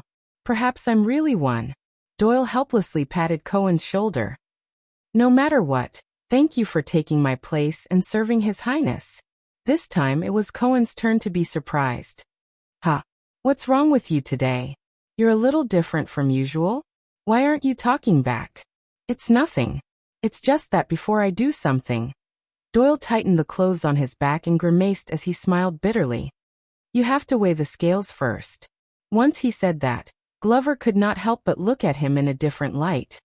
What the F***ck? Cohen looked at Doyle in surprise. Playboy. You've grown up. Doyle returned him a melancholic smile. So Cohen was pleased. Without holding back, he slapped Doyle's back again. Listening to Doyle's screams and watching their reunion, Thales curled up the corners of his lips. He suddenly felt that today was not so bad after all. But at that moment, a faintly discernible strange feeling surged in his heart. Thales subconsciously turned around and looked at the crowd behind him. The moment he turned around, the crowd on the street suddenly became restless. It's so noisy behind. What happened? Was there a car accident? The other members of the Star Lake Guards also noticed the commotion and turned around. But the commotion quickly changed its tone. The whispers of the crowd spread into panic. Quick, dodge it. Whose horse is startled? Why did it suddenly go crazy? Who can hold it back? Thales' expression changed. The strange feeling was getting stronger. The next moment, a huge black shadow appeared on the street and charged out of the crowd. It was getting closer and closer to them. Glover, Cohen, Doyle, and Commodore also saw this scene. Their expressions changed. It's charging over here. Run! The panicked whispers turned into fearful screams. The people on the street dodged the black shadow and scattered in all directions. The movement of the black shadow was so great that it stirred up countless strong gusts of wind. It enveloped Thales and his group. Its speed was very oppressive, and it reached them in an instant. Be careful. Before Thales could react, Glover pounced on him and pinned him to the ground. What the? Before Doyle could finish his astonished words, he was also pinned to the ground by Cohen and Commodore. Thales could only feel the huge black shadow sweeping past the top of his head. It brought along strong gusts of wind that were as sharp as blades, causing their cloaks to flutter continuously. And the strange feeling reached its peak. Asterisk thud. Thud. Asterisk the black shadow landed on the ground behind them. It turned into rhythmic footsteps and gradually moved into the distance. Your Highness, are you all right? Glover got up in a disheveled manner. Damn bastard. Thales, who once again received the Royal Guard's VIP service, spat out the dust in his mouth in pain. He only had time to poke his head out of the zombie's bosom. Doyle pushed away the two men on him. He grimaced in pain due to the double pain of being whipped and falling. Where did this beast come from? How dare it offend the royal family? Damn it, it's back. Asterisk thud thud thud thud. Asterisk the hurried sounds of horse hooves rose again. Everyone was shocked again. The huge black shadow in the distance turned around and charged towards them again. Which idiot's horse is this? Galloping in the middle of the street. See if I don't cut him. Cohen rolled up his sleeves angrily. No, a normal frightened horse would not be so persistent. It might have been drugged, and is specifically charging towards your highness. Commodore analyzed cautiously. Hey, stop talking. Someone come and pull me up. This came from Doyle, who was groaning in pain. Glover's ruthlessness was aroused. He jumped up, gritted his teeth, and drew his sword. Kill it. Wait a minute. But Thales suddenly extended his hand, pressed down on his sword, and stood up. The teenager took a deep breath, took a few steps forward, and opened his arms towards the black shadow that was charging towards him. Glover subconsciously extended his hand to stop the prince, but he did not manage to grab anything. Everyone sucked in a breath of cold air. With lightning speed, the black shadow swept up the dust and charged towards Thales. No, no, no, no. Doyle was terrified when he saw this. In the next second, the black shadow's hooves stomped on the ground continuously. It slowed down drastically and stirred up a lot of dust. Before the dumbfounded eyes of the crowd, the black shadow turned from a rapid gallop to a brisk walk, then to a normal gait. In the end, it arrived in front of Thales with small, elegant steps and lowered its head obediently. Beautiful. You didn't bump into anything. Your posture when crossing obstacles is much more skillful. Thales smiled and extended his hand to stroke the black horse. Good girl. The black horse's eyes were bright, and it snorted happily. It extended its head forward and clamped Thales between its chin and neck. It rubbed against him back and forth. Yes, I know. I missed you too. Thales felt a little helpless when it hugged him intimately, but the fear in his heart turned into calmness. He gently combed the other party's mane and said in a gentle voice, Don't worry. Jenny. The Starlake guards, as well as Cohen, were dumbfounded at the scene. This is... Doyle, you read a lot. Tell me, what is this scene? Cohen prodded Doyle in a daze. Let me. Don't touch my back. Let me think.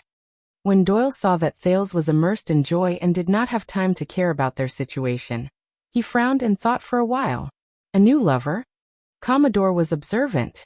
He waved his hands and dispersed the curious onlookers behind the mess. Disperse, disperse, disperse. The police officer is here. What's there to see? Have you never seen a second-generation official racing, horse racing? His sternness had some effect.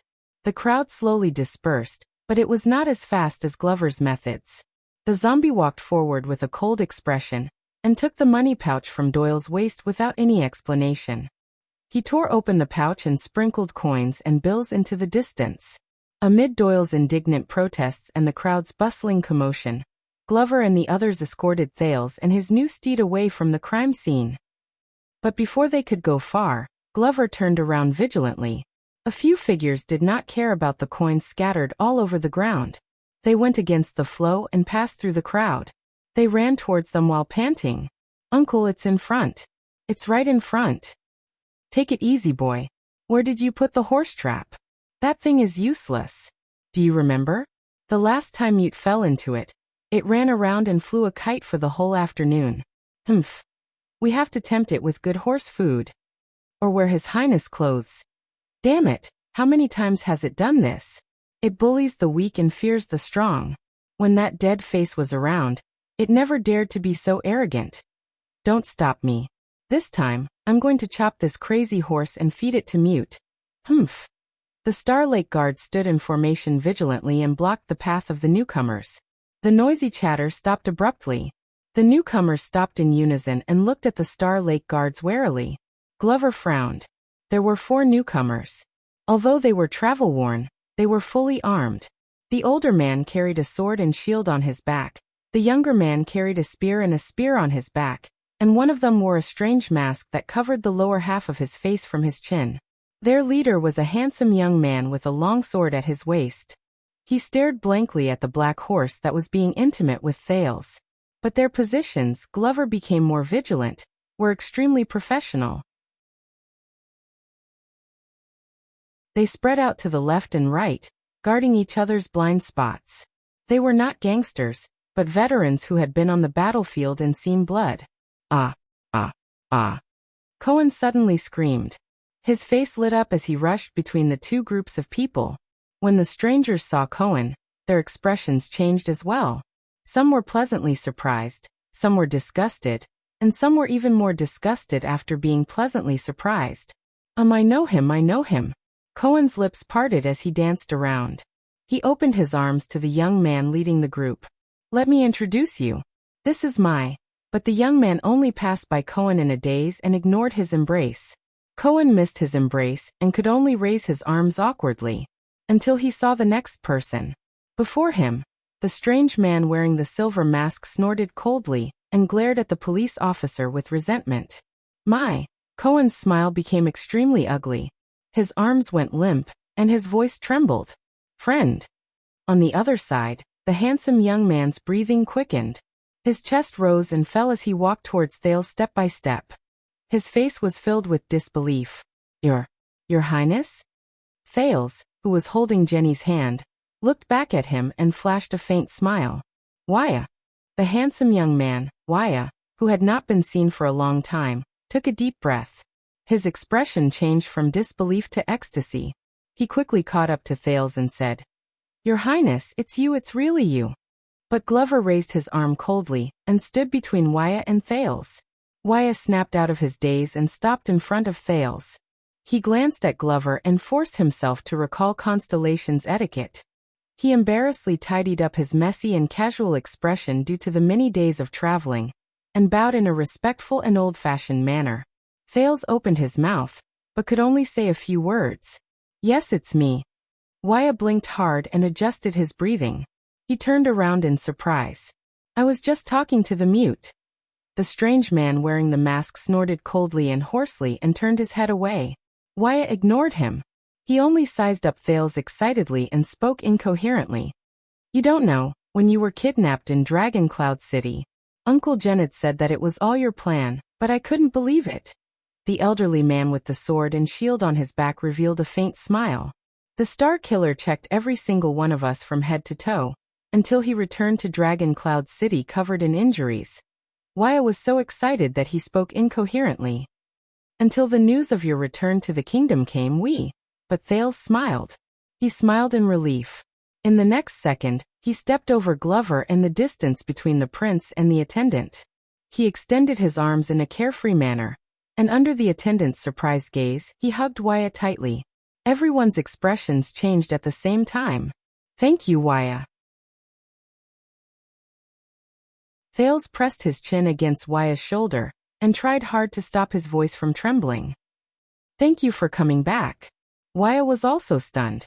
He looked at the prince's unseemly and sincere action, and he did not know where to place his hands. Your Highness? Thales took a deep breath.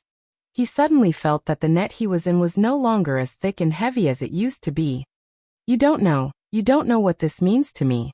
Wuxia hesitated for a few seconds, but he still smiled in the end. He hugged the teenager in a natural manner and patted his back lightly. I know, Your Highness, I know, just like before. Yes.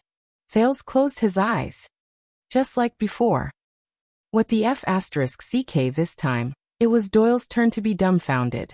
He stared at the newcomer who was being hugged by the prince. What's going on now? Cohen sighed. When he remembered his military career, he sighed and said, unfinished business.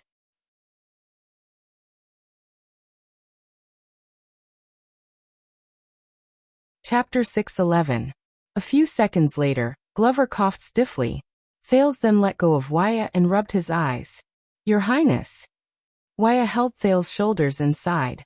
It's been half a year. You've grown taller again. Thales smiled.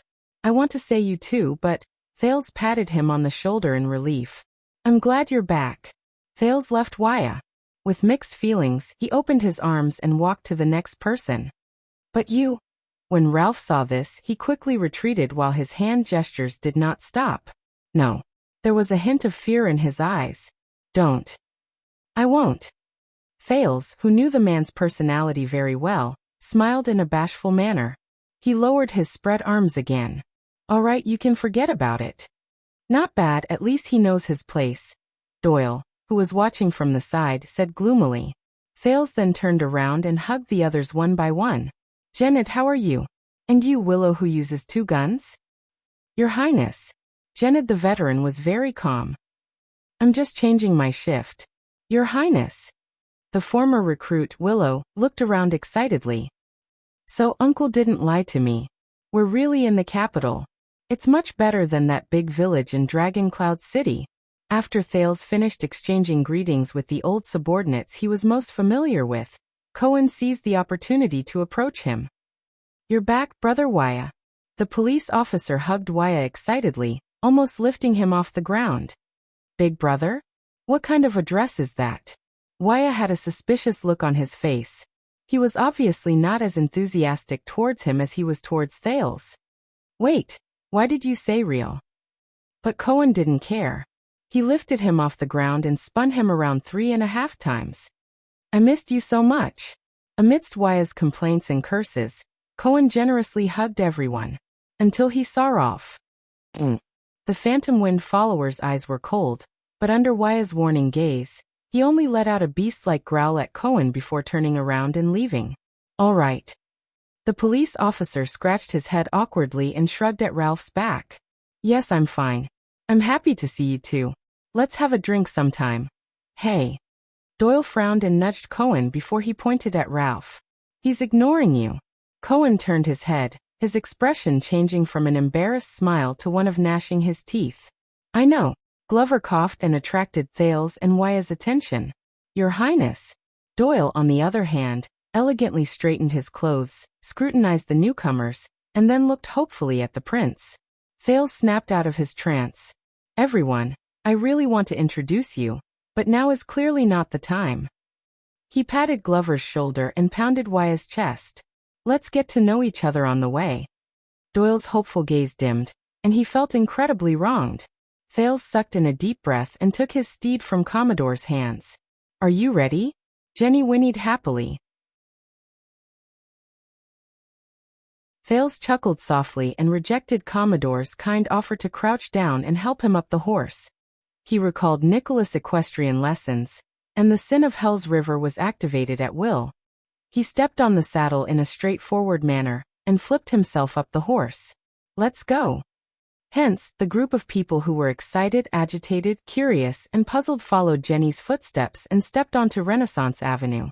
As a protector, Doyle took stiff steps and was about to catch up to Thales' right side. But another figure had already taken a step ahead of him. Thank you, but I am His Highness' attendant.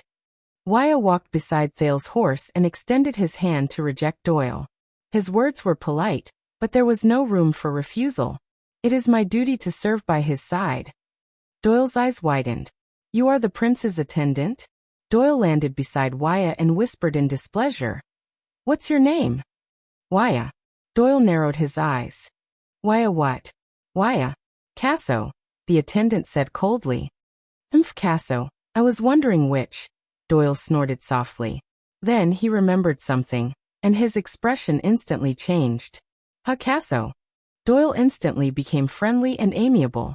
Oh my brother Wuxia. I've been looking forward to meeting you for a long time. How's your father, Count Casso?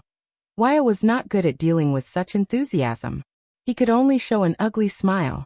On the other side, Ralph sneered. Wuxia's gaze turned cold. He turned to Doyle and said, "This is Madeira Ralph. This is Madeira Ralph. In fact, he followed His Highness even earlier than I did." Ralph choked on his smile. Doyle turned his head. His eyes lit up again. "Brother, you are Ralph? Wow, good name. Your parents are really talented. Hey, your mask is so cool. Where did you buy it?" "I know you don't like to talk. It's okay. I like people who cherish their words the most. Because I know people like you. You don't usually speak, but when it comes to critical moments, you say wise words. Speaking of which, I am untalented. My name is Danny Doyle. I am the protector of His Highness' personal guards. Let's go to Red Street Market together when you are free? It's okay, you are welcome. I am very familiar with that place. Even Blood Bottle Gang has to give me face. Brother, you don't have to say anything. I know. Behind them, Cohen could not hold it in anymore. He convulsed with laughter. Ha ha ha ha, you don't know? He is a mute. He can't speak. Doyle, who was disrupted, turned around angrily. So what if he's a mute? Can't a mute speak? You are. Doyle's words came to a halt. He turned around pitifully and looked at the gloomy Ralph with a fawning and aggrieved look. That he. I am sorry, brother. Cohen took pleasure in Doyle's misfortune and mouthed, "Idiot." But Doyle quickly thought of a way to remedy the situation. It's okay. You don't have to say anything. I understand. Doyle stuck out his thumb and patted Ralph's shoulder. He did not care about the latter's increasingly cold gaze. You are a real man. For His Highness, it is worth risking my life. So what if I become a mute? Ha ha ha ha. Cohen covered his mouth and laughed viciously again. What now? Doyle scowled at him. The police nodded and teased Doyle. The reason why he can't speak is because I broke his throat during a street fight. Ralph turned around abruptly. His gaze was as sharp as a knife. Cohen shuddered and stopped abruptly. He reacted and made an apologetic expression at Ralph. He laughed awkwardly. Ahem, sorry. Ahem. But Doyle curled up the corners of his lips and poked the police officer smugly. I think he heard you. Cohen turned around awkwardly. He was furious. I know. Ralph snorted angrily and left the row. Damn it. Another arrogant idiot has come to the prince's side. As he thought of this, he glanced at Wuxia. What, isn't one enough? Thales rode on his horse and asked Wuxia, who was the closest to him. How did you come back? It's a long story. Wuxia shook his head. Viscount Nemain is right. With you gone, we are insignificant to Dragoncloud City, so the Archduchess ordered us to be released. Of course, the Star Killer was reluctant at first, but they were about to set off for war. Poutre. Thales thought of his old friend. Where is he? Viscount Nemain left halfway. Wuxia was also nostalgic. He said he had other important matters to attend to. Thales chuckled and shook his head. As always, mysterious. Wuxia perked up. In short, once we left Dragoncloud City, it was much easier. But Thales thought of something and remembered what he saw at the royal banquet. Wait, according to Little Pot Lid, aren't you still stuck at the border between the two countries? The prince was puzzled. Why are you back so soon? Wuxia shook his head. No, your highness, we returned to Constellation 2 weeks ago. We stopped for a few days on the way. He was slightly puzzled. Little Pot Lid? Pot Lid. Oh, you mean the Archduke's son of Reformation Tower? Didn't you send him? Thales was stunned. No, I didn't. Wait a minute, let's recall. Thales took a deep breath and recalled Levi Trentida, who came to him for help during the royal banquet, and only asked to stay by his side for 5 minutes. That Little Pot Lid. So on your way back, you did meet Levi Trentida, the Archduke's son of Reformation Tower, right? Wuxia recalled carefully. Yes. We met him a few weeks ago. and he even paid for our food and lodging so that we could eat and drink before continuing on our journey. He claimed that you had entrusted Archduchess Saroma, and the Archduchess had entrusted it to him. He came to visit us on the way." The attendant asked doubtfully, "Isn't that so?" Thales stroked Jenny's mane and frowned. "No. In fact, Levi only met me for the first time last night. He told me that you were stuck at the border between the two countries by the people of Black Sand region, and that he was trying to mediate. He came to inform you that you were safe." Thales slowly reacted. "Isn't that so?" Waya shook his head fiercely. "No." Thales and Waya were silent for a while. "So you didn't ask him to inform me? So he wasn't sent by you or the Archduchess?" Both of them figured it out and exhaled in unison. Levi Trentida. What a good way to get a prince with nothing. Quite like his father. Thales muttered the other's name and recalled the other's sly and flattering smile. He said indignantly, "What a deep scheme." Waya was anxious. "I'm sorry, did you lose anything because of this?" Thales stroked Jenny's neck and said gloomily, "Yes. A few pieces of lettuce, a few minutes of chatting time, and a resume of I had a pleasant conversation with Prince Thales." Waya looked confused, but the prince immediately felt relieved. "Fair enough, because I didn't really want to help him." Thales recalled Levi running from both ends and dealing with the information gap, and could not help but chuckle softly. "Your Highness, how are you?" After the joy of meeting again, Waya was as serious as ever and said worriedly, "We heard that you were made a duke, but there was an accident at the banquet." Thales waved his hand nonchalantly. "It's okay," the prince said in relief. "You know it's my banquet. If nothing happens." He shrugged his shoulders and spoke his next words in his mind. "Then should I still be called Thales?" Waya lowered his head slowly. "Your Highness," the attendant said sadly, "I'm very sorry. I couldn't stay by your side and protect you." Thales looked at him and curled up the corners of his lips. "No, in fact, you helped me a lot." The prince bent down and patted his shoulder, winking with his left eye. "Especially your name." Waya looked up with a puzzled expression. Thales did not explain further, intending to leave the meaning of his words for Waya to ponder on. The prince raised his eyebrows and remembered something. "By the way, Ida, where is she?" Waya shook his head. "I don't know. The moment we stepped into Eternal Star City, she disappeared. Uncle Jenned told us not to be nervous. Instead of worrying about her, we should worry about ourselves. In fact, with Lady Aida's personality, even I find it strange that she could follow us safely all the way. As expected, it's Ida." Thales sighed. "That's because without all of you, she would have lost her way." Waya thought for a while, then came to a realization. "It's okay." Thales gestured at Glover and the others with his chin. "Without her, we can still get things done. I saw that your guards have been upgraded." Waya looked at Glover, who was still vigilant, and there was a hint of loneliness in his eyes. "Especially this man. I can feel that he's very powerful." "Yes." Thales turned his head around and looked at Doyle, Commodore, and the others. He sighed and said, "I have my own royal guards.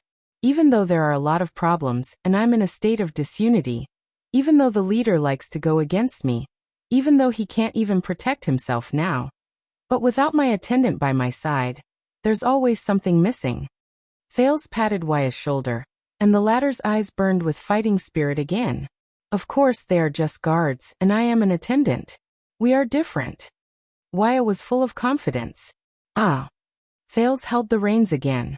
He looked at Renaissance Palace, which was getting closer and closer. "Of course you are." Glover, who was moving forward quietly, suddenly felt that something was wrong. He turned his head and saw the young man who had just hugged the prince staring at him with a burning gaze. The valiant young man extended his hand in a friendly manner. "I am Waya, His Highness' attendant." Glover stared at the young man's hand warily. 2 seconds later, he tentatively extended his hand and shook hands with Waya. "Caleb Glover. Royal Guard, Star Lake Guards, First Class Vanguard." Waya smiled. "Thank you." Glover responded with a puzzled gaze. The prince's return to the kingdom seems to have settled down, and he has boundless prospects. However, Those of us who have been by His Highness' side for years know that there are countless undercurrents and dangers lurking behind the scenes. Wuxia looked at Thales, who was deep in thought on his steed. He needs more help. But he looked at Doyle's side and said, "But today when we meet again, among the people around him, only you seem a little more reliable." Glover's expression became slightly better. "It seems that there are still normal people around His Highness." But he paused for a moment. "Wait, you said that your name is Wuxia?" Wuxia's voice was solemn.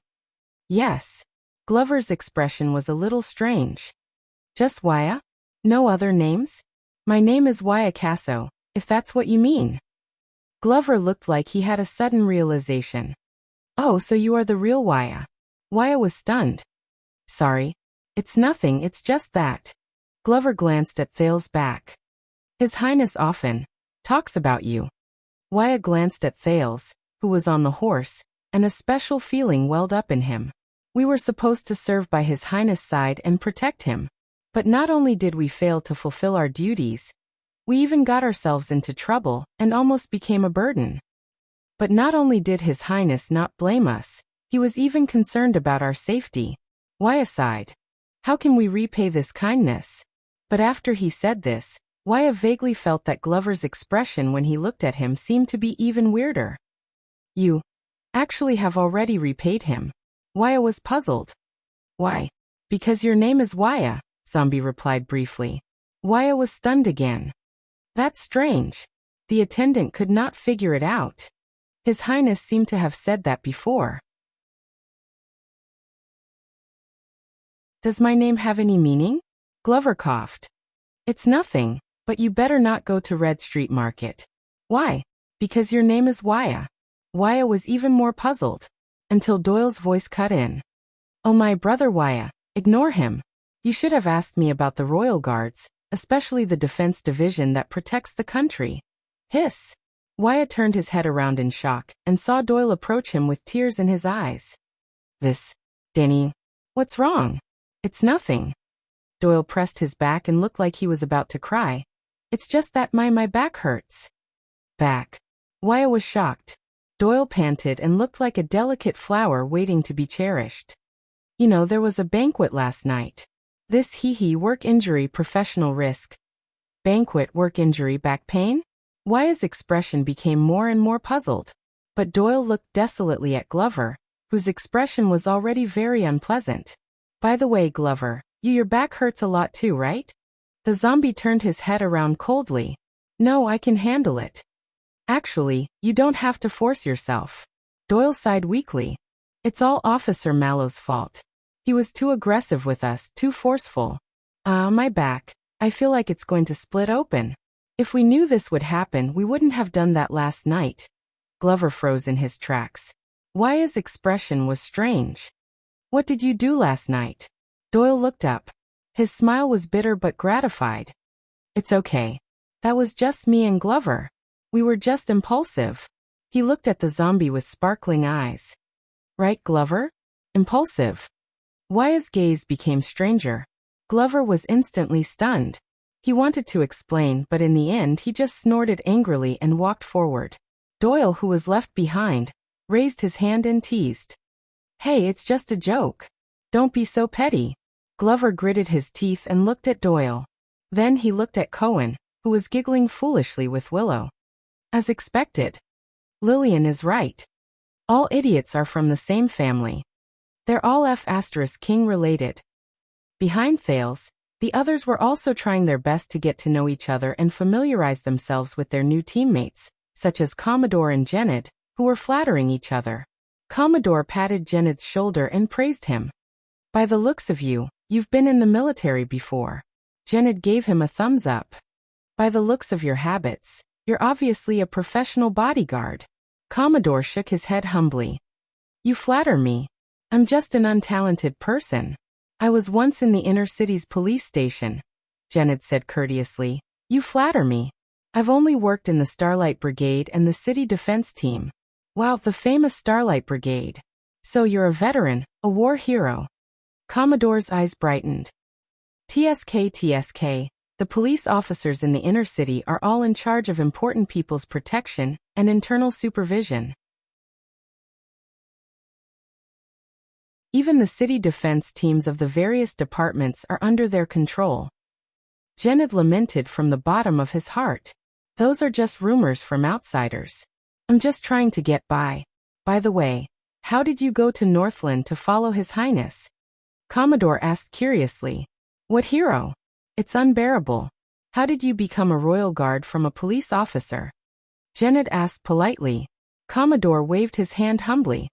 Speaking of which, I'm lucky. 6 years ago, we gloriously uncovered a series of corruption cases in the city defense team of Eastern City District. I was recommended. Genid shook his head in a self-deprecating manner. Speaking of which, I was unlucky. 6 years ago, when I was still in the city defense team of Eastern City District, I was framed for corruption and bribery, and I was implicated. When he said this, Genid and Commodore's smiles froze at the same time. They turned their heads at the same time and looked at each other in shock. A few seconds later, the two of them turned their heads stiffly and mechanically, and their conversation fell completely silent. Just like that, the newly gathered group of people talked at once. Some were travel-worn, some were calm, some were used to it, and some were uncomfortable. They surrounded Thales, who was at the center of the group, and they moved forward on their horses. They attracted countless gazes along the way. They looked like a group of disbanded soldiers. Thales swayed as he rode on his horse, but he had a vague feeling that he was hallucinating. They were just like 6 years ago, the diplomat group that was hastily formed. They did not even know each other, and they all set off in a hurry. They trod on the snow and headed north to an unknown path. But now, Thales stared at Renaissance Avenue and Renaissance Palace at the end of it. He did not know what to think. Your Highness, Wuxia said with a sigh. Perhaps you don't know what returning to Constellation, returning to Eternal Star City, and reuniting with you means to us. Thales turned his head around. Oh, Wuxia stared at the familiar streets and sky, and his tone became lighter. It feels like the journey has ended, and we no longer have to work hard. And we can rest now. Thales was silent for a while before he spoke awkwardly. About that, Wuxia. Right now we might not be able to rest yet. We can't rest. Wuxia's expression froze for a moment. Your Highness, I'm sorry? Thales took a deep breath and looked seriously at the attendant who had followed him for 6 years. Wuxia, do you trust me? Clang. Wuxia subconsciously wanted to nod, but he stopped when he raised his head halfway. No, Your Highness, I've learned. I have a bad feeling. The last time you asked me this. Wuxia recalled Thales' glorious deeds in Northland. He was first terrified, then suspicious. You asked me to find Chapman Lampard. This name attracted the attention of his companions. Most of them turned their heads and looked at the prince. Thales' smile froze slightly. Just say it, Your Highness, you. Wuxia hesitantly looked at the smiling prince. What do you want now? Thales exhaled and laughed bitterly. Yes, I am very sorry. You went through so much to return to Eternal Star City. I shouldn't have gotten you involved. But when Wuxia looked at the prince, his vigilant expression suddenly relaxed. He lowered his head and smiled. Fine, Your Highness, you're right. Wuxia raised his head in relief and smiled bitterly. You're still you after all. If nothing happens, he did not continue, but his expression became solemn. He punched his chest. No matter what you want to do. This life and this body are yours to command. I will not hesitate to die for you. This made Thales a little embarrassed. He twitched the corner of his mouth. Well, it's not that bad. Besides, Wuxia unclenched his fist, as if he had let go of a huge rock. We are people who have followed you through mountains of blades and seas of fire in Dragon Cloud City. Wuxia's smile was bright. There is nothing in this world that can scare us anymore. At that moment, Thales sank into silence. All sorts of feelings welled up in his heart. The teenager looked up. Really? Wuxia looked at Ralph and gestured with his chin. The Phantom Wind follower's gaze was cold. He gestured for them to move forward. Thales smiled in tacit understanding and looked at the others. We will follow you wherever you go. Genid bowed deeply. Willow, who was beside him, also bowed nervously. The royal guards will naturally go through fire and water for you. Commodore's face was filled with loyalty. Thales nodded. Doyle looked to the left and right before he cleared his throat. You are your highness. We should listen to you. That is true. Doyle's emotions were initially stirred up, but they slowly calmed down. But you also saved my family. He patted the horse's belly with great emotion. Not every prince can choose not to sacrifice his pawn. Jenny turned her head around and neighed fiercely. Doyle, who had been brewing his emotions, was so frightened that he immediately retracted his hand. You have listened to my story, your highness. While everyone laughed, Glover was silent for a while before he spoke slowly. I will listen to you as well. Thales stared at him deeply. Thank you. When Cohen saw that everyone's gazes were directed at him, he was extremely nervous. He struggled for a long time before he came up with a strange word. Don Quixote? Charge. Aside from Glover, everyone else was stunned. They sized up Cohen as if they were looking at an idiot. Thales snorted and laughed heartily. But yes. The teenager took a deep breath and sat up straight. Don Quixote. Very good. The second prince said solemnly. Everyone listen up. We are going to Renaissance Palace now. Wyatt tightened his grip on his single-edged sword and answered calmly. Of course, what do you want us to do? Thales did not answer immediately. He looked straight ahead and walked forward along Renaissance Avenue until he ran into the dark and deep Great Pyramid. That was Renaissance Palace. It was Annette. It was also his windmill. At that second, Thales curled up the corners of his lips and spoke softly. Rebellion. In an instant, the group, including Cohen, who had been talking and laughing, suddenly became quiet. The street was still bustling with activity. People came and went, and it was filled with the smoke of a citizen's life. It was a stark contrast to the dead silence of this small group. It felt like a century had passed. Conspiracy, conspiracy. Wyatt's hoarse voice came out with great difficulty, but he could not form a sentence. In this atmosphere where everyone was as silent as cicadas in winter, Thales raised his head and turned his head around. Tell me. The setting sun was golden. With Renaissance Palace as a backdrop, the young duke's smile was clear, and his attitude was calm. What does it feel like to be a king? No one answered him. Only the black horse, Jenny, who did not know much about the world, neighed excitedly. She continued to take small steps in response to her master's caress. Happy and excited. A journey into the unknown. End of this chapter.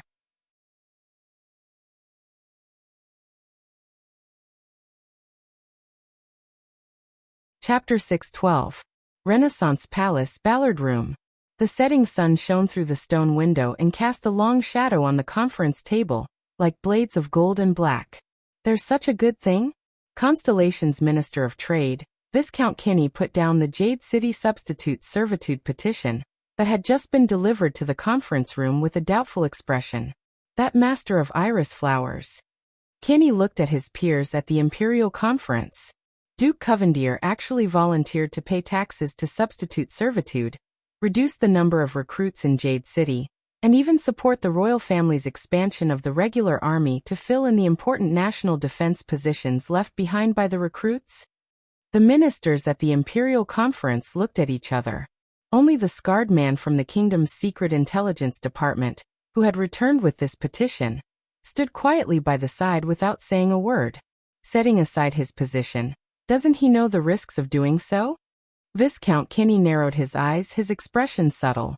If Jadeite City really does as they say in the letter, challenging tradition and shaking their interests, when every conscripted person in every level of fief refuses to serve the Lord because of this reason, Covendier will become a vassal, no, the target of the entire kingdom's noble system. Not the entire system. Military advisor Sauter Ryder was in high spirits, excited by the arrival of the letter. Only those aristocratic suzerains who are conservative, old-fashioned and backward, stubbornly clinging to the conscription of militia, and unwilling to accept taxes in lieu of servitude. Viscount Kinney put down the letter and said slyly, "That's pretty much everyone except the king's partisans?" As soon as he said that, the Imperial Conference burst into laughter. This letter came at the right time. It speaks up for us and shifts the pressure, Sauter said with a smile. Whether it's the reduction of the Jadestar private army or the expansion of the regular army, we have strong political support and foreign ministers, as well as the substitute servitude tax paid by Jade City. Kirkuk, the budget issue you mentioned. But the chief of finance rolled his eyes and did not comment. On the other side, Gilbert took the letter with Iris Flower's wax seal from Kinney's hands and studied it carefully, refusing to miss a single word. Even though this was the third time. Finally, someone realized that the Foreign Affairs Minister's expression was extremely unpleasant, which was incompatible with the relaxed atmosphere of the conference. This letter, Gilbert mumbled. What exactly is it, old friend? Sauter noticed Gilbert's state and looked worried. Is there any problem? The silence of the few people in the meeting affected the atmosphere just now, and Ballard Room gradually quietened down. Gilbert did not answer. He only took a deep breath and slowly raised his head to look at the end of the long table. It was as if he was asking for an answer. However, on the other side, the king's figure was hidden in the darkness and did not move for a long time, until another chubby hand reached out from the side. What a coincidence! Just when we were thinking about how to reduce the number of recruits without incurring public anger, and how to find the budget to expand the regular army, the host of the Imperial Conference, the Prime Minister of the Kingdom, the Duke of the Eastern Sea, Bob Cullen, took the petition with a rare sullen expression. When we were still treading on thin ice, fearing that this matter would shake the foundation of the country and cause a civil war, this letter came. Giving people, giving money and giving gossip? Prime Minister Cullen's words caused everyone in the Imperial Conference to fall into deep thought. Cullen's gaze left the beautiful and calm handwriting on the paper, and glanced suspiciously at the scar-faced spy from the kingdom's secret intelligence department on the other side. But the scar-faced man remained quiet and respectful. He turned a deaf ear and did not say a word. The Duke shifted his fat belly, waved the letter in his hand, and snorted softly. That's right. Where's Zane himself? The scar-faced man seemed to have just returned to his senses and replied respectfully. It is reported that the Duke of South Coast has left the capital and returned to Jade City to deal with urgent matters. Urgent matters? Cullen re-examined Zane's letter, occasionally looking at the end of the long table, and let out an unsettling laugh. Indeed, it's too urgent, too urgent. It was obviously good news, but the unusual attitudes of the Prime Minister and the Foreign Affairs Minister left the elites of the Imperial Conference bewildered. They all looked at the owner of the room. But King Kessel remained seated in his seat, not moving an inch. Only the setting sun behind him shone countless golden pillars of light through the window and enveloped him. From afar, he looked like a blade guarding the throne. Or a prison pen. Prime Minister, Your Grace? Viscount Kinney asked tentatively. But Cullen only raised his finger slightly with an amused expression. Sauter, I thought at first. Prime Minister Cullen's words were like the evening bell of a monastery, gloomy and meaningful. Your meticulous report on the war situation in the north today, and your extreme praise of Extet's lesson, was just to show goodwill to Prince Thales and praise his little lover from Dragon Cloud City.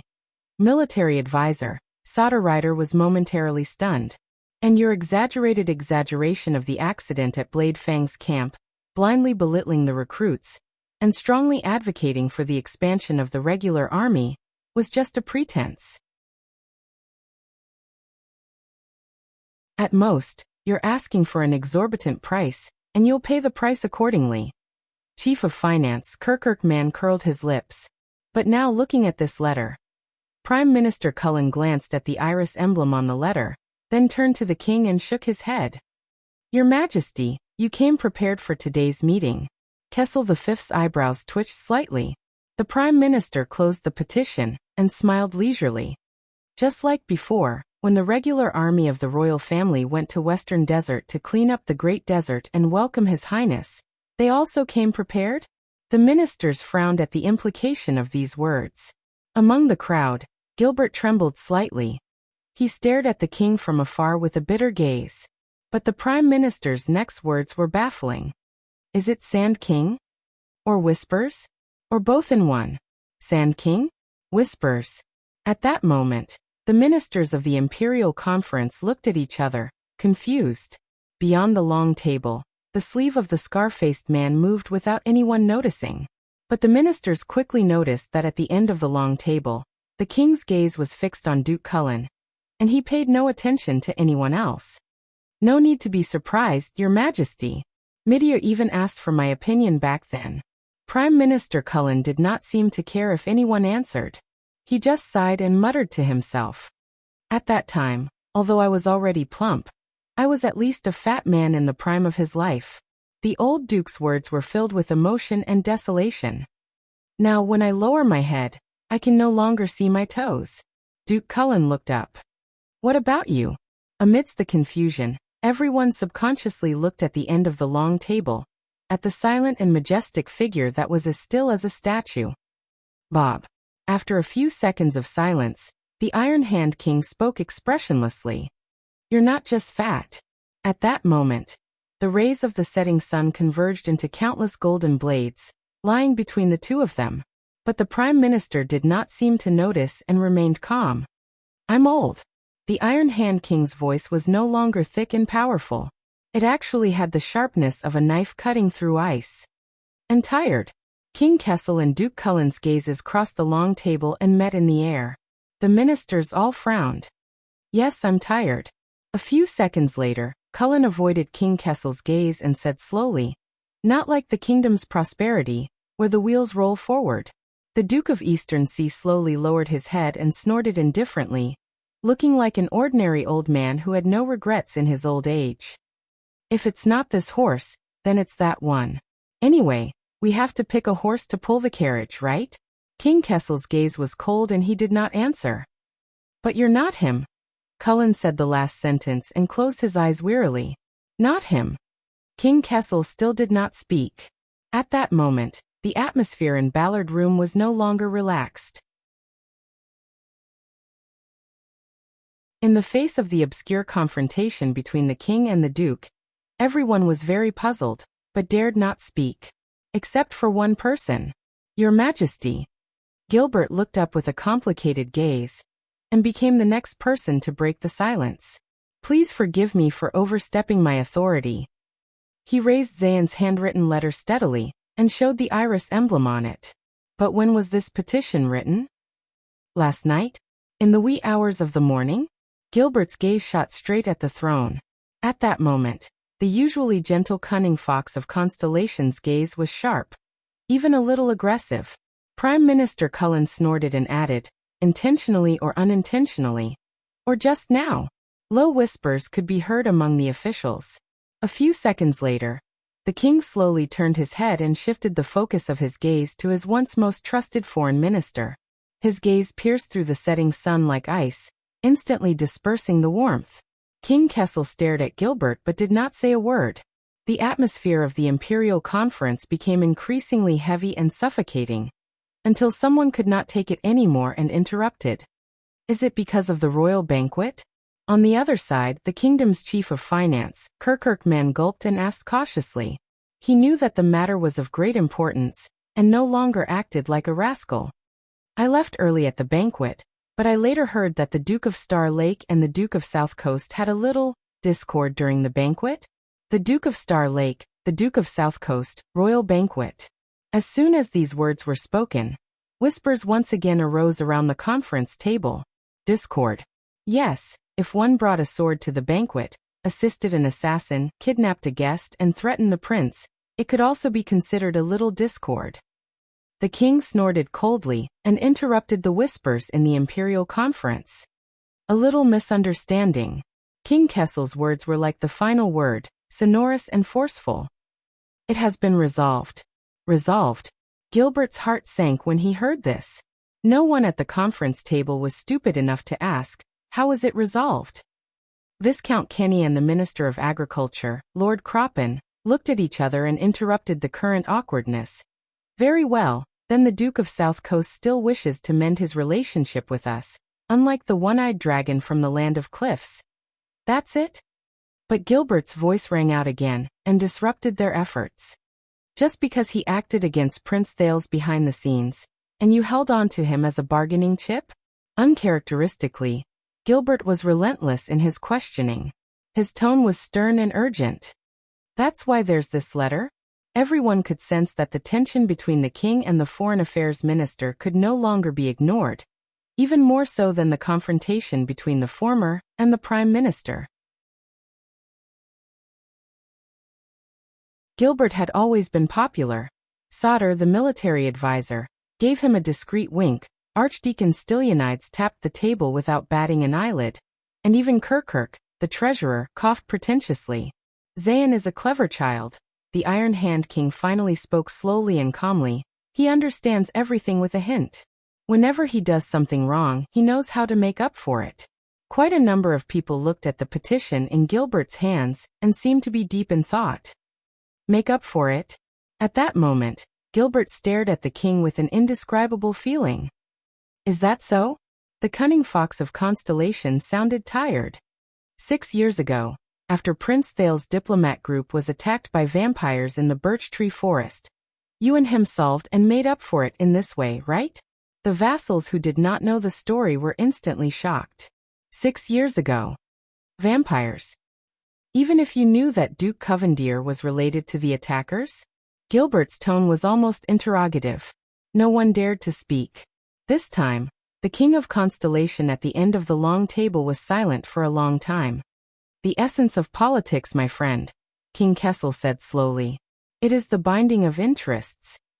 Hearing this name, Duke Cullen frowned slightly. Gilbert's expression became increasingly bitter.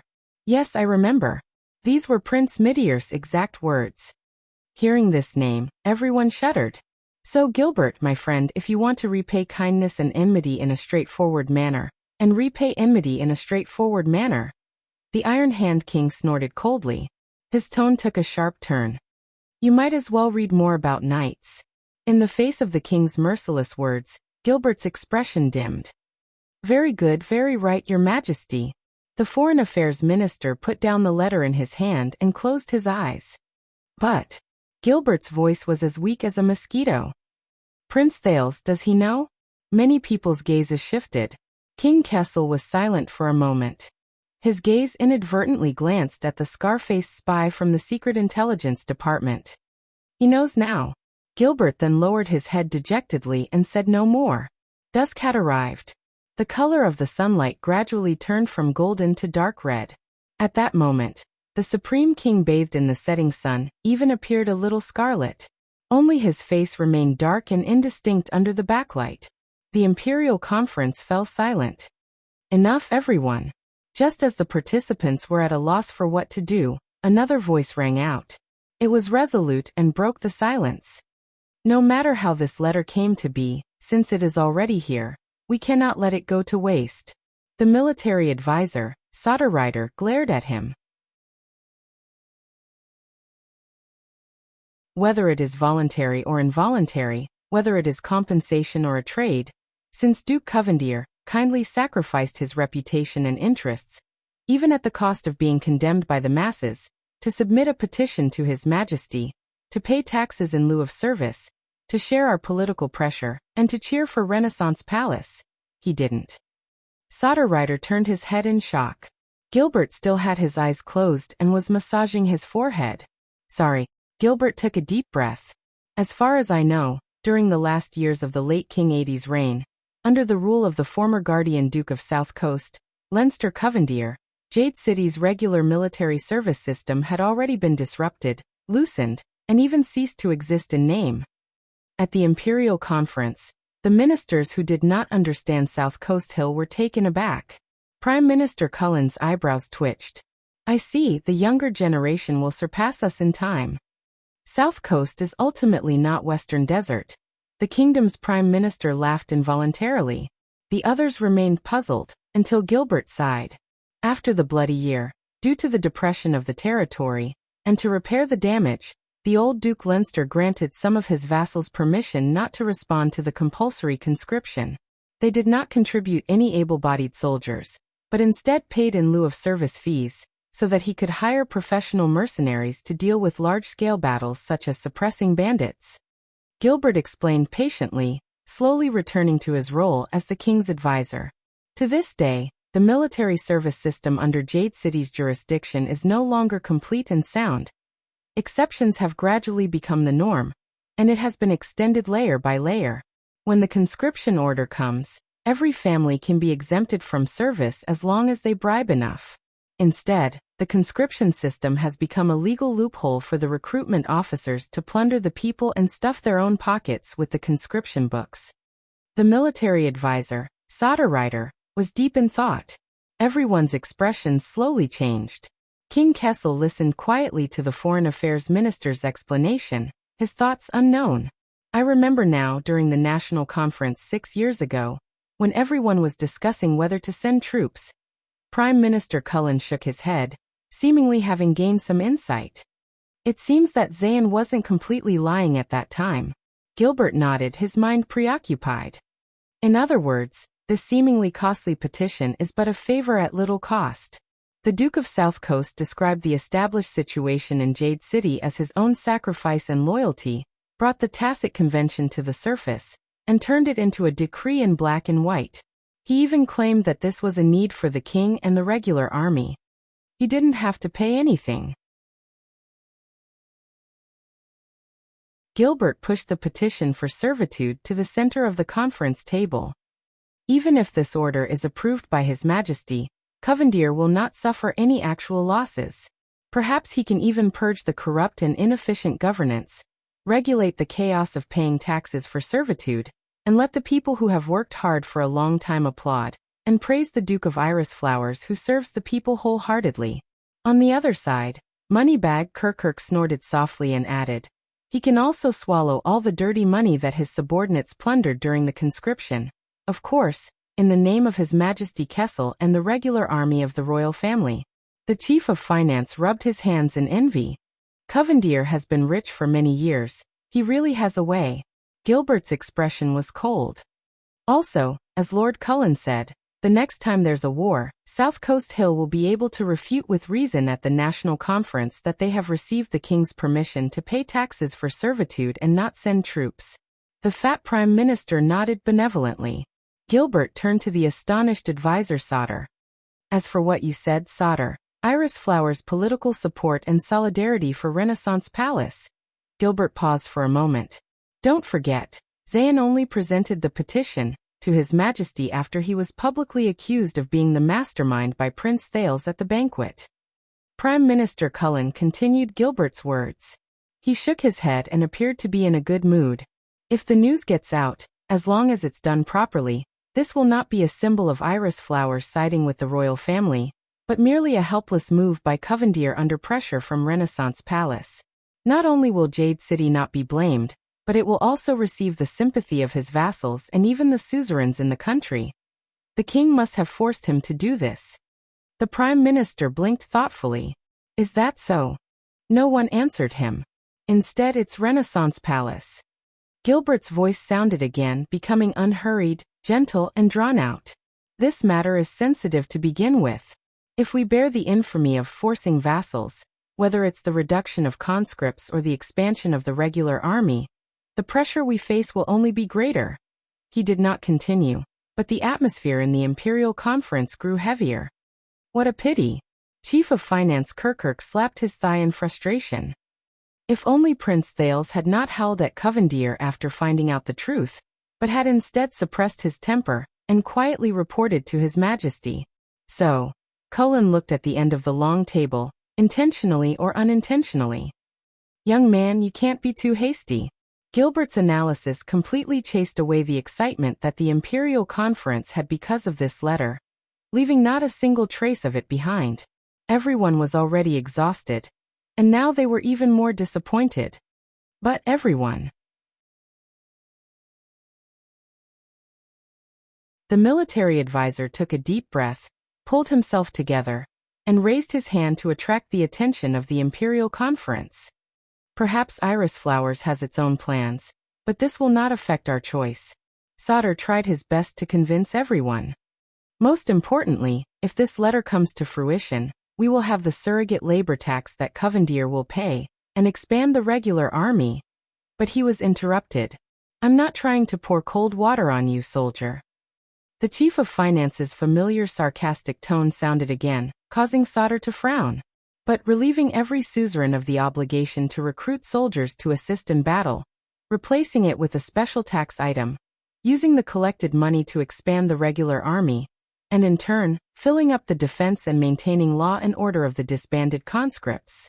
Sounds like a good idea. Steward Kirkirk cocked his cheek with a smile that did not reach his eyes. However, I have to deal with those profiteering suzerains of Jade City every season. Believe me, they can't do anything else but every time they collect taxes. Sauter scoffed angrily. They dare to evade taxes? Worse. Kirkirk narrowed his eyes. They know how to keep accounts. Sauter was taken aback. What? Many people frowned. Prime Minister Cullen glanced at Gilbert and revealed an expression that said, I knew it. Kirkirk shook his head disdainfully. I say their accountants are no less skilled than the Camians. The tax accounts are crystal clear, without a single concealment. But whether it's the calculation of tax rates, the choice of tax items, or the flow of tax, it's all extremely complicated. Can you believe it? Jade City is obviously rich. Their land and sea trade has been growing year after year, and their total cash flow is enough to buy several small dukedoms. But their books are still in the red, and our tax collectors can't find a single mistake in their books. Not only do they have nowhere to scrape money from, they might even have to give back their taxes. The chief of finance flipped open the petition, stared at it in disgust, then threw it down again. As for the surrogate labor tax mentioned here, tell me, Sauter, do you think they'll find their conscience and give you a large sum of money out of thin air? Saldus' eyes widened, as if in disbelief that such a thing could happen. Kirkirk turned to the king and his tone became much more respectful. If this is the budget you've been waiting for, Your Majesty, Sauter, with all due respect, it didn't succeed. As for the expansion of the regular army, let's wait until next quarter's revenue. The king said nothing. Sauter, on the other hand, clenched his fists tightly.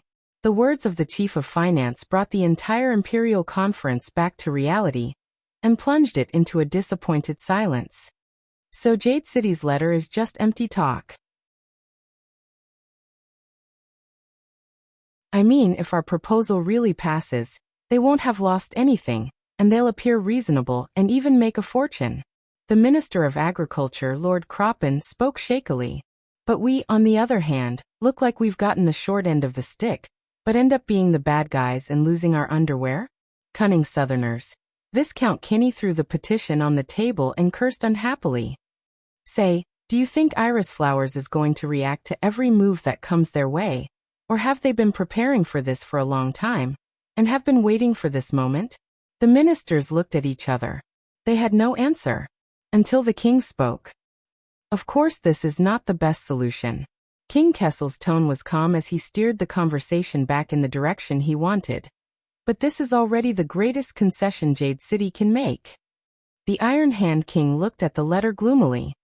That sword from the banquet isn't enough. Gilbert could only sigh inwardly. Damn it, that young master from the western desert at the banquet. Why did he only kidnap the guests? The military advisor slammed the table. If only he had committed a bigger crime, such as assassinating a prince. Gilbert reacted and rebuked angrily. Sauter. But Sauter just waved his hand nonchalantly. It's all right, you know that's not what I meant. Sauter turned around and looked at the letter on the table. He sighed and said, Gilbert, think again. Is there really no other way? This letter has finally solved our political and budgetary problems at the same time. Without waiting for the Foreign Affairs Minister to speak, Kirkirk stabbed him coldly from the side. Didn't you listen in class, soldier? It can't solve anything. Gilbert nodded tiredly. If His Majesty approves the proposal of this petition and starts reforming the military system from Jade City, taking this first step that is fraught with controversy. He glanced in the king's direction with mixed emotions. Then, Renaissance Palace will have to swallow all the bitter consequences I've mentioned. Aside from the Duke of South Coast's hypocritical support, and the taxes that we don't know where they'll come from, the benefits are really limited. It's not even up to us to approve of it. Duke Cullen seemed to be in a good mood. This is different from a small matter, like reorganizing the Jadestar private army. As long as this petition is made public in the form of an official document or warrant, the reform of the military system will definitely cause a huge uproar in the kingdom. We will be at the heart of the storm, and we will not be able to retreat. In the dark corner of the long table, the king's pupils gradually shrank. After all, asking for a sky-high price is just a tactic, Cullen said as he looked at the dejected Sauter. Just return the money on the ground. You can't really hope to sell it for a sky-high price. These words made the military advisor even more depressed. Majordomo Kirkirk yawned discreetly, looked around, and said tentatively in a tone that concluded the meeting. Then this letter. Just ignore it. Gilbert's tone was both resigned and resolute. Bury it among the countless official documents and letters in Renaissance Palace every day. Drown it out without causing a ripple. In the Imperial Conference, he was answered with an awkward silence, until the king's voice sounded again. So, King Kessel chuckled softly, but without the slightest hint of a smile, making everyone shudder. We've been sitting here for a day, and my son was attacked by an assassin at a banquet and almost died in a duel. At that moment, the Iron Hand King's face was revealed under the setting sun. There was an inexplicable strangeness about it. And all we got in exchange for this? All the officials in the Imperial Conference lowered their heads. No one dared to answer the question. Only Cullen calmly took a sip of tea and cast his gaze at the end of the meeting table. It's a pity, Your Majesty, but this letter cannot give you what you want. That's right, the wheels roll forward. The Duke of Easternsea put down his teacup and adjusted his crooked belt, satisfied. But not by brute force. At the end of the long table, King Kessel was silent under the setting sun. Only his eyes flickered slightly in the darkness.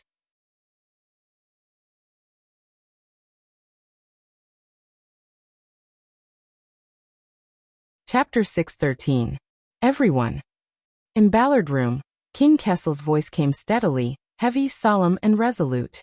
Just like in the past, every time he made a decision for the Imperial Conference, it looked like the outcome was set. With this in mind, the ministers restrained their emotions and adjusted their posture. Some of them relaxed slightly, ready to welcome the end of another conference. But not this time.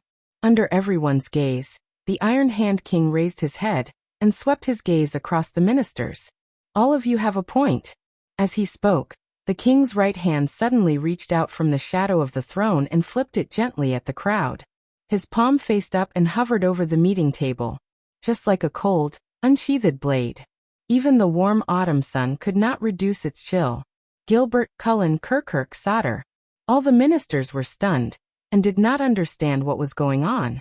But the Iron Hand King remained expressionless and raised his right palm. You've thought it through. As they looked at each other, only the scar-faced spy from the Secret Intelligence Department's eyes flickered. He tactfully stepped forward and picked up the Jade City Substitute Servitude petition from the table. The scar-faced man walked past every stunned minister and respectfully and appropriately placed the letter into the king's palm. This letter is a barb with malicious intentions. King Kessel's voice came out quietly. It appears to be compromising, but in fact it has seized on Renaissance Palace's weakness and is hiding a trump card. The king slowly lifted the letter up, revealing the iris print on it. We can't even make it public, or we'll be caught in a passive and unjust situation. Every servant who was swept by his gaze subconsciously tensed up and sat up straight. It's better to die for a friend than to perish for an enemy. Old Leinster had such a son. In the next second, the Iron Hand King's fingers suddenly tightened and crushed the letter. The few people who had their eyes fixed on the letter trembled, and were startled. Only then did Kessel say calmly, living up to the family name. In the indescribable silence, the Minister of Trade, Viscount Kenny, coughed with difficulty and tried to forget the depression in his heart. He'll pay the price. Kenny bowed respectfully to the king. Just for this letter. King Kessel glanced at him without a word. The letter was still in his hand, crumpled. Of course, Sauter ground his teeth hatefully. And also for his disrespect and disloyalty to you and your highness. Prime Minister Cullen's trembling voice sounded. But not this time. He seemed to have turned back into the doddering old man. He coughed and concluded the meeting. At the very least, the reduction of the recruits and the expansion of the regular army will have to wait until next season. At this moment. But it got out. The king's words came out of nowhere, as if he was mumbling to himself. No one could react in time. Pass what? Chioka looked confused. Mine, your majesty? Sauter probed. I'll talk. At that moment, the king of the Iron Hand raised his eyes, which were particularly oppressive in the narrow Ballard room. While we are talking, every sentence, every word, and every letter on this petition has been publicized, leaked, and spread by someone. Rumors are spreading everywhere. The conference room was silent for a moment. Gilbert was in disbelief. What? Viscount Kenny's surprised gaze kept darting back and forth. You mean this letter has been leaked? Prime Minister Cullen sat up straight and looked extremely serious. When? Why? However, the king only shook his head calmly and answered the truth. The Secret Intelligence Department is still handling it, but if it's unsatisfactory, I think it won't be long before everyone in the kingdom knows that Renaissance Palace is going to start with Jade City, change the traditional rules, strip the suzerains of their military power, reduce the recruits, and expand the regular army. All the way to the whole of Constellation. Renaissance Palace, Jade City, tradition, suzerains, with every word the Iron Hand King said. The chill in his tone intensified. The Prime Minister was the first to understand. His eyes widened slightly. That means, as you said just now, Bob, the king spoke in his calmest tone, not mincing words from the other party's mind. From the top to the bottom of Constellation, a huge uproar is about to break out. From this moment onwards, we are standing at the heart of the struggle. There's no retreat. The ministers quickly understood the meaning of this matter. The atmosphere suddenly became tense. What's going on? Who did it? Has the culprit been caught? What do we do now? Investigate the mastermind behind this. Amidst everyone's varying opinions and the same panic, the king leaned back thoughtfully and melted into the darkness. How could such an important exchange of letters be leaked? Advisor Sauter turned angrily to the other side and said accusingly, "What did the Secret Intelligence Department say? What about the rumors? What's the situation now?" Beside the conference table, the scar-faced spy from the Secret Intelligence Department bowed steadily. "We're still tracking down the source, encircling and intercepting it in an attempt to reduce the impact of the rumors." His tone was calm, as if what they were about to face was not a monstrous wave that could shake the country. But the delivery of the letter, the defense along the way, and the confidentiality of the palace are all fine. At this point, the scar-faced man's voice had an interesting rise and fall. "There's only one thing we can't take into account. This letter was delivered directly into the palace by the Duke of Iris Flower's messenger." Everyone suddenly fell silent. "You mean Zayn?" Prime Minister Cullen frowned. When he delivered the letter, he made up his mind to leak the contents and spread the rumors? The scar-faced man neither denied nor confirmed it. "We're still investigating." With a target in mind, the anger of the Imperial Conference erupted like a tidal wave. "Covendier, how dare he? Damn it. He's more cunning than his father." Did he fly into a rage out of humiliation and overturn the chessboard? Among the officials, Gilbert only observed quietly at first, but at the end he sighed softly. Perhaps after the banquet, when His Majesty questions him for his crimes, the Foreign Affairs Minister put away his dazed expression and said tiredly, "Jade City saw our weakness from the terms of the negotiations." But Prime Minister Cullen scratched his chin and looked solemn. "Something's not right. Zayn is not a good person, but he's not a lunatic either. The fact that he wrote this letter is enough to prove his slyness and self-preservation." The Prime Minister pondered. He's not stupid enough to force Renaissance Palace and himself into a dead end. That's even worse. It's done by someone else. Viscount Kenny looked suspicious. Plotting against both of us at the same time. Someone is looking forward to chaos in the kingdom, just like back then. Amidst the chatter, the voice at the end of the long table rang out again. "It doesn't matter anymore." Everyone fell silent and looked at the king. "Whether he did it or not, it doesn't matter anymore. A cold glint flashed in the king's eyes. The kingdom never lacks enemies. What's important is, how should we deal with it? After King Kessel said this, he let the petition slip from his fingers and fall between the sunset and the shadows. The wrinkled iris insignia faced the ceiling alone. A few seconds later, like a pride of lions awakened by a crisis, the Imperial Conference was no longer languid and slow, and everyone became shrewd and capable. Let the Secret Intelligence Department work overtime. At the same time, we will send a letter to clarify and put an end to such rumors. We might be able to find some clues from the feudal nobles who have expressed their dissatisfaction recently.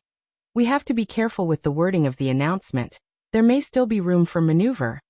We need to make contingency plans immediately for the reaction of the nobles, especially the feudal vassals.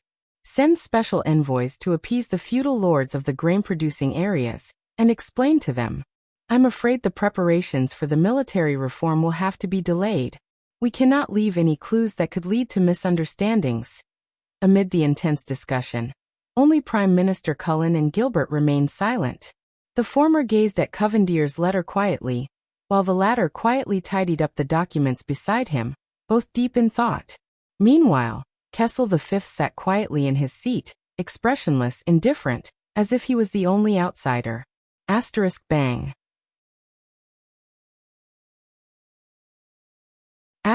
There was a muffled sound. It was military advisor Sauter striking the table with his palm, attracting the attention of the Imperial Conference. Everyone. Saldus' expression was solemn.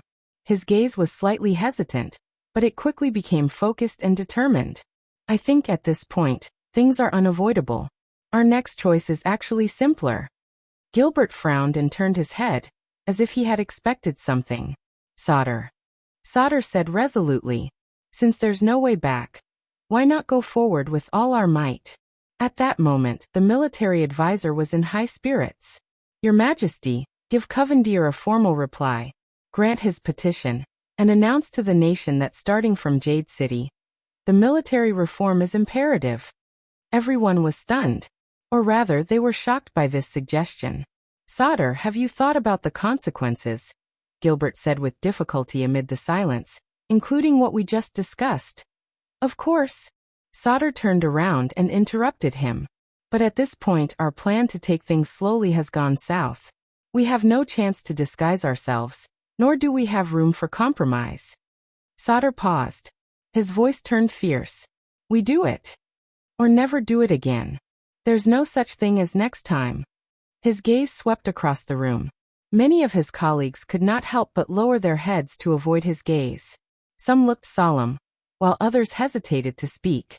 Only the king at the end of the long table remained silent, as if deep in thought. But Sauter could not care less. He waved his hand. Kirkirk, find the money. The chief of finance raised an eyebrow. What? Sauter stared at the chief of finance. If Jade City did it, then we don't have to count on their financial aid. But under these circumstances, the military reform must be put on the agenda. According to the previous plan, we should first reduce the Jade Star private army from the vassals directly under the royal family around Eternal Star City, and expand the regular army. Only then will we have the strength to deal with what comes next. Kirkirk paused for 3 seconds, then became exasperated. All right, let's not talk about the fact that the situation might not be that bad. And let's not talk about the fact that His Majesty hasn't agreed to your rotten idea. Our budget is already very tight. Once this letter is leaked and causes trouble, the financial pressure will only increase. If there's no revenue, we might even have to use other sources to make up for it, such as the salaries of the officials, or even increase taxes. That would be even worse.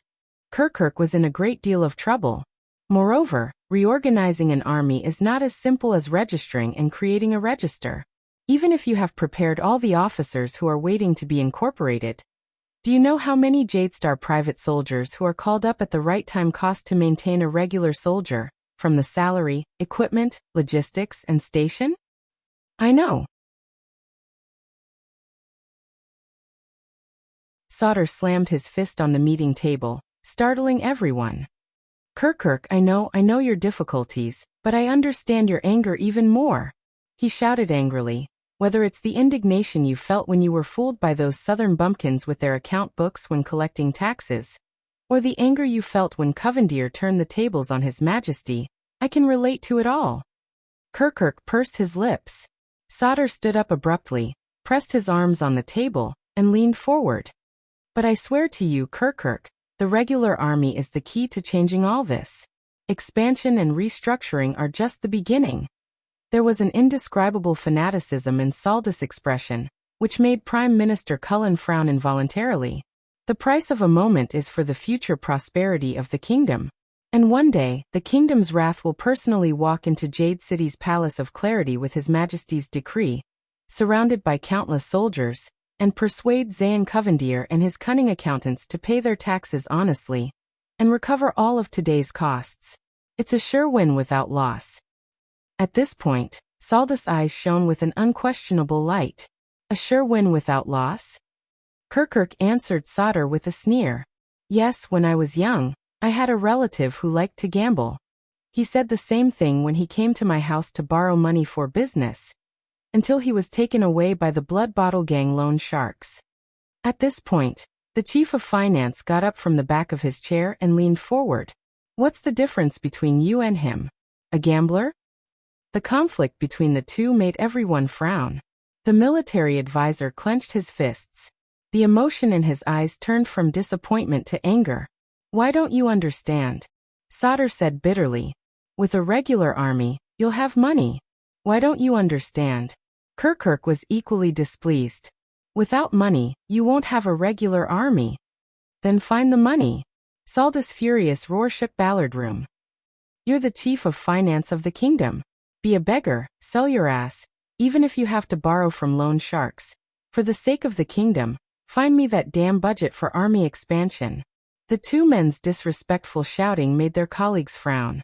But the Prime Minister and the rather prestigious Foreign Affairs Minister, who were supposed to be presiding over the meeting, did not make a sound. The king, on the other hand, remained motionless on his throne. You finally King got one thing right. Soldiers. Kirkuk stood up. Although he was a head shorter than Sodder, he did not lose in terms of grandeur. I'm the chief of finance. Remember? Last year, it was precisely your military affairs sector that shamelessly boasted here, bragged about the benefits of sending troops to the heavens. You forced the Department of Finance to approve the budget, forced the Department of Agriculture to contribute rations, forced the Department of Foreign Affairs to open up a path for you, forced the Secret Intelligence Department to pave the way for you, and inexplicably sent a large number of regular soldiers, retired, active, reserve, training, and new conscripts, to Blade Fang's camp. Sent to Western Desert. Sent to the desert. The expressions of the people at the Imperial Conference changed as they recalled the incident with sorrow. Without that unprofitable business of yours, would we need to ask Jade City for money? Would we have been fooled by Covendier like that? Kirkuk glanced at the colleagues around him who agreed with him, and said darkly, What, do you want to do it again? Hey. Sodder clenched his fists. That was to welcome back Prince Thales, the Jadestar bloodline, the heir to the kingdom. You're absolutely right. Kirkuk retorted angrily. Then go ask him for money. Sodder was so infuriated by this scoundrel's quibble that he was rendered speechless. Kirkuk, be careful with your words. Gilbert could not take it anymore. He stopped him sternly. Sit down, don't be disrespectful in front of the Emperor. Kirkuk sat down and even banged his chair to express his displeasure. Sodder snorted angrily and sat down heavily, but had no intention of extinguishing the flames of war. Stop being so sarcastic, shirking responsibility and pretending to be innocent, moneybag. About sending troops to Western Desert to welcome back the prince, you knew about it and even supported it. You had your own selfish motives and were trying to profit from it. It was Kirkuk's turn to be stunned. Me? Selfish motives? Profit? Kirkuk was caught off guard, shocked and angry. Very well, you coarse country bumpkin who grew up planting grapevines. But Sodder did not hold back. He pointed at Kirkuk's nose. I only figured it out after the banquet. But that's right, Kirkuk, it's you. After the Desert War, many nobles in the Central Territory targeted Western Desert, where the situation had changed drastically, and illegally invaded and annexed land for personal gain. Now the deadline for the land assessment order is approaching, and they're trying every means possible to clear their names. Kirkirk's face paled. Back then, you supported our expedition to the desert, and even privately bribed several frontline officers. All because you wanted the regular army to cause a huge commotion and turmoil in Western Desert. You wanted to catch these greedy nobles and landlords off guard, force them to give themselves away, and turn them into a rolling source of income for the Department of Finance to confiscate and confiscate. The news that the military advisor revealed was no trivial matter. The Imperial Conference was in an uproar, and King Kessel's gaze shifted. Kirkirk was exasperated. That's slandering nonsense. I have the names of those officers. Why, do you want to confront them? Or have the Secret Intelligence Department investigate? Your Majesty, Kirkirk was extremely anxious, but he was tongue-tied. Sauter gritted his teeth and pressed on. For this reason, you even secretly leaked the news of the regular army's expedition to the west. And that unlucky Doyle of Mirror River, who got into trouble at the royal banquet? They're just one of the fat sheep on your list. At the Imperial Conference, the ministers were surprised and could not help but look at Kirkirk in a new light. Viscount Kinney coughed and asked worriedly, "Well, my father-in-law's family also has a few businesses in the Western Desert, you wouldn't?" "How could I, Lord Kinney?" Kirkirk smiled obsequiously, but he immediately turned to the king and put on a mournful face. "Your Majesty, I was just that." King Kessel just stared at him with narrowed eyes. "Kirkirk, you're indeed moneybag." Gilbert saw Kirkirk's expression and guessed the truth. He could not help but sigh. No wonder they say that you can even take money out of your crotch. You're good at making money, and can support the kingdom. Kirkirk's cheek twitched. Yes. On the other side, Prime Minister Cullen snorted and added a sentence with an unclear meaning. Someone else's crotch.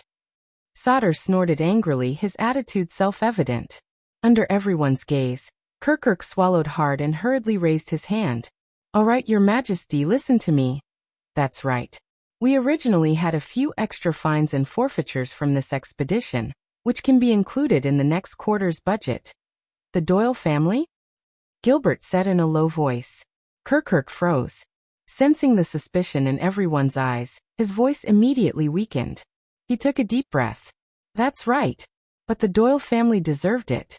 Over the years, they've crossed the border to occupy land, illegally rented tenancies, smuggled taxes, concealed the population, and violated tradition.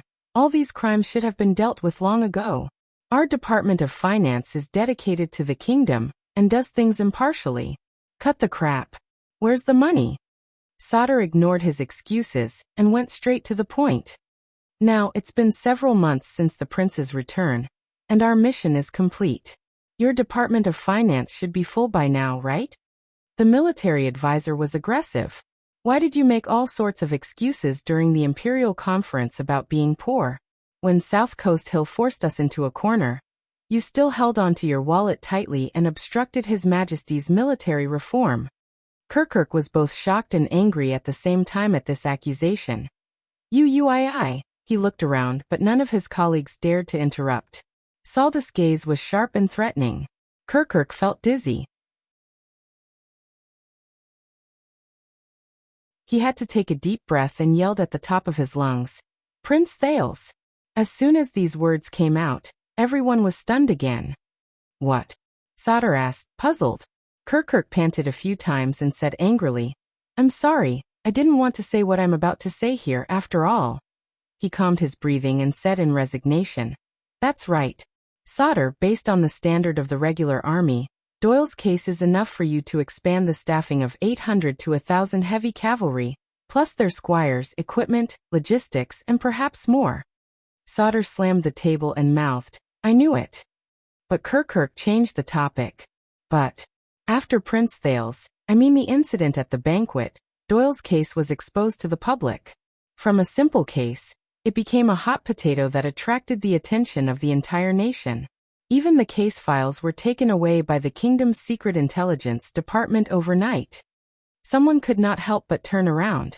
The scar-faced man from the kingdom's secret intelligence department was expressionless, as if he had not heard anything. Sauter frowned. Western Desert is vast. Your sources of income are definitely not limited to just them. Kirkirk sighed pitifully. Yes. But don't forget, Prince Thales stood up for the Doyle family last night in the name of His Majesty. Now everyone thinks that Doyle is backed by the Duke of Star Lake, the heir to the kingdom. This has implicated our other cases. Now no one dares to touch anything that involves land annexation or the old and new nobles, let alone handle it. Saldus' expression changed slightly. Kirkirk said angrily. So when I said ask Prince Thales for money, that's true. Gilbert rebuked him angrily. Kirkirk. Kirkirk reacted and waved his hands regretfully. I know. That's why I said sorry. I didn't want to say that either. No one dared to speak rashly when the matter involved the royal family. Many stole glances at the king at the end of the long table. But King Kessel remained unmoved, as if what Kirkirk had just complained about was not his son and heir. The chief of finance regained his composure. Seeing that no one spoke up, he regained some of his confidence. All right, let's not talk about the prince, so don't always blame it on me, soldier. If you had done a better job in Western Desert, more frugal, more efficient, and more profitable, would we have ended up in this state? Sauter wanted to retort, but hesitated again and again.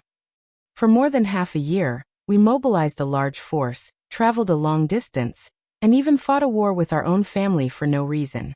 How much money and rations did we waste in total? Kirkirk spoke more and more smoothly, to the point that he slammed the table fiercely. His voice spread clearly throughout the narrow meeting room.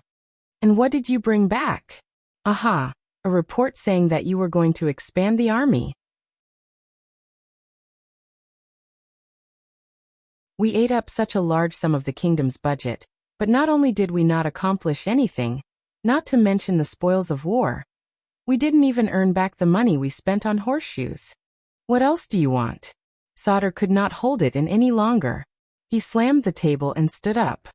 Do you want my warriors to shed blood in Western Desert and attack the ruins? Plunder Wing Fort? Or take over Brave Soul's Fort? Ransack the homes of all the local nobles? Do you want to burn the entire Western Desert to the ground and send all the spoils of war to the Department of Finance, so that you won't have to complain so much when you're sitting here leisurely counting your copper coins? Kirkirk scoffed. Then why don't you do it? And the result? It turns out that you were just there for a vacation. Even the prince himself was sent back by the Western Desert nobles. The military advisor said angrily. Do it. His Royal Highness' whereabouts are uncertain in Western Desert, and you even took a sword and a flag from them. Chroma and Bosdorf escorted him back to the capital in a grand manner, and they were very respectful. What can we do? What should we do? What should we do? Kirkirk, who had regained his confidence and was knowledgeable, said without fear. Then why are you yelling at me? To find the prince. Why don't you tell him about your suffering? Ask him why he mixed with the enemy, blocked your army, cut off my source of income, and even gave Covendier an opportunity to take advantage of him. Everyone was at a loss, and His Majesty was in a dilemma. In the end, he ruined the kingdom's military reform. Enough, both of you. Gilbert reminded him sharply. You'll never understand, Moneybag. Sauter was so angry that he laughed. He did not hear the Foreign Affairs Minister's reprimand at all. You'll only see the reflection of copper coins and hear the hum of gold coins. You'll never understand the meaning of us sending troops to Western Desert. You won't understand that for the kingdom. Thud. Thud. Everyone turned in unison to see the scar-faced spy from the Secret Intelligence Department standing apologetically. On the ground was a broken teapot. I'm sorry. The scar-faced man hurriedly bowed. It's my fault. I was just thirsty. Only then did the officials turn their heads around. Yes, Prime Minister Cullen mumbled with his head lowered, but his eyes lit up. It's indeed your fault. Interrupted, Sauter and Kirkirk snorted and sat back in their seats, turning their heads away from each other. But the Foreign Affairs Minister was furious. Sauter, Kirkirk, watch your language. This has nothing to do with His Highness Thales. Gilbert's words were harsh. His Highness's body is priceless. His safe return to the capital is the greatest contribution to the kingdom. Nothing else. And don't forget, we are here to discuss countermeasures to deal with the predicament brought about by the leak of this letter. This is a kingdom's official business. Don't turn this into a personal grudge. Sodder and Kirkirk's expressions softened a little, but the Prime Minister coughed at that moment. Don't blame them, Count Casso. Sodder and Sir Kirkirk had no choice either. Duke Cullen shook his head. Whether it's the expedition to Western Desert or the royal banquet, it's His Highness's fault for appearing at such a coincidental time. Just like this letter. The Prime Minister shook his head at the king, implying something. He's forced us into a tight spot. There's no other way.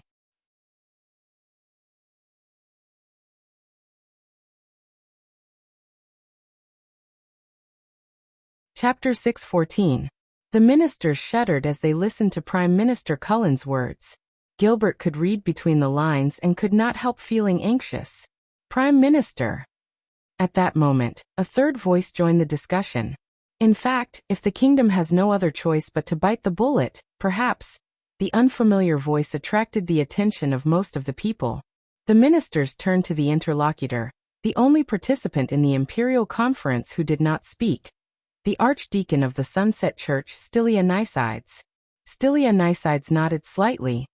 I can try to persuade the Sunset Church to invest in solving the problem of expanding the regular army? Many people frowned. What? You? Sodder asked suspiciously. In the corner of the conference table, the Archdeacon smiled and nodded humbly. Guy Stylianides, the Archdeacon of the Central Diocese of the Sunset Church, attending the imperial conference in place of the ailing Archbishop Zenon. I know who you are, kid. Advisor Sodder interrupted rudely. Say, you can find the money we want. The Archdeacon named Guy smiled slightly, then closed his eyes in a prayer gesture. I can't guarantee anything, but I'll try my best. Seeing how straightforward the Archdeacon was, Advisor Sodder looked doubtful. If I remember correctly, in the central Sunset Temple of the King's City, Chief Priest Diallo was the one who opposed the standing army system the most.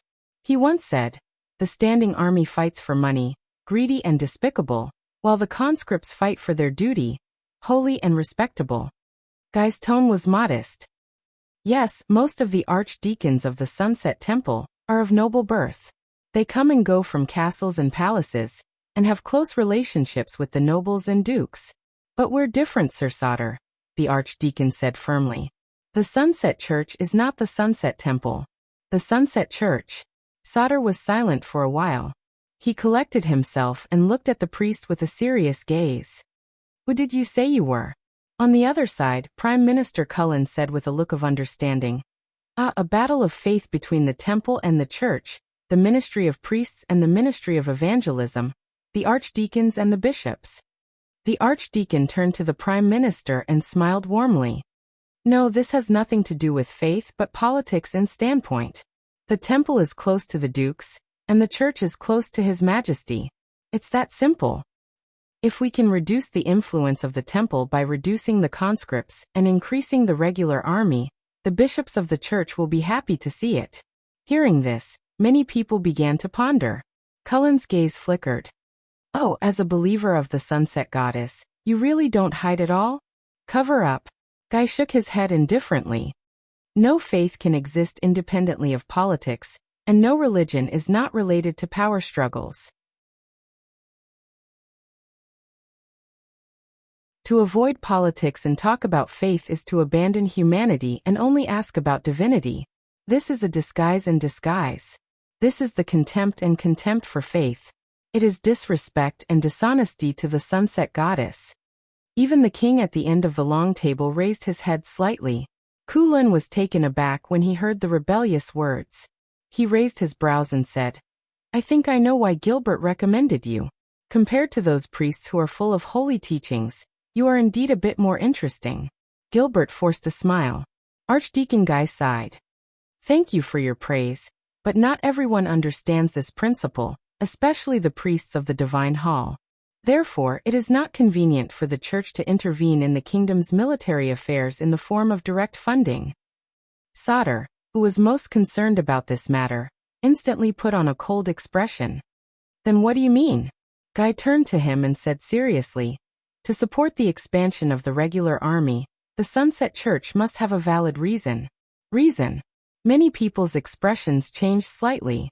Guy looked respectfully at the end of the long table.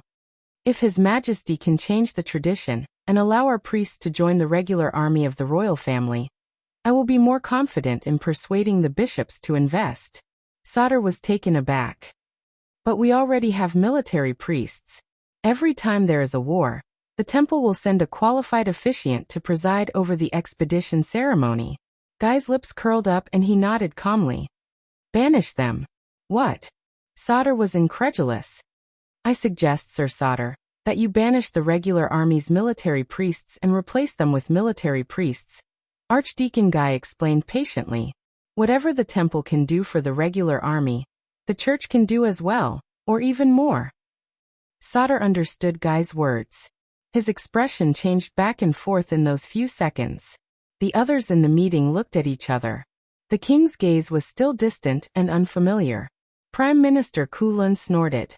The Sunset Temple's officiants will never like it. Guy turned his head around, and his words were sharp.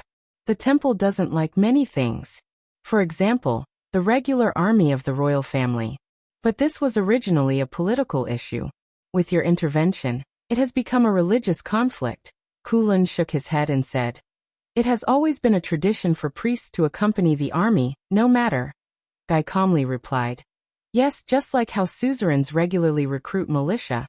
It has also been a tradition. Until the emergence of the regular army of the royal family. Saldus' eyebrows twitched. The archdeacon looked at the dispirited chief of finance. And if we have military priests, the Sunset Church will be able to allocate a permanent fund from the believers' donations, justifiably subsidizing a portion of the regular army's costs, and relieve the pressure on the Department of Finance. This is something that the lofty and self-proclaimed Orthodox temple cannot do. The initially bored Kirkuk perked up. His beady eyes sparkled. It's not that we can't consider it. On the other side, the military advisor was silent for a few seconds. He asked cautiously, In that case, the Sunset Church can fund the expansion of the regular army, provided that His Majesty grants permission for your priests to join the regular army of the royal family to replace the military priests, right? The archdeacon smiled. Of course not. But his gaze changed. But without this bargaining chip, I'm not that confident in convincing the bishops. Sauter scoffed. This is blackmail and profiteering from a burning house. This is more for the kingdom, Guy swiftly retorted. The priests of the temple are basically of noble birth, and are related to the various feudal lords. They are naturally at odds with the regular army. Following the army is just a story. And us priests are mostly born poor, and are used to educating the lower classes. We will be more competent, more capable, more passionate, and more suitable for the regular army than the priests. Yes, that's exactly what I'm worried about, Sauter sneered. At this point, King Kessel suddenly snorted. His meaning was unclear and intriguing. I say, Guy, you're a priest who serves the gods. On the other side, Prime Minister Cullen narrowed his eyes. Full of benefits and calculating bargaining chips. Don't you think that's too vulgar? Vulgar. Stylianides smiled. The king of Renaissance's faith teacher and close comrade, Brother Mohatsa the Prophet, famously said, Theology is the knowledge of men. Gilbert stirred slightly. Divinity exists in human nature, and human nature carries divinity. Only by exhausting every corner of human nature can we hope to find that glimmer of divinity. Guy smiled. Who says the secular world isn't holy? There's a kingdom of heaven in the mortal world. You're not just a little interesting, Guy. The Prime Minister's tone changed. You're also very scary. The archdeacon made another prayer gesture, very devoutly. The goddess test always makes the path of truth seem more treacherous and rugged. No. After a few moments of hesitation, Sauter figured it out and firmly rejected the offer. The regular army of the royal family does not require priests to accompany them. He said decisively, the regular army cannot be restricted by forces other than His Majesty, especially in terms of financial resources. As Sadr said this, he glanced at King Kessel. But to his disappointment, the king remained unmoved. Guy was unperturbed and continued the discussion. If it's limited by the form of payment, we can discuss it. For example, the church can donate the money to the Department of Finance, and the Department of Finance can allocate it to the budget of the Ministry of Military Affairs. Sure. The Chief of Finance's eyes lit up. If this succeeds, you'll have saved my life, Guy. Stylianides nodded politely. Thanks to the goddess. I dare not claim credit. But Saldus' attitude remained the same. What's the difference? Constellation spent 500 years, with endless sacrifices and bloodshed, to drive religion and theocracy back to the temple. As long as I'm in charge of the Ministry of Military Affairs, history will not regress. Sadr spoke with certainty and uncompromising. That's not necessarily the case, Kirkuk muttered. Based on your stance just now, you're probably willing to make anyone prime minister if they can help you expand the regular army. Saldus' expression stiffened. Then I'll thank the heavens. Prime Minister Cullen sighed and shifted his large buttocks that covered the entire chair. Please do, Archdeacon Guy. Archdeacon Guy smiled humbly at them. I understand your concerns, Sir Sadr, but what you've said is a lesson learned long ago. The priests of the temple fell into the self-righteous path of the youngest, arrogant, greedy and corrupt, allowing their selfish desires to overshadow the public, condoning lies to obscure the truth, flaunting the might of the gods for worldly gain, fighting for power through faith, and never turning back. Archdeacon Guy nodded, as gentle as ever. And it was precisely because my ancestors, the priests of the missionary department, saw their mistakes that they broke away from the temple and established themselves, upholding the teachings of the goddess, and established the Sunset Church. It's been nearly 4 centuries since then. The head priest and the archbishop are not subordinate to each other. The priest department and the missionary department abide by their boundaries. We do not. Sadr waved his hand impatiently and cut him off. The temple or the church, the priests or the priests, in my opinion, there's no difference, they're all jackals of the same tribe. When we were weak, we asked for help, of course we'd be obedient. When we're strong, we're greedy and bound to take a mile when given an inch. He said warily, times have changed. The days when the Sunset Temple had unlimited authority and hundreds responded to a single call, and even dared to challenge Renaissance Palace and interfere in the succession of the throne are gone forever. These words sent a chill through the entire imperial conference. Guy heaved a long sigh, making no attempt to conceal his disappointment. I understand, Sir Sadr. It looks like the wishes of the priests to serve the country can only be realized in the future. At the end of the long table, the king's cold gaze was once again overshadowed by the setting sun. In that case, in the face of such a dilemma, it's unlikely to force through military reform. Prime Minister Cullen, who presided over the imperial conference, said with a sigh. Hearing this, Sadr glared at Kirkuk again. Don't look at me. If you want money, Guy and the church have it. Kirkuk knew what the other party was thinking and was unconcerned. As for whether you want it or not, it's up to you. It's not just a matter of money. Unexpectedly, Prime Minister Cullen spoke up again, interrupting the dispute over military wealth that was about to erupt once again. This caught the attention of all the officials.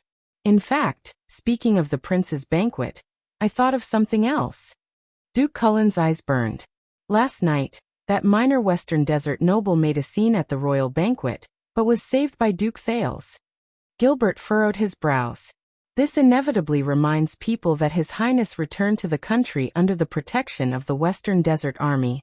And that sort of fakin' has. This could easily give people false expectations, or even be interpreted as the royal family's stance. Things will be troublesome, especially at this juncture. Cullen shook his head as he spoke, seemingly extremely regretful. Prime Minister. Gilbert reminded him sternly. Cullen shuddered slightly, as if he had just understood, and smiled apologetically. But after hearing the Prime Minister's words, many people nodded thoughtfully. Right, the Doyle family in question. The Minister of Agriculture, Lord Croppen, who had not spoken much all day, spoke up. Their Mirror Lake district has been a major grain-producing region for the past few years, and also an important source of soldiers for the Jadestar Private Army and the Central Regular Army. Moreover, they are part of the 7 Jadestar attendants, which may affect the attitudes of the other families. This will also affect the process of military reform. He looked at everyone cautiously. I think we need to determine the nature of the case as soon as possible, sort out the clues, and make a judgment. Indeed, the incident at the royal banquet has brought us a lot of trouble, whether it is the upcoming military reform or this letter. King Kessel's figure moved slightly on the throne. Viscount Kinney glanced in the direction of the king. Seeing that he did not react, he cleared his throat. Forgive me for being blunt, but I heard that Mindy's Hall has become the new place that everyone in the capital flocks to. Look at the Doyle family. They made a huge mess, but His Highness still risked his life to protect them. I do not want to criticize Duke Thales, but his attitude at the banquet is sometimes easy to misunderstand. Kinney. Gilbert sensed the direction of the meeting, and he was shocked and angry. There is no problem with His Highness's handling of the matter at the royal banquet. He is merciful, magnanimous, and impartial. Governor Kirkirk shrugged his shoulders. But now looking at this letter, what we need the most is merciful and magnanimous. Viscount Kinney nodded in agreement and added, and impartiality. Gilbert was incredibly anxious. Regardless of the consequences, His Highness has saved 2 lives and 2 families with his superb skills, preventing a worse situation. But it is a barbaric method of a bloody duel, another voice said. May the setting sun forgive him. Gilbert turned his head around in disbelief, and stared at his best friend. Guy. Archdeacon Stylianides nodded apologetically. Before I entered the palace, the bishops were discussing this matter. The officials exchanged glances and understood each other's intentions. The archdeacon made a penitential salute. With the setting sun as witness, the Duke of Star Lake dueling in person and resorting to the ancient rites of barbarism and heresy, that's a terrible signal and demonstration. No, that happened at night. Prime Minister Cullen scoffed sarcastically. It should be, witness of the North Star. All the officials in front of the Emperor lowered their heads. Gilbert sucked in a deep breath and explained to his good friend. Guy, my friend, as far as I know, the duel was unreasonably proposed by the other party, and Prince Thales agreed to the duel out of pity. Putting himself in danger was just an expedient measure. Guy nodded in understanding. Of course, I understand the prince's difficulties, and I admire his benevolence, magnanimity, intelligence, and wisdom. But do you think that after this story spreads throughout the kingdom? Duke Cullen clicked his tongue and shook his head. When people mention a duel, well, the first thing they think of is the prince's benevolence or Jadestar's violent duel. Gilbert furrowed his brows. The archdeacon smiled as well. What Lord Cullen said is not without reason. Just like how the bishops of the church are also worried. In Northland, the Extension warriors may have given His Highness the courage to fight to the end, but they also numbed His Highness' thoughts in the midst of violence and bloodshed, causing him to not reject the barbaric and backward ancient rites. Gilbert stared at his good friend deeply. He could not hide his disappointment. And the king still did not move. As time goes by, His Highness, as the heir to the kingdom, has not avoided heretical beliefs and rites time and time again. Guy's tone became worried. This will have a profound impact on people's attitudes and ways of doing things, causing young people to be hot-blooded, desperate people to take risks out of desperation, and imitators to advance wave after wave. This will be greatly detrimental to the kingdom's existing governance. Moreover, the goddess will not be happy to see her believers bleed because of barbaric duels. And the same goes for her believers. Count Kroppen looked at everyone's expression and interjected with great interest. That I also think. Enough. The Foreign Affairs Minister's rare outburst of anger silenced the gossiping crowd. Everyone. His Majesty did not summon us to this room for us to judge right from wrong and pursue the matter to its roots. Gilbert's breathing quickened. He stood up and glanced angrily at each of his colleagues. Sire, I know that the regular army's expedition to the western desert has involved a great deal of effort, but it was not a complete success. You have your own difficulties and are brooding over it. The military advisor pursed his lips. Chief Kirkirk, I also understand that the accident at the banquet caused the Department of Finance to lose a considerable amount of forfeiture money and caught you off guard. The Chief of Finance crossed his arms in annoyance. As for the Prime Minister, you are trying your best to avoid unnecessary conflict between Renaissance Palace and the vassals, so you have used His Highness as a target to divert attention. The plump old Duke chuckled nonchalantly. Viscount Kenny, please be rest assured that no matter how popular His Highness is, or how he recruits talents, it will not affect your position as a pillar of the King's support party. The Minister of Commerce's expression darkened slightly. As for Guy, old friend, I swear to you that it is not His Highness' fault that you failed to become the Prince's theology tutor, and it does not mean that His Highness is closer to the temple. The Archdeacon closed his eyes and lowered his head. And Lord Croppen, you have been silent for the entire day, and that is already smart enough. Echoing the crowd at the end will not make you look smarter. The Minister of Agriculture coughed in embarrassment. Gilbert took a deep breath and calmed his emotions after he made all the officials in front of the Emperor shut their mouths. He resisted the urge to look at the figure at the end of the long table. That's right. I can feel it.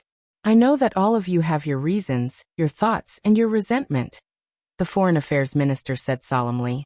But all of you, I implore you to put yourselves in the Prince's shoes and understand his situation. Then you will understand that for the kingdom, His Highness has many times no choice, many things he has to do, and many encounters are beyond his expectations. And he has done his best in those tasks that he should have completed. Gilbert slowed down his speech, and unknowingly, there was a hint of regret in his voice. From the National Conference to Dragon Cloud City, from the Great Desert to Mindy's Hall, in the face of the covetous Northland vassals and the turbulent domestic politics, any one of us, even His Majesty, even Prince Midier back then, could not have done better than him. His voice was loud and impassioned and it shook Ballard Room. Not to mention that we all owe him a favor, be it for stopping the Northlanders from moving south, or stabilizing the Jadestar royal family and Constellation's political situation. On the throne, King Kessel leaned against the back of his chair again. His gaze was distant, and no one knew what he was thinking. As for the other unexpected consequences caused by Thale's actions, be it the chaos in the Western Desert, Doyle's case, the duel, the dispute, or this damned letter and the predicament it brought, they are in fact the result of our lack of consideration and planning. This is the dereliction of duty and incompetence of our servants, and it is the responsibility that we should bear. Gilbert exhaled, paused for a moment and looked at everyone. Everyone turned their heads away to avoid eye contact with him. When Gilbert said this, he felt bitter. Shift the blame to His Highness? This will not cover up our incompetence, nor will it solve more problems. And that child should not be responsible for a mistake that he is unaware of. At this moment, Duke Cullen suddenly spoke. Even if he is a Jadestar? Gilbert's expression changed. He turned around abruptly and showed no signs of weakness. It is precisely because he is a Jadestar. Prime Minister Cullen frowned. After pausing for a few seconds, the Prime Minister sighed. I know, Count Casso, you are his teacher. But Gilbert quickly interrupted him. I am not saying this just because he is my student. Gilbert turned around and faced his other colleagues. His tone was resolute and brooked no room for doubt. It is also because of Prince Thales himself. Whether it is his courage and achievements in going north as a hostage, his experience in traveling thousands of miles back to the country, or his courage in saving people at the banquet, all of these prove that he is worthy of being the Jadestar descendant, the Duke of Starlake, and the bloodline of the kingdom. When he said this, Gilbert's voice trembled slightly. We should all feel honored and proud to have such a prince. We should be the long swords in his hands, not the stones in his boots. We should help him, not obstruct him. When he finished speaking, Gilbert raised his hand and pressed it against his eyes. He took a few deep breaths. The Imperial Conference was silent. The king's gaze was still like a sharp blade in the snow, emitting a cold glare. Vice Bishop Guy sighed and patted Gilbert's arm, gesturing for him to sit down. Gilbert. Gilbert flung his friend's arm away and took a deep breath. Please forgive me, everyone. He tried hard to adjust his emotions and calm his tone. Just as your majesty said, I am tired and old. Ballard Room was silent. At least you are not fat. Prime Minister Cullen took over the conversation. He was a little dispirited and sentimental. I will not be an eyesore to certain people. This sentence had a profound meaning, and no one dared to continue. That was until the King of Constellation tapped her fingers lightly and broke the dull atmosphere. Gilbert. Kessel V's gaze was directed at him. He could not hide the complicated and subtle tone in his voice. Old friend. But Gilbert suddenly raised his head. And you, your majesty. The Foreign Affairs Minister's voice suddenly rose. Many people were taken aback by this. Gilbert stared straight into the king's eyes, which were filled with pressure. His chest rose and fell.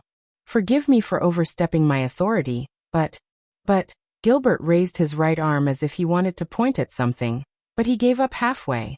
He gritted his teeth. His face was conflicted.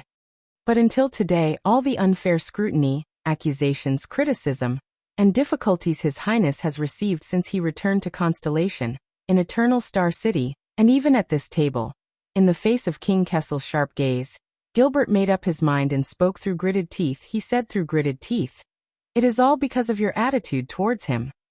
As soon as he said this, the expressions of all the officials before the king changed. Gilbert. Guy warned sternly. Prime Minister Cullen's face was tense as he sank into deep thought. But the king only stared back at Gilbert quietly, and did not say a word. Only Gilbert gulped, closed his eyes and sighed. To be honest, your majesty, I am not very competent as a subject or as a father. I have no right to lecture you. But as a friend. Gilbert opened his eyes. He was sincere and serious. Kai, your highness, fifth prince. These titles made everyone's thoughts stir. King Kessel did not speak. But at that moment, his fingers that were tapping on the table stopped. You really should be proud and gratified that you have such a son.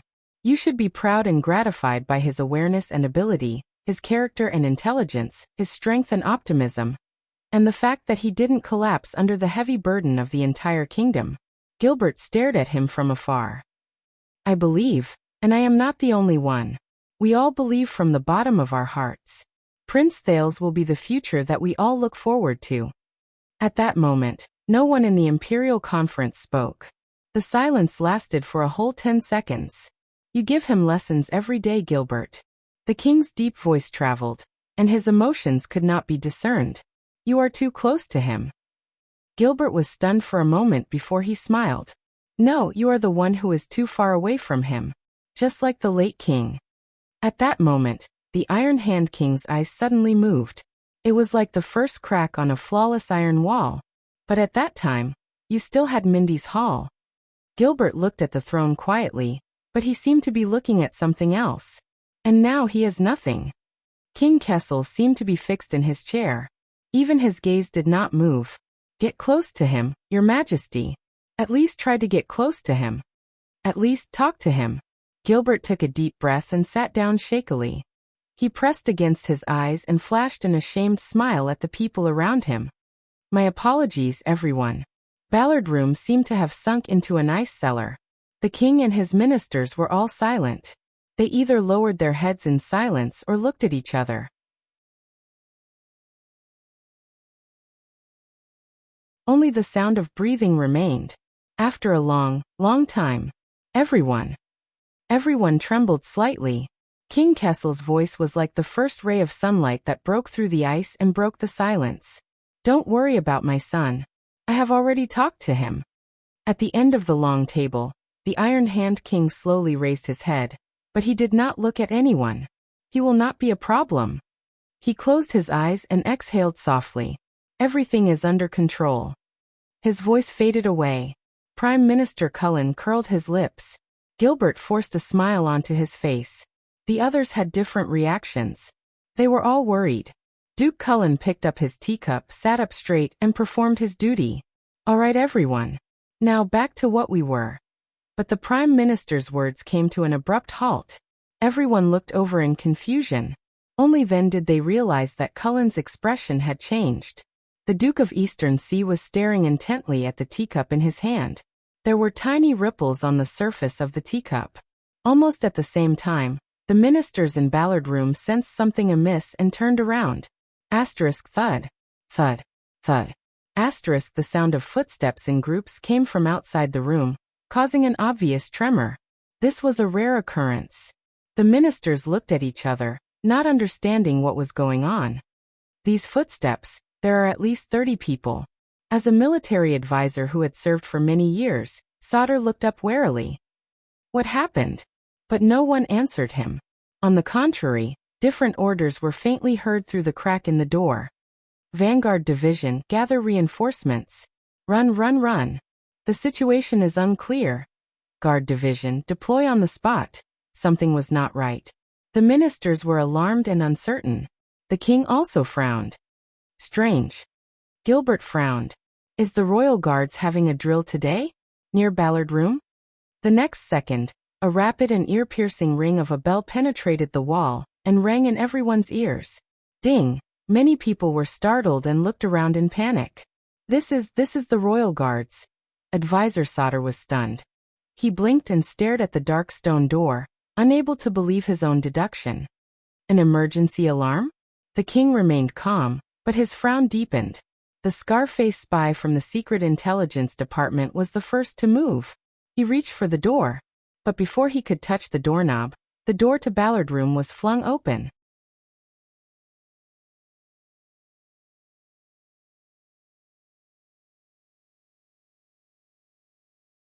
Chapter 6:15. Your Majesty, gentlemen. The head guard of the Royal Guards, Lord Fabio Adrian, carried an everlasting lamp and walked through the door in a dignified manner. A few well-trained Royal Guards followed behind him. Forgive me for interrupting, but it's time for dinner. Although they were acquaintances, the sight of them fully armed and ready for battle still gave everyone a fright. Fabio, you look good. Duke Cullen touched his belt and shifted his, but without batting an eyelid, his eyes never leaving the sword at Captain Adrian's waist. Just to call us for dinner? Thank you. Adrian flashed a friendly smile and bowed deeply to King Kessel. Please do not panic. We are just doing a small drill. Now please follow me out of here in an orderly manner. But an impatient voice interrupted him. Fabio, what's going on? Advisor Sauter frowned as he looked at the Royal Guards and the increasing number of guards outside, paying particular attention to their hands on the hilts of their swords. Why are there so many people in this guard formation? Lord Adrian smiled. He first glanced at the king at the end of the long table, then said politely, It's nothing. Sir Sauter, we brought forward the drill this month, that's all. But Sauter did not buy it. That's enough, Fabio. The military advisor snorted coldly. We served in the regular army together, and experienced the bloody year together. You and I both know that this is not some *T routine drill. You are facing the entire Imperial Conference, and everyone here is an elite of the kingdom. What is there that you can't say? This sentence made many of the ministers, who had no military experience, nervous. As they spoke, the commotion outside Ballard did not stop, but grew louder and louder. Shouts and hurried footsteps could be heard from time to time. Captain Adrian looked at Sauter solemnly and sighed deeply. He glanced at the king again, hesitating to speak. At the end of the table, King Kessel was as calm as ever. He crooked his finger and gestured for Adrian to come closer. Lord Adrian. Gilbert could see some clues, and he spoke gently. If there is any inconvenience, of course we can cooperate. We are hungry anyway, aren't we? But just as Adrian approached the table, the footsteps outside the door suddenly grew louder, almost deafening. What followed was the sound of weapons being unsheathed. They're here. Guard Division, hold steady. Who the F***CK called the sniper team over? Protect His Majesty. Back off. The shouts of the Royal Guards rose and fell one after another. They were all different, but it made Lord Adrian's face turn pale. The captain of the Royal Guards turned around and protected King Kessel behind him. Sauter immediately reacted. He instinctively reached for his waist, only to remember that he had left his weapon at the palace gate. Only then did the officials in the room realize that something was wrong.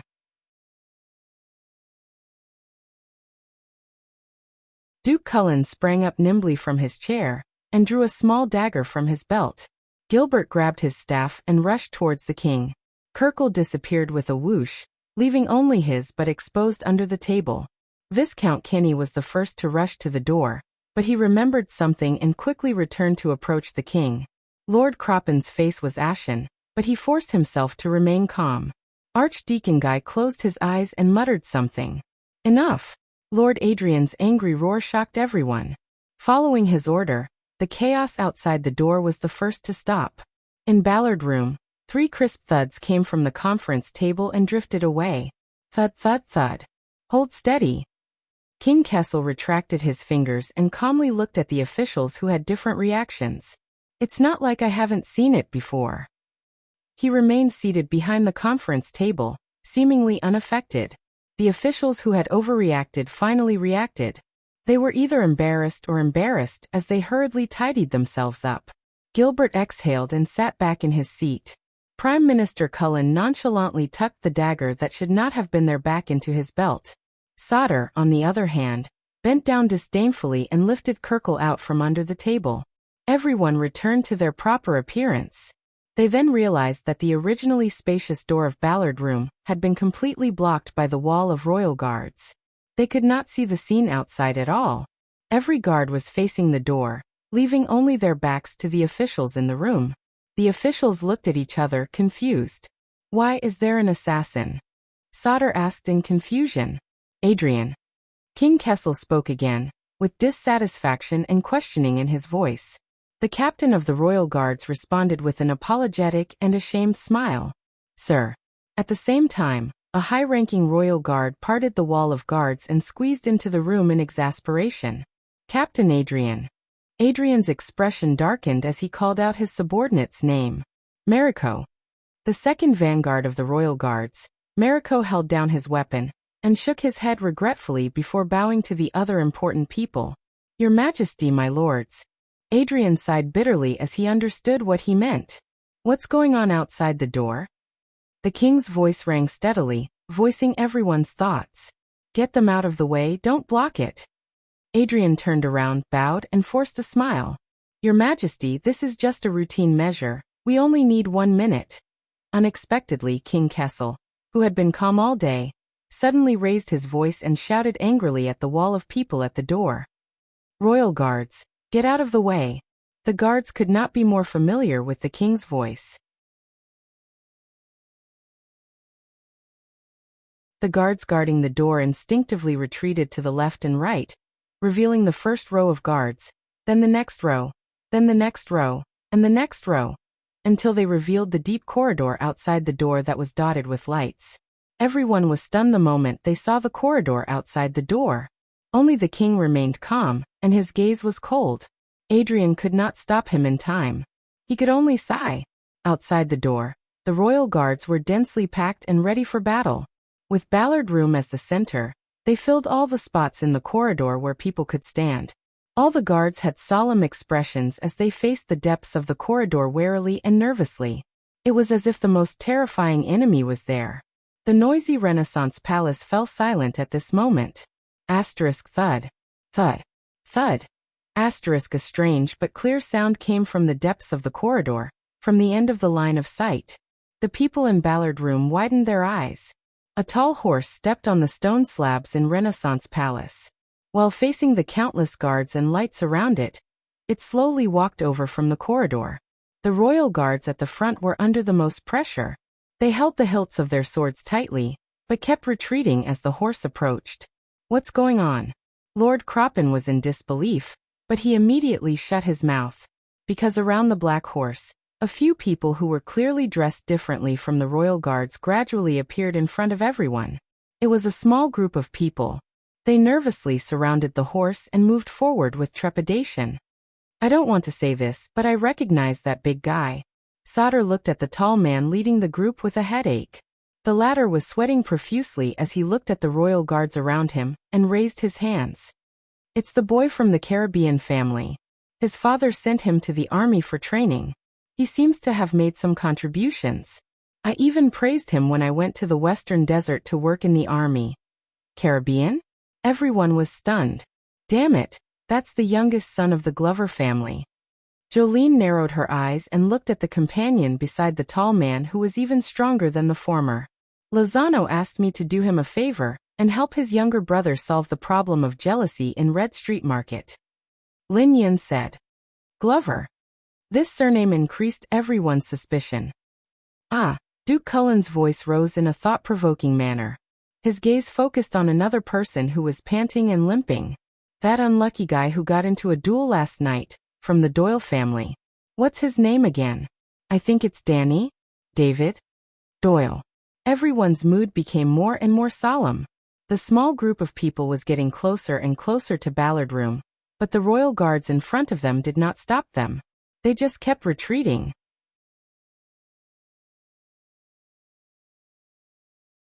If that's the case, that horse, I remember now. Viscount Kinney's gaze was focused on the beast and he said in confusion, when I went to Northland, I brought along a gift and a mount from my country for Prince Thales.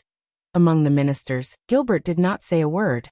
He just stared blankly at the young swordsman at the front who was holding a single-edged sword and facing the royal guards with a nervous expression. It was as if he was hit by something. However, these invaders of extraordinary origins were nothing. When their figures dispersed and revealed the person they were escorting, the air completely froze. It was a teenager. Compared to the nervous expressions of the people around him, he strolled forward leisurely, as if he was not worried at all. At that moment, behind the meeting table, King Kessel's pupils suddenly constricted, and in Ballard Room, all the ministers sucked in a cold breath. Prince? What the hell? The Duke of Star Lake? Prince Thales. The troublemaker is in trouble again. May the setting sun protect him. No one noticed that the scar-faced detective from the Secret Intelligence Department clenched his fists tightly under his sleeves. The king's voice rang faintly. Fabio Adrian. The Iron Hand King slowly called out the full name of his personal guard captain, as if it was chilling to the bone. What happened? In Ballard Room, the ministers immediately quieted down. Lord Adrian's body stiffened. Then he turned around and responded with a salute. His words were formal. Your Majesty, Prince Thales missed his father dearly and came back carelessly. Looking at the tall horse approaching, Adrian's eyebrows twitched. Speak human language. The king's reply was simple, slow, and strange. Adrian took a deep breath and continued. The prince is still young and accidentally entered the palace gate. Asterisk thud. Asterisk a soft knock cut off Adrian's words. Obviously, the Iron Hand King's voice was very soft, as if he was speaking quietly with his breath, gentle and indifferent. Your commanding officer does not know how to speak human language, Mariko. The second vanguard, Mariko trembled slightly. Adrian closed his eyes and sighed, but this could not stop the king's request. You answer. Within 2 seconds, Mariko's chest rose and fell. He glanced at his commanding officer and gritted his teeth. Your Majesty, from what I saw. Mariko took a step forward and pointed angrily at the corridor. The Duke of Star Lake and his entourage of 8 trespassed the palace grounds with weapons without an appointment or notification. Their intentions unknown. Everyone was shocked. Duke Cullen dug his ears desperately, as if suspecting that he had heard wrongly. Gilbert stared at Thales in disbelief, his lips moving. At first, the air in Ballard Room was only stagnant, but after these words it turned cold. At the end of the long table, King Kessel's pupils reflected the slowly approaching Thales. He snorted nonchalantly in response. And you let him in just like that. Mariko frowned and was about to respond, but Adrian beat him to it. Your Majesty, the guards on duty at the palace gate today are not good with words and are rigid in their actions. They had a conflict with His Highness men. There was some verbal friction and some pushing. But the king's voice rang again. Mariko? The second vanguard gulped and glanced at his commanding officer again. Adrian looked at him, troubled. In the end, Mariko no longer hesitated and said indignantly, Your Majesty, just now, Duke Thales tried to force his way into the palace. The guards at the gate were loyal to their duties and refused to let him in, so they fought with the Duke's men. There was blood on both sides. Since you are loyal to your duties, King Kessel interrupted him mercilessly. His tone was flat, but inexplicably frightening. Then how did he get in? Mariko shuddered and immediately lowered his head, unable to hide his shame. The vassals' gazes moved back and forth between the slowly approaching Thales and Mariko, and finally returned to the king. Mariko. Adrian reminded him softly by the side. But Kessel glanced at him and cut off Adrian's words. Mariko took a deep breath and gritted his teeth. After the blood, things became strange. Many people quickly gathered at the palace gate to watch, and the scene was very big. Adrian coughed and continued Danger's line of thought. I was the one who made the decision. We had to let His Highness in and deal with this matter in the palace, or else the entire Eternal Star City would have seen that scene. For the sake of the kingdom, bang. There was a loud sound, but it was the king who slammed his fist on the table. What followed was his extremely cold and angry rebuke. Is there no one who saw it now? Once he said this, Adrian and Mariko bowed together and knelt down on one knee. The vassals in the room did not even dare to breathe loudly. At that moment, Father, the unique voice of a young man came from afar. Why are you angry? The vassals turned their heads in unison. At some point, Thales had already walked to a distance where they could see his movements clearly. In this tense moment, the prince's voice had a hint of laziness and ease. The strange thing was that the prince was actually carrying a sword on his shoulder. The blade of the sword was pointed backwards, and as he walked it swayed and swayed, pointing straight at the ceiling of Renaissance Palace. King Kessel frowned. Mariko, what happened? The second vanguard who knew his mistake was shocked and did not know how to answer. Adrian, who was beside him, immediately understood. He knew what the king was asking, and he answered respectfully. After entering the palace, we were about to capture him, but His Highness immediately put the sword to his own neck. He used so much force that it even drew blood. The vassals were shocked.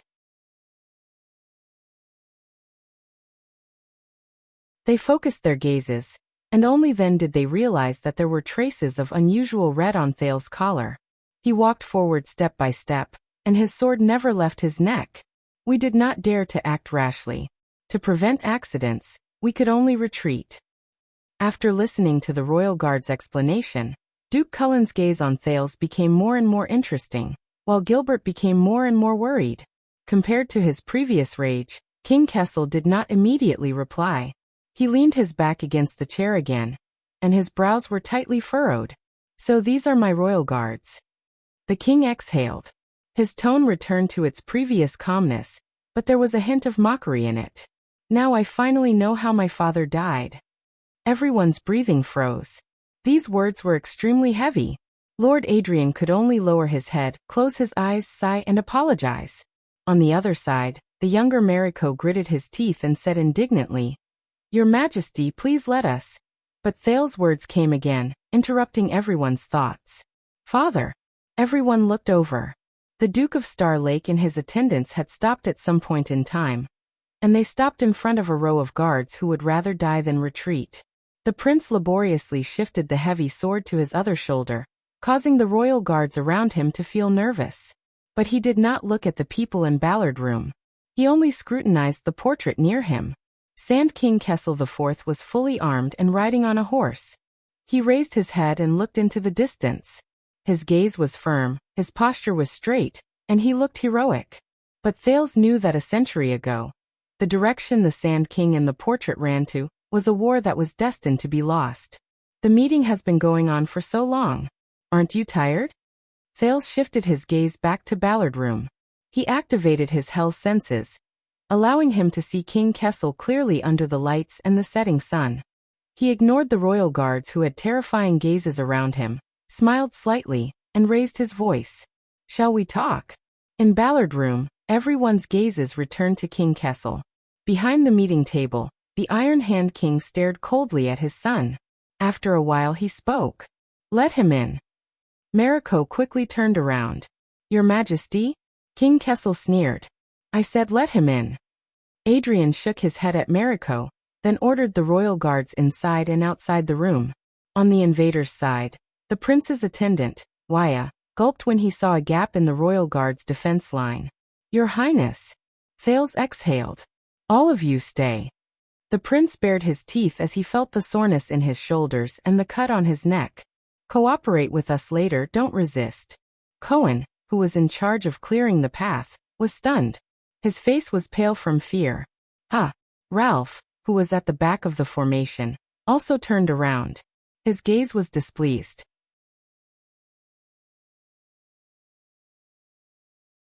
Don't worry, all of you are my subordinates, they probably won't.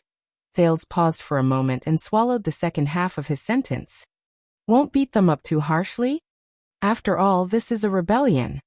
Around them, the densely packed royal guards were still nervous, as if they were facing a great enemy. Beside Thales, Jenny, the black horse, felt the terrible atmosphere and neighed uneasily. I know it's too dark here. You don't like it, right? Thales turned around and comforted Jenny quietly. It's okay. Me too. Jenny whimpered and quieted down, feeling wronged. The Duke of Star Lake stopped smiling. He carried the incredibly heavy long sword and strode forward. Just like countless times in the past, he walked forward alone. The prince's sudden approaching figure made the royal guards around him spread out abruptly. Like a whistling arrow shooting into the forest, it startled countless birds. Thales could feel that when he crossed the threshold and brushed past the royal guards. The vanguard named Mariko stared at the longsword on his neck. His muscles twitched rhythmically, as if he was waiting for an opportunity to attack. But Adrian, who was beside him, held him down firmly. Finally, Thales stepped through the door of Ballard Room unscathed and saw King Kessel behind the meeting table. This journey was really not easy. The prince stopped in front of the meeting table and seemed to be in high spirits. You are well protected, father. Even your own son had to shed blood to meet you. King Kessel only stared at him coldly. There was not even a hint of obvious expression on his face. It was just as Thales expected. Unlike before, the prince did not pay attention to the king. He looked around with interest. In front of him, the ministers of the Imperial Conference stared at him with dumbfounded expressions. Their expressions were interesting. Behind him, countless royal guards glared at him resentfully and gritted their teeth. As expected, Anchor was right. Without waiting for the others to react, Thales sighed and tightened his grip on the sword beside his neck. He lamented to himself. That's right. He sighed and lamented. If I don't kill, no one will listen. Even if it's my own life. He narrowed his eyes and looked back at King Kessel. Similarly, if I don't rebel, the tyrant will be fearless. He might even think that he is very popular. What kind of world is this? Your Highness. In the Imperial Conference, Gilbert was the first to be unable to hold back. He tried his best to hide his anxiety and forced a smile. What are you doing?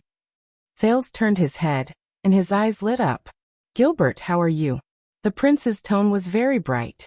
There was no hint of gloominess, and it was a stark contrast to the atmosphere in Renaissance Palace. By the way, Wuxia is back. Thales flashed his thumb behind him. He did not care whether his thumb was correct or not. He just chuckled. A reunion between father and son.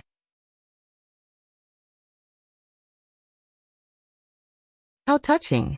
For some reason Thales, who had been filled with pressure when he entered and left Renaissance Palace a few times, actually felt relaxed and happy at that moment. It was as if he had removed all his burdens. But his smile did not last long. Because at that moment, Gilbert's expression was extremely complicated. He stared at Thales' face, then at the sword on his shoulder. He seemed to be smiling bitterly, grieving, sighing and feeling grief. It made Thales stunned for a moment. I know, Your Highness. Gilbert sucked in a deep breath and lowered his head. When he looked up again, he was beaming with joy. You are not satisfied with your marriage. Gilbert's smile froze, and he suppressed his rapid breathing. I understand. When he said this, many people were confused. Thales was also stunned. Marriage? What marriage? But you don't have to be so anxious. Gilbert cut him off fiercely. While he talked to himself, he gave Thales an anxious look. I told you, just wait for me at the entrance of the palace. I will explain it to you. Gilbert laughed, turned his head, and smiled bitterly at the others. You know, young people are not satisfied with their marriage candidates. They are a little impulsive and wanted to clarify things with me. And our meeting went on for too long. He could not stay, so he. Thales blinked and gradually understood. He could not help but feel warmth in his heart. But it was a pity. Gilbert. I see. Deputy Bishop Guy reacted quickly. He smiled faintly and nodded. Marriage is indeed a big matter. May the goddess bless. Viscount Kinney was born noble. He also reacted and laughed heartily. Oh yes, yes. Of course, we were young once, we understand. Prime Minister Cullen also blinked and shook his head like a kind and amiable old man. I still remember that His Majesty once made a fuss about marriage in front of the late king. The ministers in the Imperial Conference laughed continuously. They had excellent chemistry and soon got along well, making the atmosphere in Ballard Room much more comfortable. Most of the royal guards also understood what was going on. Unknowingly, they began to laugh and relax their tense muscles. But Adrian sadly noticed that in the face of such an atmosphere, only two people were unmoved. King Kessel did not laugh. He stared blankly at Thales, as if there was no one else in his eyes at that moment. Thales put on a fake smile. There was no warmth in his eyes when he looked back at the king, only an eager challenge. Fabio, very good. You are very responsible. It was just a false alarm. Advisor Sauter exhaled and gave Adrian a thumbs up. But the exercise was very effective. I suggest that we reward our brothers. Clang. A muffled sound of metal colliding suddenly rang out. The royal guards who had not completely relaxed shuddered and unsheathed their swords. Steady. Adrian bellowed, calming down a possible conflict. The royal guards who had just come to their senses breathed rapidly and looked at each other nervously. Only then did they put away their weapons under the strict orders of their commanding officer. The ministers in front of the Imperial Conference were tongue-tied in disbelief. Sorry, it's too heavy. The person responsible for the muffled sound, Thales, breathed heavily. He laughed and dragged the blade from the ground. No wonder it's called load-bearer. King Kessel narrowed his eyes. The emotions in his eyes became more and more indescribable. After this incident, the minister's efforts were completely interrupted. Gilbert's expression only became more bitter. This made Thales feel a little guilty. But soon he put this behind him. He stepped forward nonchalantly and reached out his hand. Swoosh! A few of the royal guards unsheathed their weapons again. Don't worry. This time, Thales chuckled and walked to the discussion table. He gestured for everyone to relax. I just want to give myself. The prince sat down casually, patted the shoulder of the person next to him, and looked into the Iron Hand King's eyes. Find a chair. Near him, Chief of Finance Kirk looked at the prince's hand patting his shoulder, and revealed a smile that was uglier than crying. Sensing the puzzled and uneasy gazes around him, Thales smiled. Yes. Be it in the Hall of Heroes or here. He had to find a chair for himself. He had to wield a heavy sword that was beyond his means. He bet his life.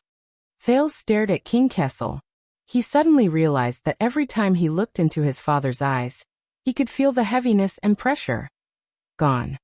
Even though the king's gaze was still sharp, he still felt a slight sting when he looked into it. Sorry to disturb you, everyone. Thales slapped his thigh and leaned against the discussion table. He smiled and said, I'm afraid that today's Imperial Conference will end early. In Ballard Room, both the courtiers and the guards looked at each other, not knowing what to do. The king's gaze became more profound. Thales looked at the sky outside the window and could not help but smile. Perhaps it's not too early? He suddenly had a feeling that on the small table in front of him, there were surging waves that were constantly moving, pulling back and forth lines that were drawn back and forth. At this moment he stepped into this room, just like a ship parting the water, cutting the Gordian knot. Finally. What are you doing? King Kessel's voice rang in the silence. He enunciated his words slowly, very slowly. Son. When he heard this title, Thales felt a little dazed. Me? Thales paused and showed a sincere smile. I'm here to save you. The prince's inexplicable answer made everyone frown. Oh. In front of everyone, the Iron Hand King let out a faint laugh. Save me? He leaned back and blended into the darkness where the sunlight could not reach. He became indifferent again. It was as if his anger and madness had reached its peak, and he had returned to extreme calmness. "Yes, father." Thale's attitude was relaxed and cheerful, as if he was enjoying a conversation between father and son. "I'm here to save you." The prince also leaned back and entered the warm embrace of the setting sun. Only his gaze suddenly turned cold. It was like a sharp blade being unsheathed. To be free from the burden of that crown. Thales curled his lips and looked at the Iron Hand King with a smile. The crown. When he said this, the faces of the ministers in front of the emperor immediately turned ashen. The royal guards were all stunned. Gilbert could not hide his panic. He lost his composure and shouted, "Your Highness!" At that moment, the light in King Kessel's eyes changed back and forth. But in the end it all came to one. It was directed at the Duke of Star Lake's smile. Thales raised his eyebrows and his smile froze. "Oh, I'm sorry, I forgot." While countless people lost their composure in fear, Thales reacted and pointed at King Kessel's forehead without a crown. He smiled apologetically. "It's not on your head."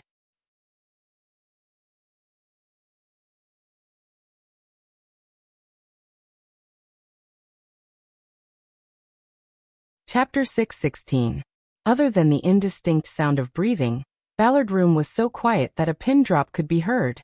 But as the chief commander of the Royal Guards, Lord Adrian felt that this was one of the most torturous, and painful moments of his life. Flames flickered and the shadows of the blades swayed. The setting sun illuminated the wall, blood red. Separated by a table, the Supreme King and the Duke of Star Lake faced each other in silence. Everyone else went silent like cicadas in the winter. Amidst their fear and nervousness, they waited for this strange and fragile silence. Finally, after an unknown amount of time, King Kessel's deep and forbearing voice slowly rang in the room. "Why? Why?" The king's words were calm and slow, but contained an unbearable weight. The young duke's low laughter responded to him. Thales rested his forehead on the hilt of the load-bearing sword, exhaled, and stopped laughing. "Shouldn't you have expected this to happen? After you summoned me to the palace to have an audience with you, and after you raided Mindy's hall." Thales raised his head, his eyes like lightning. "Your Majesty?"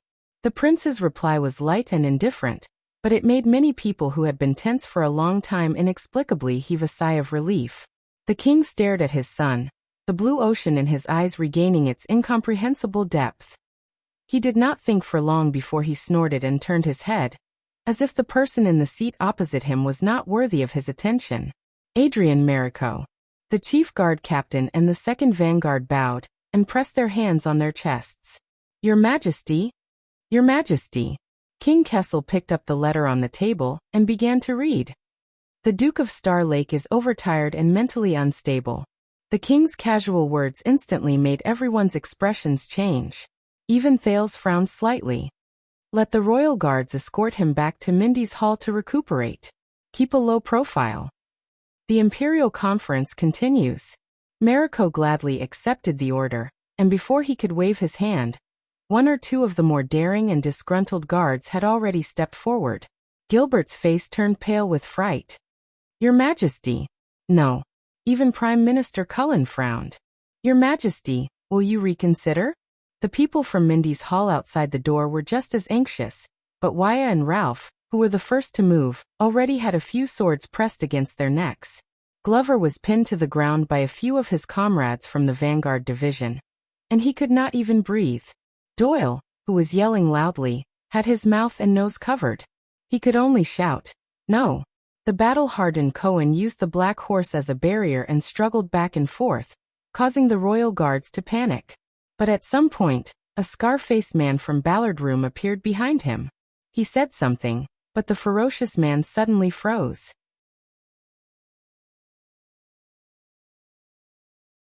Then, the scar-faced man struck the back of Cohen's head, causing him to fall to the ground. The restless Jenny bared her teeth fiercely, but an experienced old guard lit a burning torch and pressed it in front of her. The big black horse whimpered and immediately became obedient to protect itself. Thales looked away from the corner of his eye. He knew that he had no backup, even though they were muddle-headed when they entered the palace. "But Your Majesty." Adrian, the captain of the guards, raised his hand to placate Marico, who was about to make a move and said tentatively, "From here to Mindy's Hall, Fabio Adrian." The king was so absorbed in reading the letter that he did not even raise his head. When his full name was called, Lord Adrian immediately lowered his head and shut his mouth. "I've been lenient enough today, no matter who it is." Even though he was speaking to the captain of the guards, everyone present, including Gilbert, the vassals, and the guards felt their hearts tremble. "Don't test my patience." At this moment, ding! A sharp sound rose and the group was shocked. They turned their heads around simultaneously. Thales held the hilt upside down and smashed the tip of the load-bearer against the floor tiles of Ballard Room to check the quality of the ancient Empire sword. Clang, clang, clang. In front of everyone, Thales ignored the gasps. With the help of the Sin of Hell's River, he lifted the load-bearing person onto his shoulders and clicked his tongue in amazement. The guards closest to the youth were about to step forward, but when they saw this scene, they couldn't help but stop. Bearers. As expected of the blockhead's family heirloom sword, not only was its quality up to standard, it was also very heavy. Just maintaining this posture without collapsing had used up a lot of his strength. Not to mention, he also had to prevent the blade from accidentally injuring him when it was right in front of him. It was just like his title. "I keep thinking that this room is too monotonous." Feeling the cold blade on his shoulders, the prince raised his head and faced the tense people with a cheerful attitude. "Maybe I should hang one more painting such as..." Thales narrowed his eyes, and his tone instantly became serious. "Ascension King's sacrifice?" At that moment, many people could not help but hold their breaths. Thales saw their reactions and smiled coldly. He became even more unruly and unruly. Or the Iron Hand King kills his son. Kills his son. The group was first stunned. Then they looked at the king nervously. "Stop fooling around, Your Highness." Seeing that the situation was getting worse, Gilbert spoke sternly. He had always been polite to the prince, and his face was filled with pain. He called Thales by his name. "Thales." But Thales only returned him a smile, and said nothing. Only the setting sun shone on his collar, casting a bright red hue. Faced with the prince's response, Lord Adrian sighed helplessly and looked at the king again. At the end of the long table, the Iron Hand King seemed to come back to his senses and slowly looked up from the letter. "This is the kingdom's imperial conference." He glanced sideways at his son and snorted without a care. "I don't have time to listen to an aggrieved brat cry his heart out." The vassals looked at each other. King Kessel's tone suddenly turned cold. "If he wants to commit suicide, let him be. Let him be." In the midst of his shock, Thales could not help but clench his teeth. Jadestar does not need idiots. The Iron Hand King lowered his head and returned his gaze to the letter. "Or cowards." Everyone's gaze returned to the Duke of Star Lake. The vassals nervously paid attention to his gaze and words, while the guards stared at his movements and the tip of his sword. Thales felt a chill in his heart. At that moment, it was as if he had returned to Dragon Cloud City and the Hall of Heroes in Heroic Spirit Palace 6 years ago. At that time, the Born King and the 5 archdukes' gazes were the same as now. Like thousands of sharp arrows, they shot towards the sword in his hand that was too heavy to hold. They were waiting for him to commit suicide. Or surrender. It had been 6 years. Nothing had changed. Except for one thing. Thales' gaze became determined. The sin of Hell's River gathered like a trickle, helping him to grip the bearer on his shoulder. The sword in his hand was no longer unbearably heavy. "Then you must be an idiot and a coward, father?" Thales spoke calmly, but his words were as sharp as a knife. "Or you don't want to be a Jadestar again? Is that so?" As soon as he finished speaking, the content insulting the king was met with a dead silence before it caused an uproar. The king did not move. Only his eyes emitted a cold light. It had been 18 years since Kessel Jadestar was crowned king after the Bloody Year. During the era of the Iron Hand King's rule, the last time someone directly contradicted, or even insulted the Supreme King was during the National Conference 6 years ago. The Duke who committed treason and spoke rudely was already in prison. He was destined to spend the rest of his life behind bars. Many people who hoped that the situation would calm down had their hopes dashed. They could not help but sigh in pain. The royal guards' gazes were solemn.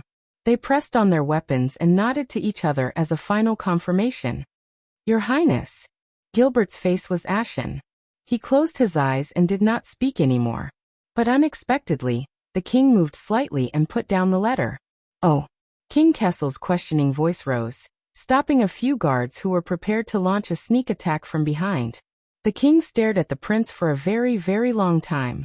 But this time, there was something else in Kessel's gaze. Why? Even though it was just a word that came out of nowhere, Thales knew what he wanted to ask. It was like a telepathic connection unique to Jadestar's. You know why? Thales tapped the ridge of the sword and said calmly, regardless of the reason, if the heir to the throne dies in Renaissance Palace, your rule will suffer an unprecedented destructive blow. The same goes for Constellation. The heir to the throne. Die in Renaissance Palace. With just a few words, the vassals in front of the king frowned, their hearts filled with countless schemes. King Kessel continued to stare at Thales, his eyes slowly widening. Father, if you force me to my death here, you will be destroying your own path and digging your own grave. Of course. Thales shrugged, relaxed and content.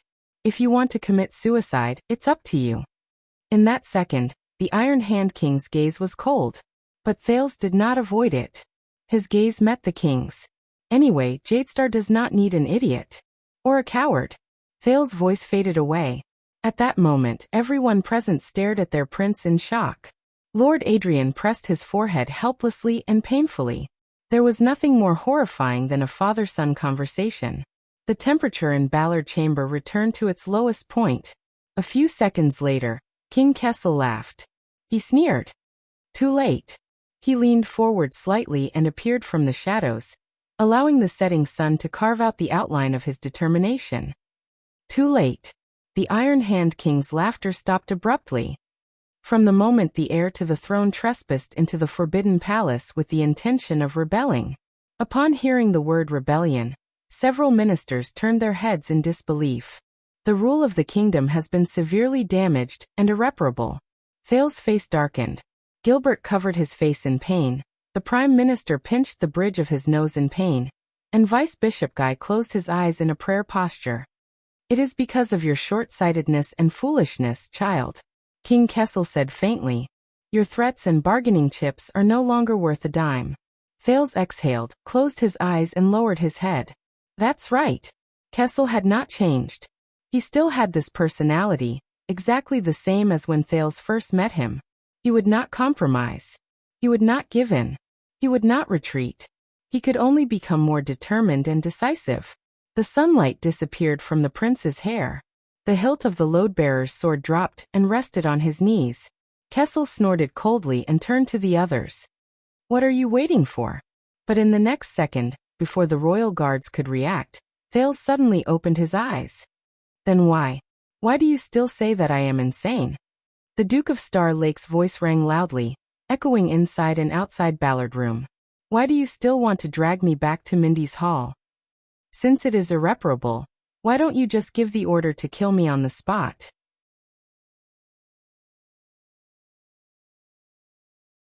Thales gripped the load-bearer tightly and sat up straight again. He faced his opponent. King Kessel snorted coldly and reacted just as quickly. Are you so sure that I do not dare? Of course you dare. The prince replied sternly.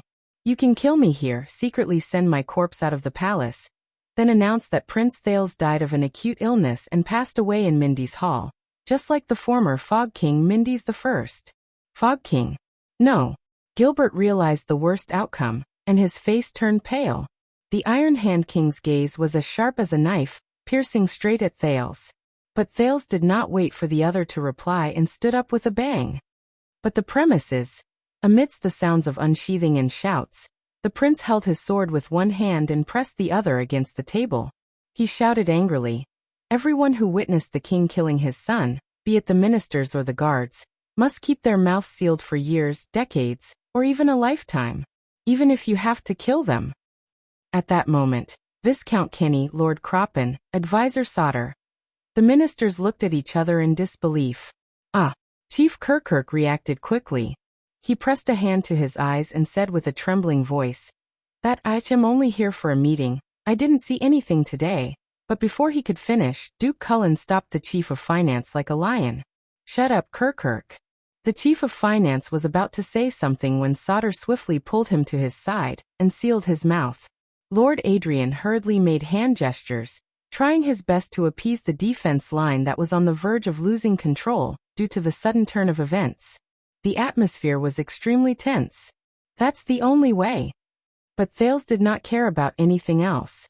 He only stared at the king in front of him, gritted his teeth and panted. "You won't leak the news, repeat the evil example of the Ascension King's son, endanger the authority of the royal family, and threaten your rule." But he had obviously miscalculated. The Ascension King?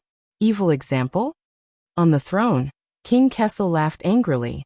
"If we can recreate Alan I's greatness, why not sacrifice a prince?" As soon as these words came out, the ministers and guards were shocked again. Thales frowned hard and gritted his teeth.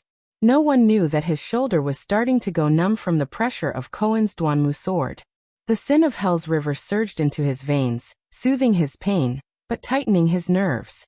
Compared to his many enemies, King Nuvan, King Chapman, Zayn, Fakenhaz, Asda Giza, the ugly-faced woman Stake, the Iron Hand King might not be the strongest, the strangest, or the scariest. But he was definitely the toughest. Impervious to the slightest threat. Fearless of the worst outcome. Not hesitant to perish together. Compared to him, Roman Williams, with his skull on his shoulders, was simply the most gentle, considerate, and easygoing person in the world.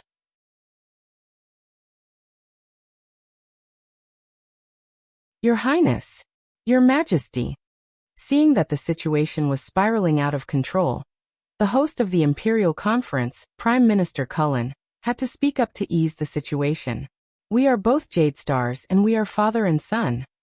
The old Duke sighed. At this moment he spoke earnestly. "Is there a need for this? We are both Jade Stars. We are both father and son." These words made Thales clench his fists and size up the Iron Hand King's sharp face again. But at the same time, what echoed in his ears was the desolate question of the traitor Samuel in the prison of bones. Is it a son killing his father, or a brother killing his brother? A son killing his father. The sin of Hell's River began to roar like a fierce beast, tearing at the cage that trapped him. Thales stared at the Iron Hand King's neck expressionlessly. He could not help but think of the night of Dragon's Blood, when the Born King's head fell to the ground. Reality told him that the king's head was nothing special. Like an ordinary person, it would make a sound, roll, and bleed when it fell to the ground. Like a hollow, rotten watermelon. Thales tightened his grip on the hilt of his sword again. "Stay in your seat, Bob," Kessel said coldly, rejecting the Prime Minister. "Since it's a family matter, outsiders have no right to butt in." These words were blunt, vulgar, and merciless. The senior and respected Cullen's expression immediately turned sour. No one else dared to interrupt. Family matter. Thales snorted and tried hard to get rid of it. Yes, such as domestic violence. Thales lowered his voice and said coldly, "If you don't kill, no one will listen." Perhaps because his tone was completely different this time, the king's gaze paused. On the other side, Advisor Sauter thought of something and could not help but sigh. "You remind me of His Highness Horace, Duke Thales." Lord Adrian frowned. For the first time, he put his hands behind his back and gave a secret order to the guards. "Horace? Horace?" The king sneered. "He's still a long way off." The next moment, Kessel V did not give him a chance. "The farce is over, child. You have 10 seconds to put down your weapon." The Iron Hand King's smile faded, and he raised his hand coldly at the royal guards. "Or your head will fall to the ground." The sin of Hell's River boiled restlessly. Hell's senses were activated naturally, allowing Thales to hear the shuffling of footsteps and clothes as countless guards quietly surrounded him. "Put down your weapon, or your head will fall to the ground." 10 seconds. All of this, in exchange for his 10 seconds. The sin of Hell's River surged uncontrollably. Thales stared hard into King Kessel's eyes, and resisted the urge to leap up and swing his sword. He knew that King Kessel was serious. But it was a pity. So was he. "I know, father." Thal's expression was grim and his tone was cold, just like his opponent. You disdain compromise and never show weakness. You still want to solve the problem as resolutely and decisively as before. Thales knocked on the spine of the load-bearer's sword, and was greeted with a dull metallic sound. But in the end, you're not doing this willingly. The young man forgot the different looks of the courtiers, forgot the footsteps of the guards following the king's gesture, and even forgot the heavy sword on his neck. He only had eyes for the end of the long table, for the opponent he could not choose and could only face. The sin of Hell's River kept surging. You don't want to lose the entire game because of one chess piece. Thales looked deeply at King Kessel, and moved the blade in his hand an inch closer to his neck. The entire game? The Iron Hand King sneered. 10 seconds are up, and you're not as important as you think, child. Then the same goes for you, father. Unexpectedly, Thales shouted. He held the hilt of the sword with both hands, and placed the blade horizontally in front of his throat. The sin of Hell's River surged wildly. Compared to a kingdom of 680 years and an empire of 2,000 years, you and I are nothing. Thales glared angrily. His abdomen pressed against the table, and his body leaned forward to the limit. The heavy sword on his shoulder trembled due to the lack of strength. Just a speck of dust. The sin of Hell's River roared, unwilling and indignant. King Kessel sneered and raised his hand to swing down. Unless, father. Thales gritted his teeth, ignoring the stinging pain in his neck. He felt that everything around him except for the pair of blue eyes had become dazed. We were born for constellation. Born for constellation. The Iron Hand King's expression changed. His hand gesture stopped in midair, motionless. Time seemed to stop at this moment. Stop. Retreat. Retreat. Retreat. Lord Adrian spoke hurriedly, stopping a few royal guards who could not restrain themselves and wanted to make the first move before His Majesty gave the order. Well, Viscount Kenny took a deep breath and mustered up his courage to smooth things over. Why don't we? But Prime Minister Cullen's large palm hit him hard on the shoulder. The Minister of Trade's sincere words were smashed back into his stomach. The Duke of Eastern Sea was expressionless. He just put his index finger to his lips. Accustomed to all sorts of situations, he knew that this was a conversation that only Jadestar could participate in, a language that only the royal family could understand. The silent oppression lasted for a long time, until the king's voice came faintly. What are you going to do? His voice was like fine sand, and his words were like a blade hidden in a sheath. Thales took a deep breath and smiled. At this moment, his tone was relieved and relaxed. A quarter of an hour. The prince said absent-mindedly, Constellation, the entire kingdom, all we need is for us to be alone. A quarter of an hour. Gilbert's eyes widened. A few drops of scarlet blood seeped out from between Thales' sword and his collar, and fell onto the meeting table. King Kessel did not answer. His gaze was fixed on the blood on the meeting table. 1 second, 2 seconds. Finally, the king slowly put down his left hand that was poised to strike. Instead, his right hand clenched into a fist and slammed it on the table. Everyone. King Kessel's voice was cold and stern. Stand down.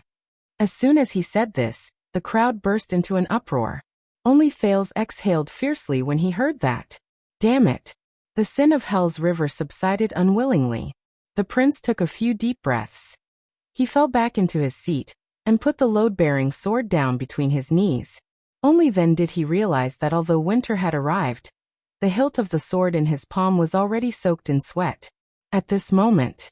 No, Mariko. At that moment, the sin of Hell's River in Thales' body suddenly woke up and roared violently.